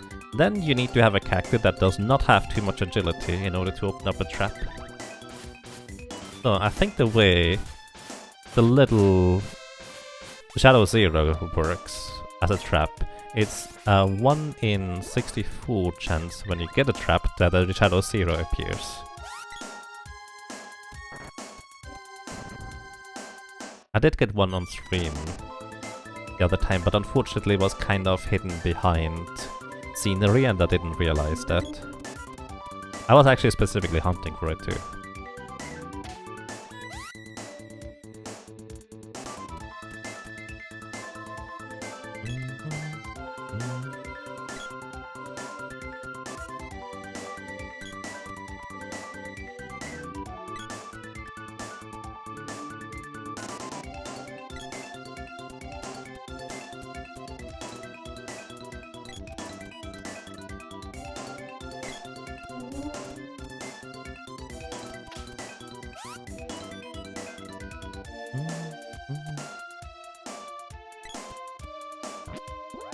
Actually going to go ahead and knock out this Master Ninja here.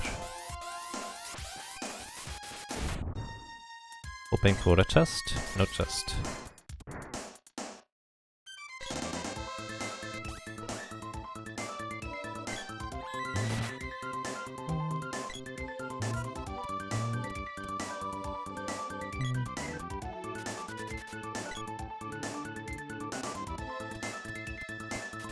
Nintendo Switch has a very convoluted system on how to stream off of it, is that true? I actually have no idea. I wouldn't even know if you can stream off of a Nintendo Switch, aside from an HDMI capture, which is what I used.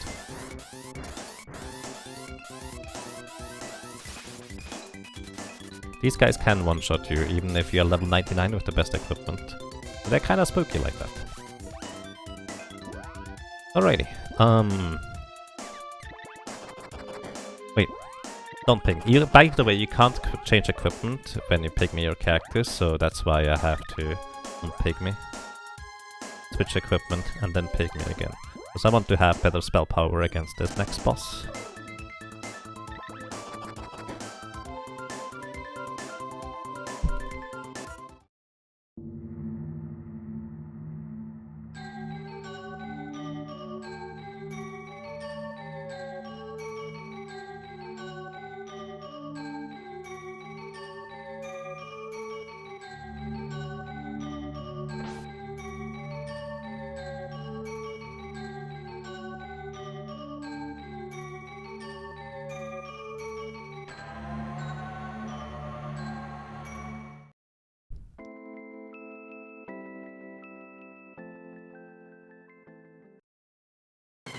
Yeah, I think both PlayStation and Xbox have a way to stream stuff, if I'm not mistaken.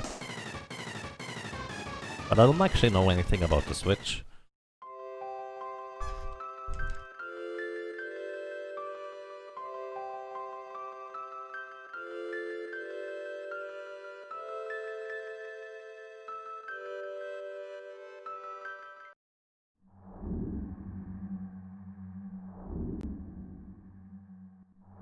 Give me your bodies! Rawr. No, I don't think so, buddy. 1, 2, 3.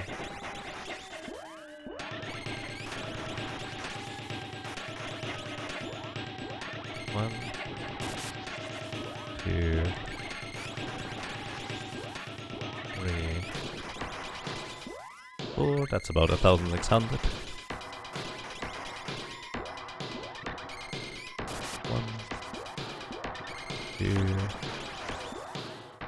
3, 4, 2,400. 1. Wait. Actually, I did go for 1, 2, 3, 4.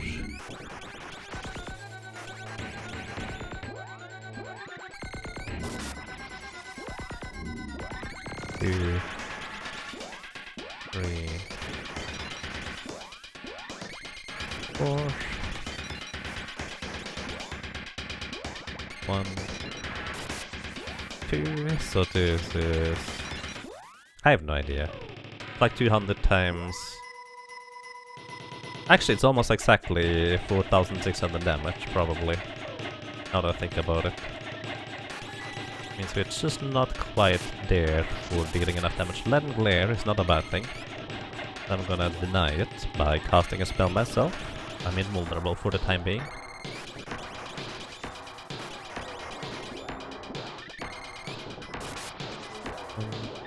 Two, 3, 4. Thank you for the good luck.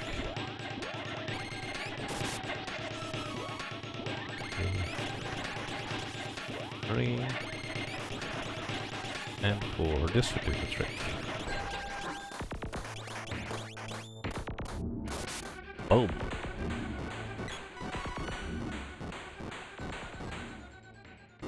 I could even have equipped the appropriate weapon for it, but I guess I'm never using it.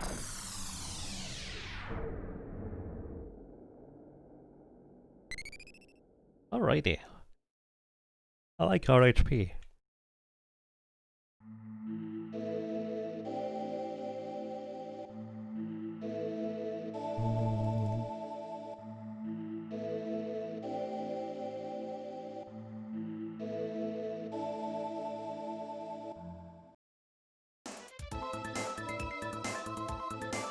And here is the big difficulty for the Sprite. So up until now, we basically absolutely obliterated all the bosses. We have gotten to this point faster than the solo character challenge run with the lady, after having cleared an entire additional area that the lady never cleared.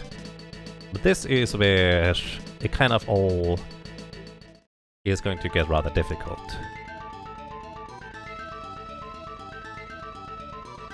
Cortana does get frostbitten. I mean, accurate.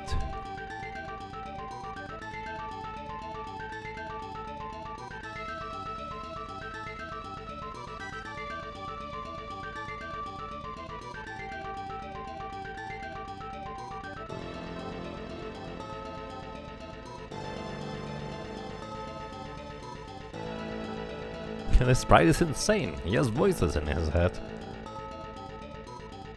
Yep, just talking to your imaginary friends. And the host boss music is still the best of the game. It's really good. As music, I prefer this one. But Dark Lich music just sets the stage and sound. It's just really good. Alrighty. Let me think about this. I definitely don't want to forget to equip my defense equipment, otherwise I'm gonna be dead very, very quick. And then we just wait.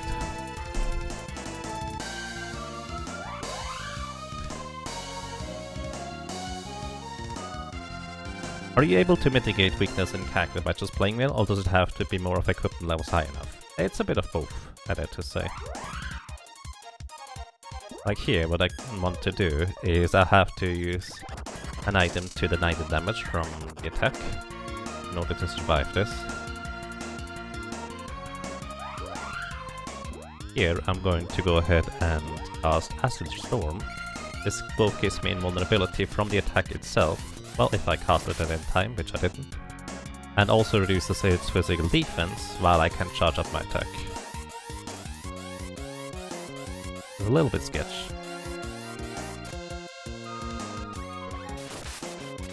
$650. Somebody would like to keep count of how much damage we deal? Be my guest.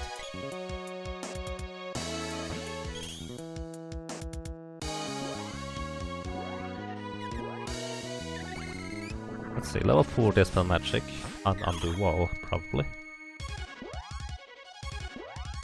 Wait. Actually, I need to test this. Hang on.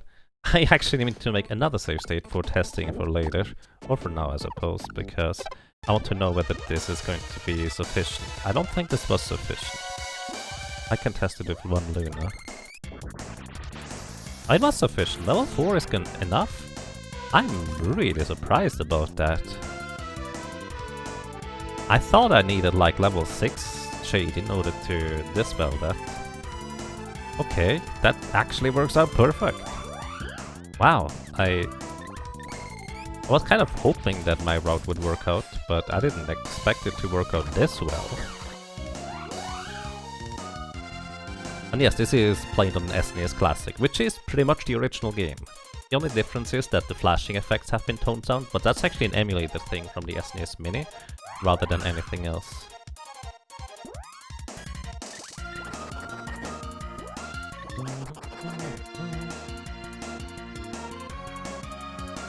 Wait, did I dispel magic on this thing just now or not? I need to pay attention, guys.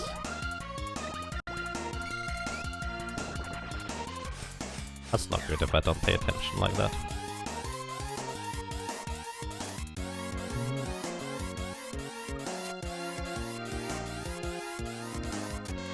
You'll always cast a wall as soon as it is basically here. 527.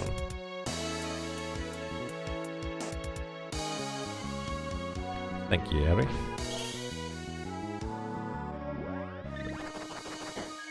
I need to deny the damage from the mana piece because it can potentially just chain cast Lucent Beam to the extent where I'm straight up dead. I don't manage to deny the damage. The thing is, the window of opportunity to deny the damage in the first place is pretty tiny, actually. And also I need to not die here, preferably. Good. So, for reference, if I did not unpick myself, I would have died there, because that was enough damage to knock me out with 3/4 reduced defense. You got a refurbished SNES Classic at the end of summer. Oh, nice. That's very neat.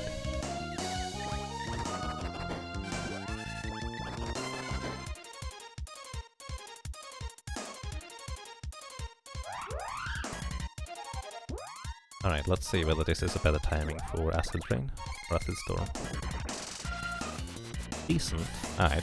Basically just wait until the end of the yell. Acid Storm reduces its physical defense, also provides me with invulnerability. And if I time it well enough, I get the attack in before it casts Wall, which allows me to...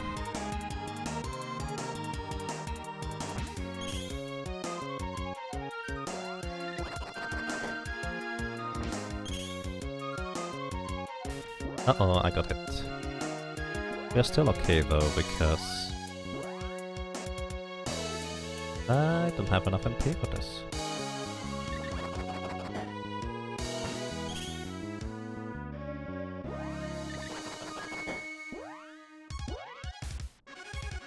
We're fine. Mostly.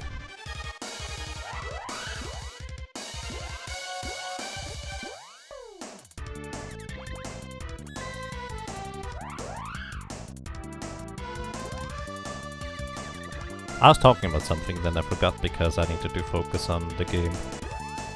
I think it's out of range if I do this, isn't it? Yeah, it's out of range.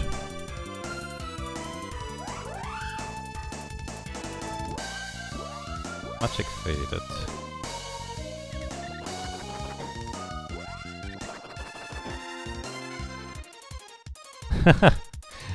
Wannabe's cranky because the sprite ate all the food, probably.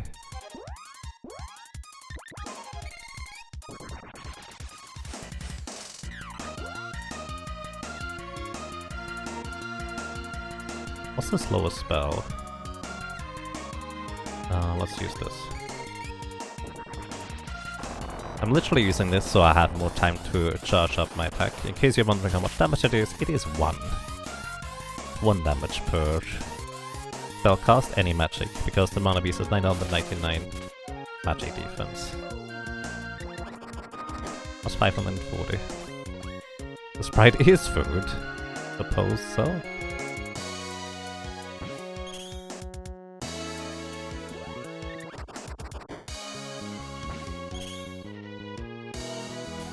Uh-oh, I got hit again.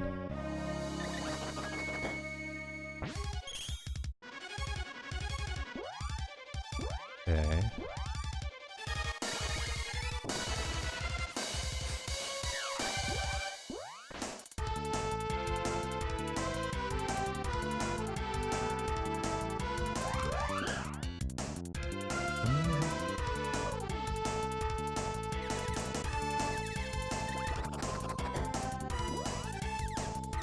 This is why it's kind of dangerous for the sprite to have to fight this thing for too long, because we run out of resources eventually.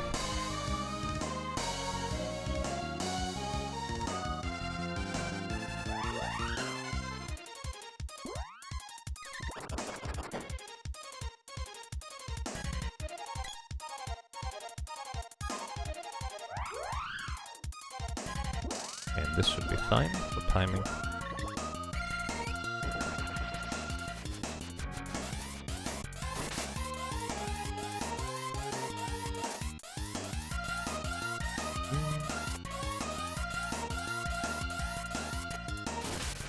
Oh, 651. By the way, I pygmy with the sprite here, because if I get hit, the pygmy animation, or the pygmy character, has less hit recovery animation, so I get to do stuff quicker again. Otherwise I could just get hit stunned. Okay, got it.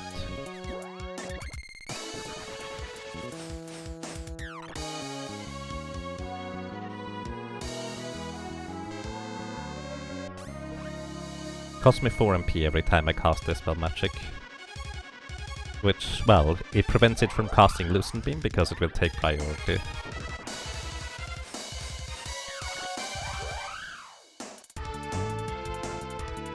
So we're about a third of the way through, actually not quite.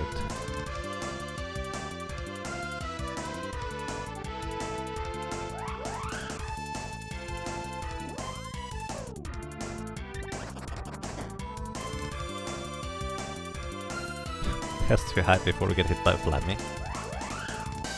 Maybe. Slightly early. Oh well, this is fine. Rumble, thank you! Thank you so much for 36 months of support. That's quite a long time. Welcome back. And I'm glad you enjoy your stay. Wave wave.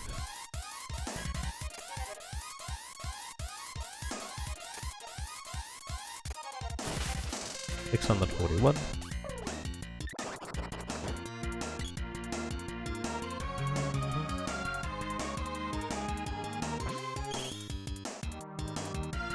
I'm stopping waving in order to mash the button here to open up the menu, if you don't mind.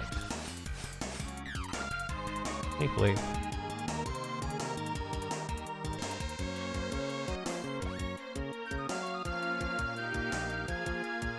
$3,656. Alright. The mana base has 9,990 HP, so it will take a while.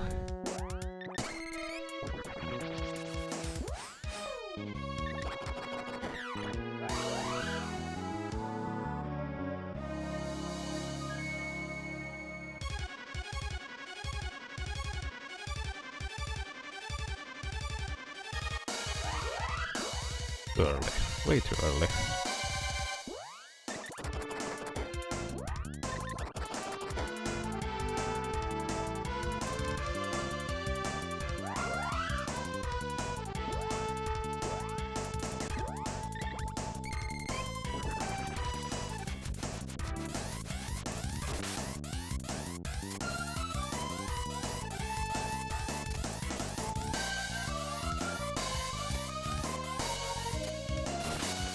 $644.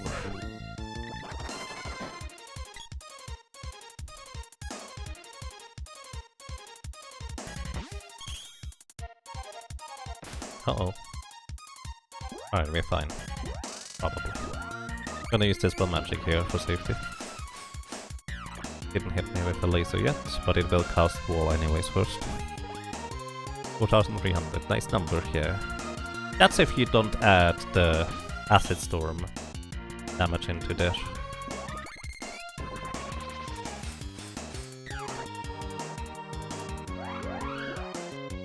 Alright.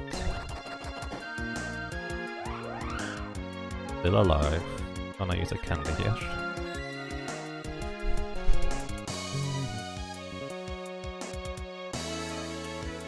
Why don't you have face cam for regular streams from time to time? Mainly because it's uncomfortable. I don't have to worry about how I look if I don't have a face cam.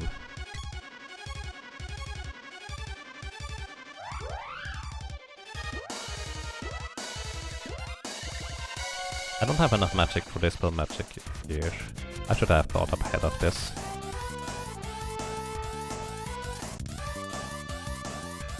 And not before every hit. I don't know how much exactly it is. 642.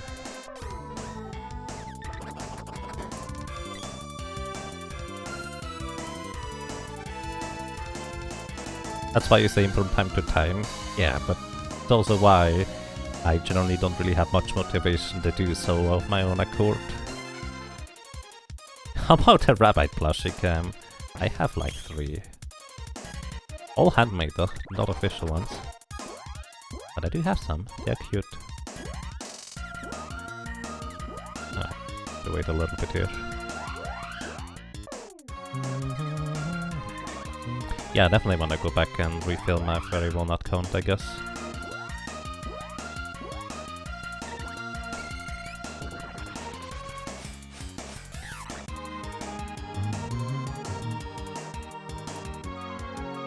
You want to see them? You may need to remind me to post them on Discord or so. I will probably forget.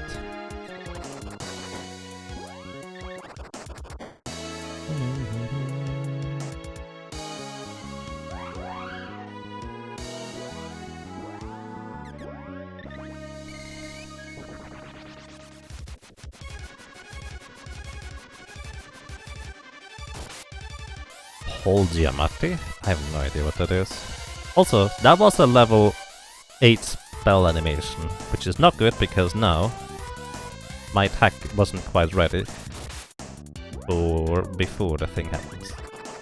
Plus 660, which means it has a chance to loosen beam me just before. He's an actor, alright. Uh-oh. Still alive. We're gonna cast Dispel Magic here for safety. Then use Chocolate. Sprite is actually kind of unique in that it can guarantee being able to recover while the Mana Beast is here, compared to the boy and the lady.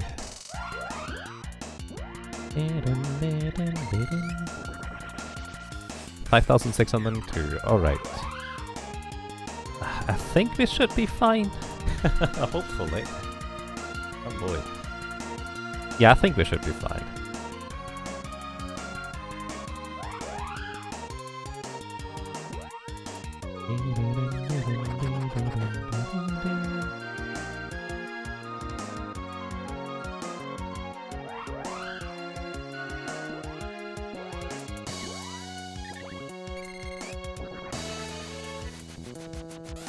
We still have an entire fairy walnut to use for magic.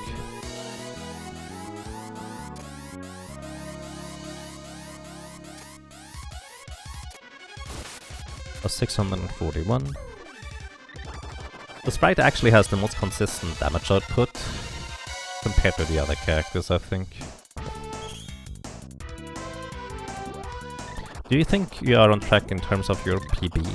Probably, as long as I don't die. Which is a real possibility here.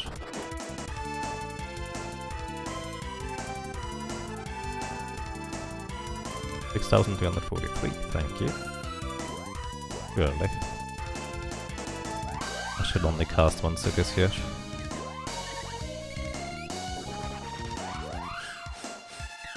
On a semi-random note, Freddy is now racing. Good luck, Freddy!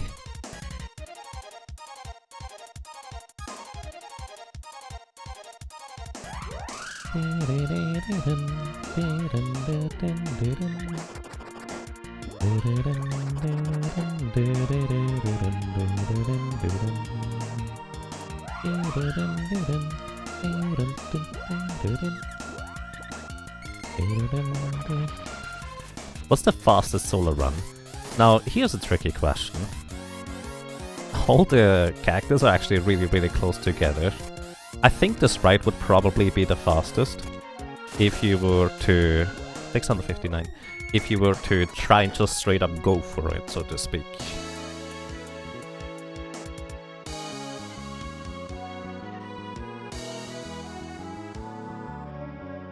But all the characters are really close in speed. So I think currently the boy has the fastest run, but... okay, we're fine. But yeah. This is only the first run of the Sprite that I'm doing this year anyways. I'm actually gonna use Royal Jam here because it has a longer animation and I have time right now. Can the mana beast run out of mana? No. It does, like Red Slime, have part of its script is refilling its MP. Otherwise it would run out of MP really fast actually. And that would make it not necessarily trivial as much as it simplifies it tremendously.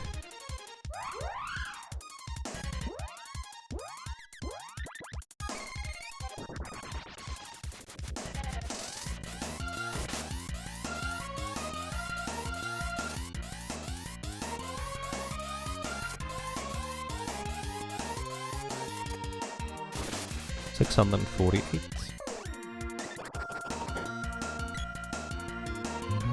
Welcome back, Etiquette.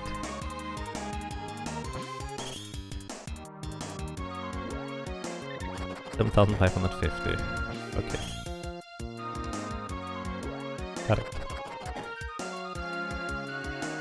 3/4 stairs.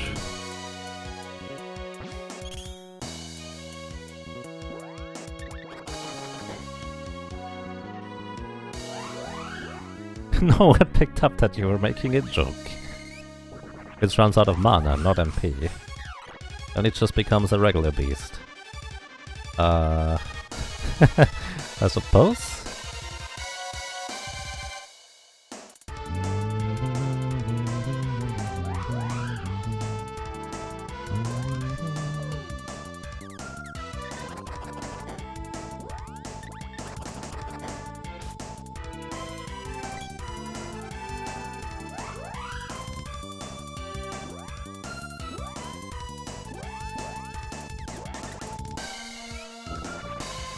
A little bit late on that one. Oh, and I get a long animation. So we have to wait until after the wall. Let's attack.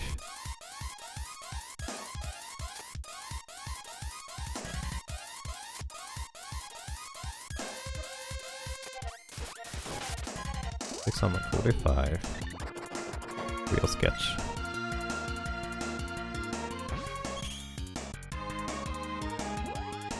I think I have enough MP remaining right now to just use Dispel Magic for now. This should give me more safety overall.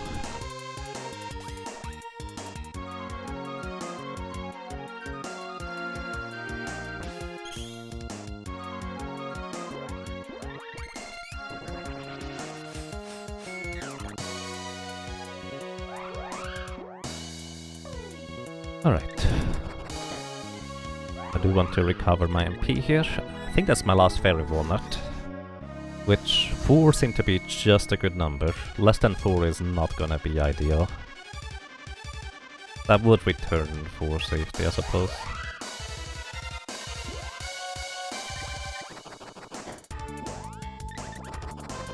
What happens if you dispel magic while the wall is up? Which one takes priority?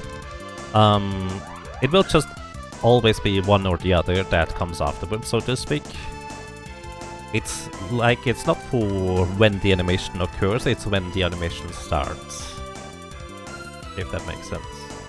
So if dispel magic is after the wall, it will just dispel whatever wall is there.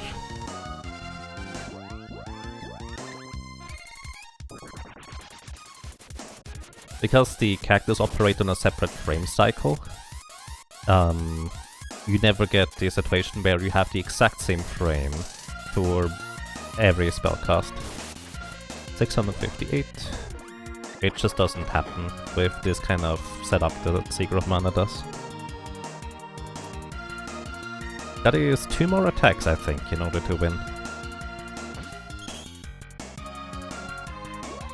So we cast Dispel Magic here, just for safety. And it's good because I got Loosened Beam twice, so I don't need to deny both. Next one it's going to use Wall instead of Loosened Beam. Basically minimizing the risk here of me dying. Also minimizing the amount of menus I have to do.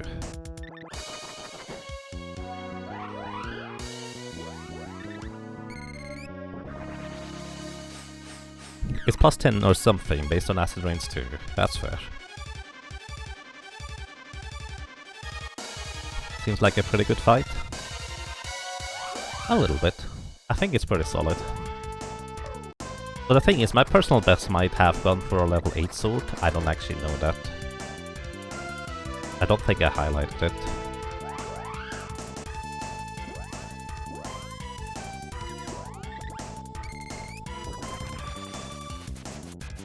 Oh no.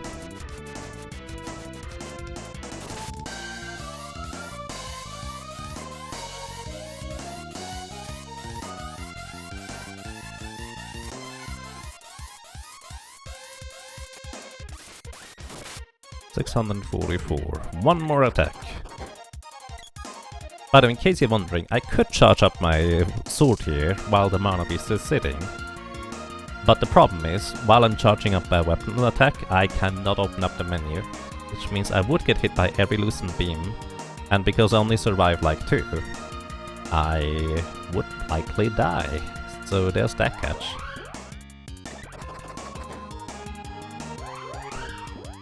Alrighty, last round. Is it ever possible to kill the Mana Beast with magic? No. I think I've calculated it, and because you always only deal exactly 1 damage with each magic, you would need to spellcast 9,990 times. And even with glitches, equipment trashing, and all optimized shenanigans, I think I got to like 7,500 spellcasts.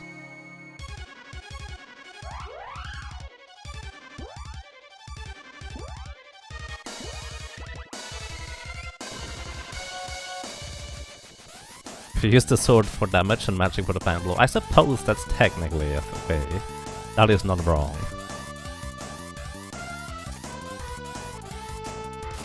And good night. Thank you for keeping track, Eri. I appreciate that.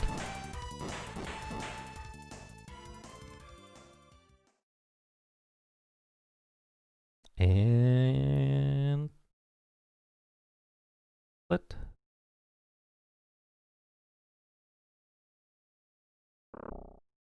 Also, did you hear that bow shot?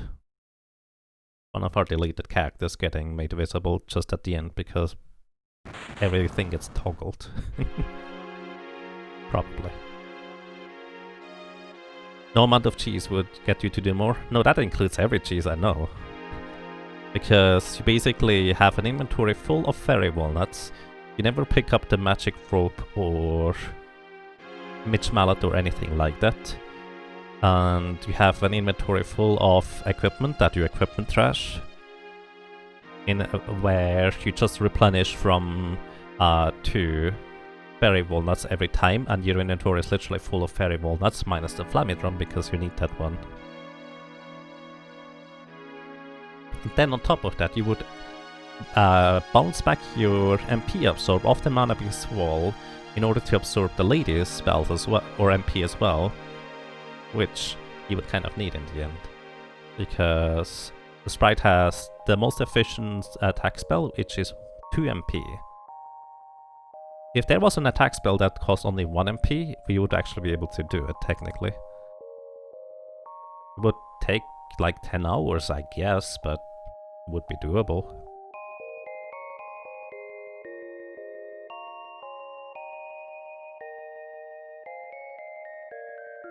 I don't know why I calculated that either, it's just for fun, I guess.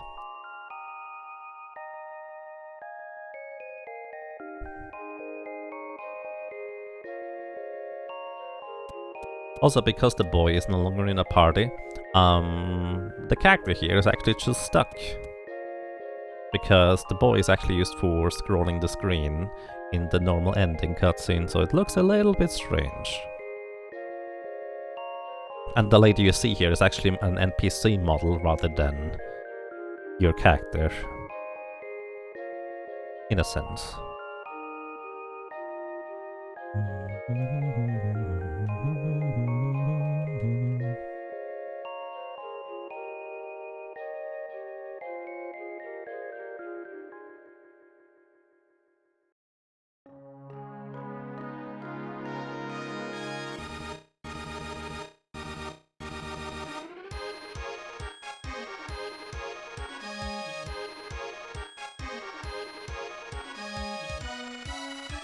How much mana do you get at max level? 99, and you get it much earlier than level 99. Yes, that's accurate. You also get your maximum HP before you hit the maximum level.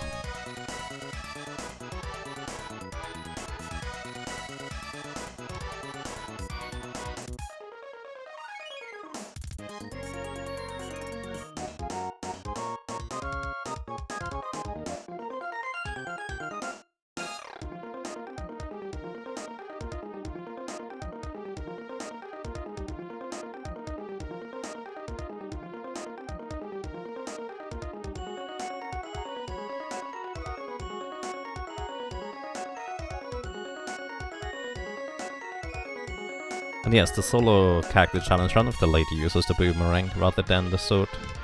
You don't technically need it with the Sprite either, but if you do basically a glitchless run with a solo Sprite, what I recommend is you level up a good chunk higher with the Sprite to like 600-ish HP and have a level 8 boomerang available.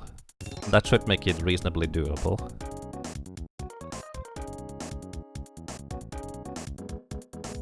Why does the Sprite use the sword? The reason is actually kind of simple. The lady has a spell that allows her to increase her attack power by 25%, as well as a spell that guarantees a critical hit. The critical hit is actually the key here, because if you could guarantee a critical hit with the Sprite, it would deal really good damage with the boomerang instead. But without the critical hit, the Sprite deals about 100-ish damage with a boomerang attack. With the crit, it's like 600 and some change. So it is just more consistent to use the mana sword instead. Plus, the boomerang is not guaranteed to hit, whereas the mana sword always hits. The mana sword's base damage is effectively what makes it so ridiculously powerful in that instance here. Other than HP/MP, would you get stats drop at a higher rate after you get those for 2 things maxed? If that's even possible.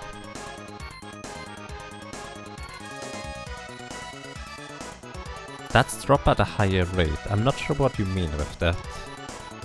You still get... I don't know whether you actually still get stats once you max out HP and MP on the characters. You probably do. But the buff and debuff spells are always consistent how much they buff or debuff the opponent, or, well, buff your allies. It's always the exact same percentage. The difference is actually just the duration of how long the spell lasts. But if you have more attack power, 25% more attack power means, well, more than that.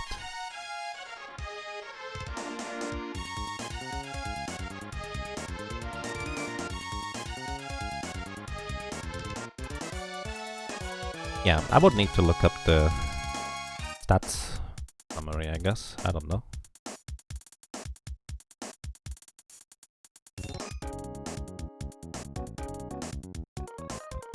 Hang on, I have stats right here. Let's see. Oh, actually, the boy... Oh. According to this list here, that's actually not accurate. You do only get maximum HP at level 99. With each character. So... that's that. However, you do have maximum MP on the Sprite at level 70. As well as on the lady is level 70 for maximum MP. But maximum HP is actually once you hit the maximum level. Are there solo character runs for Trials of Mana? The original or the remake? I've done one on the remake and one on the original. I'm not sure how intriguing they are. They work. But the main problem is your allies just get revived every time you change screens, which makes it a bit tedious. Also, yeah, we have a 2/3 of a moon. The moon phase is random in this game.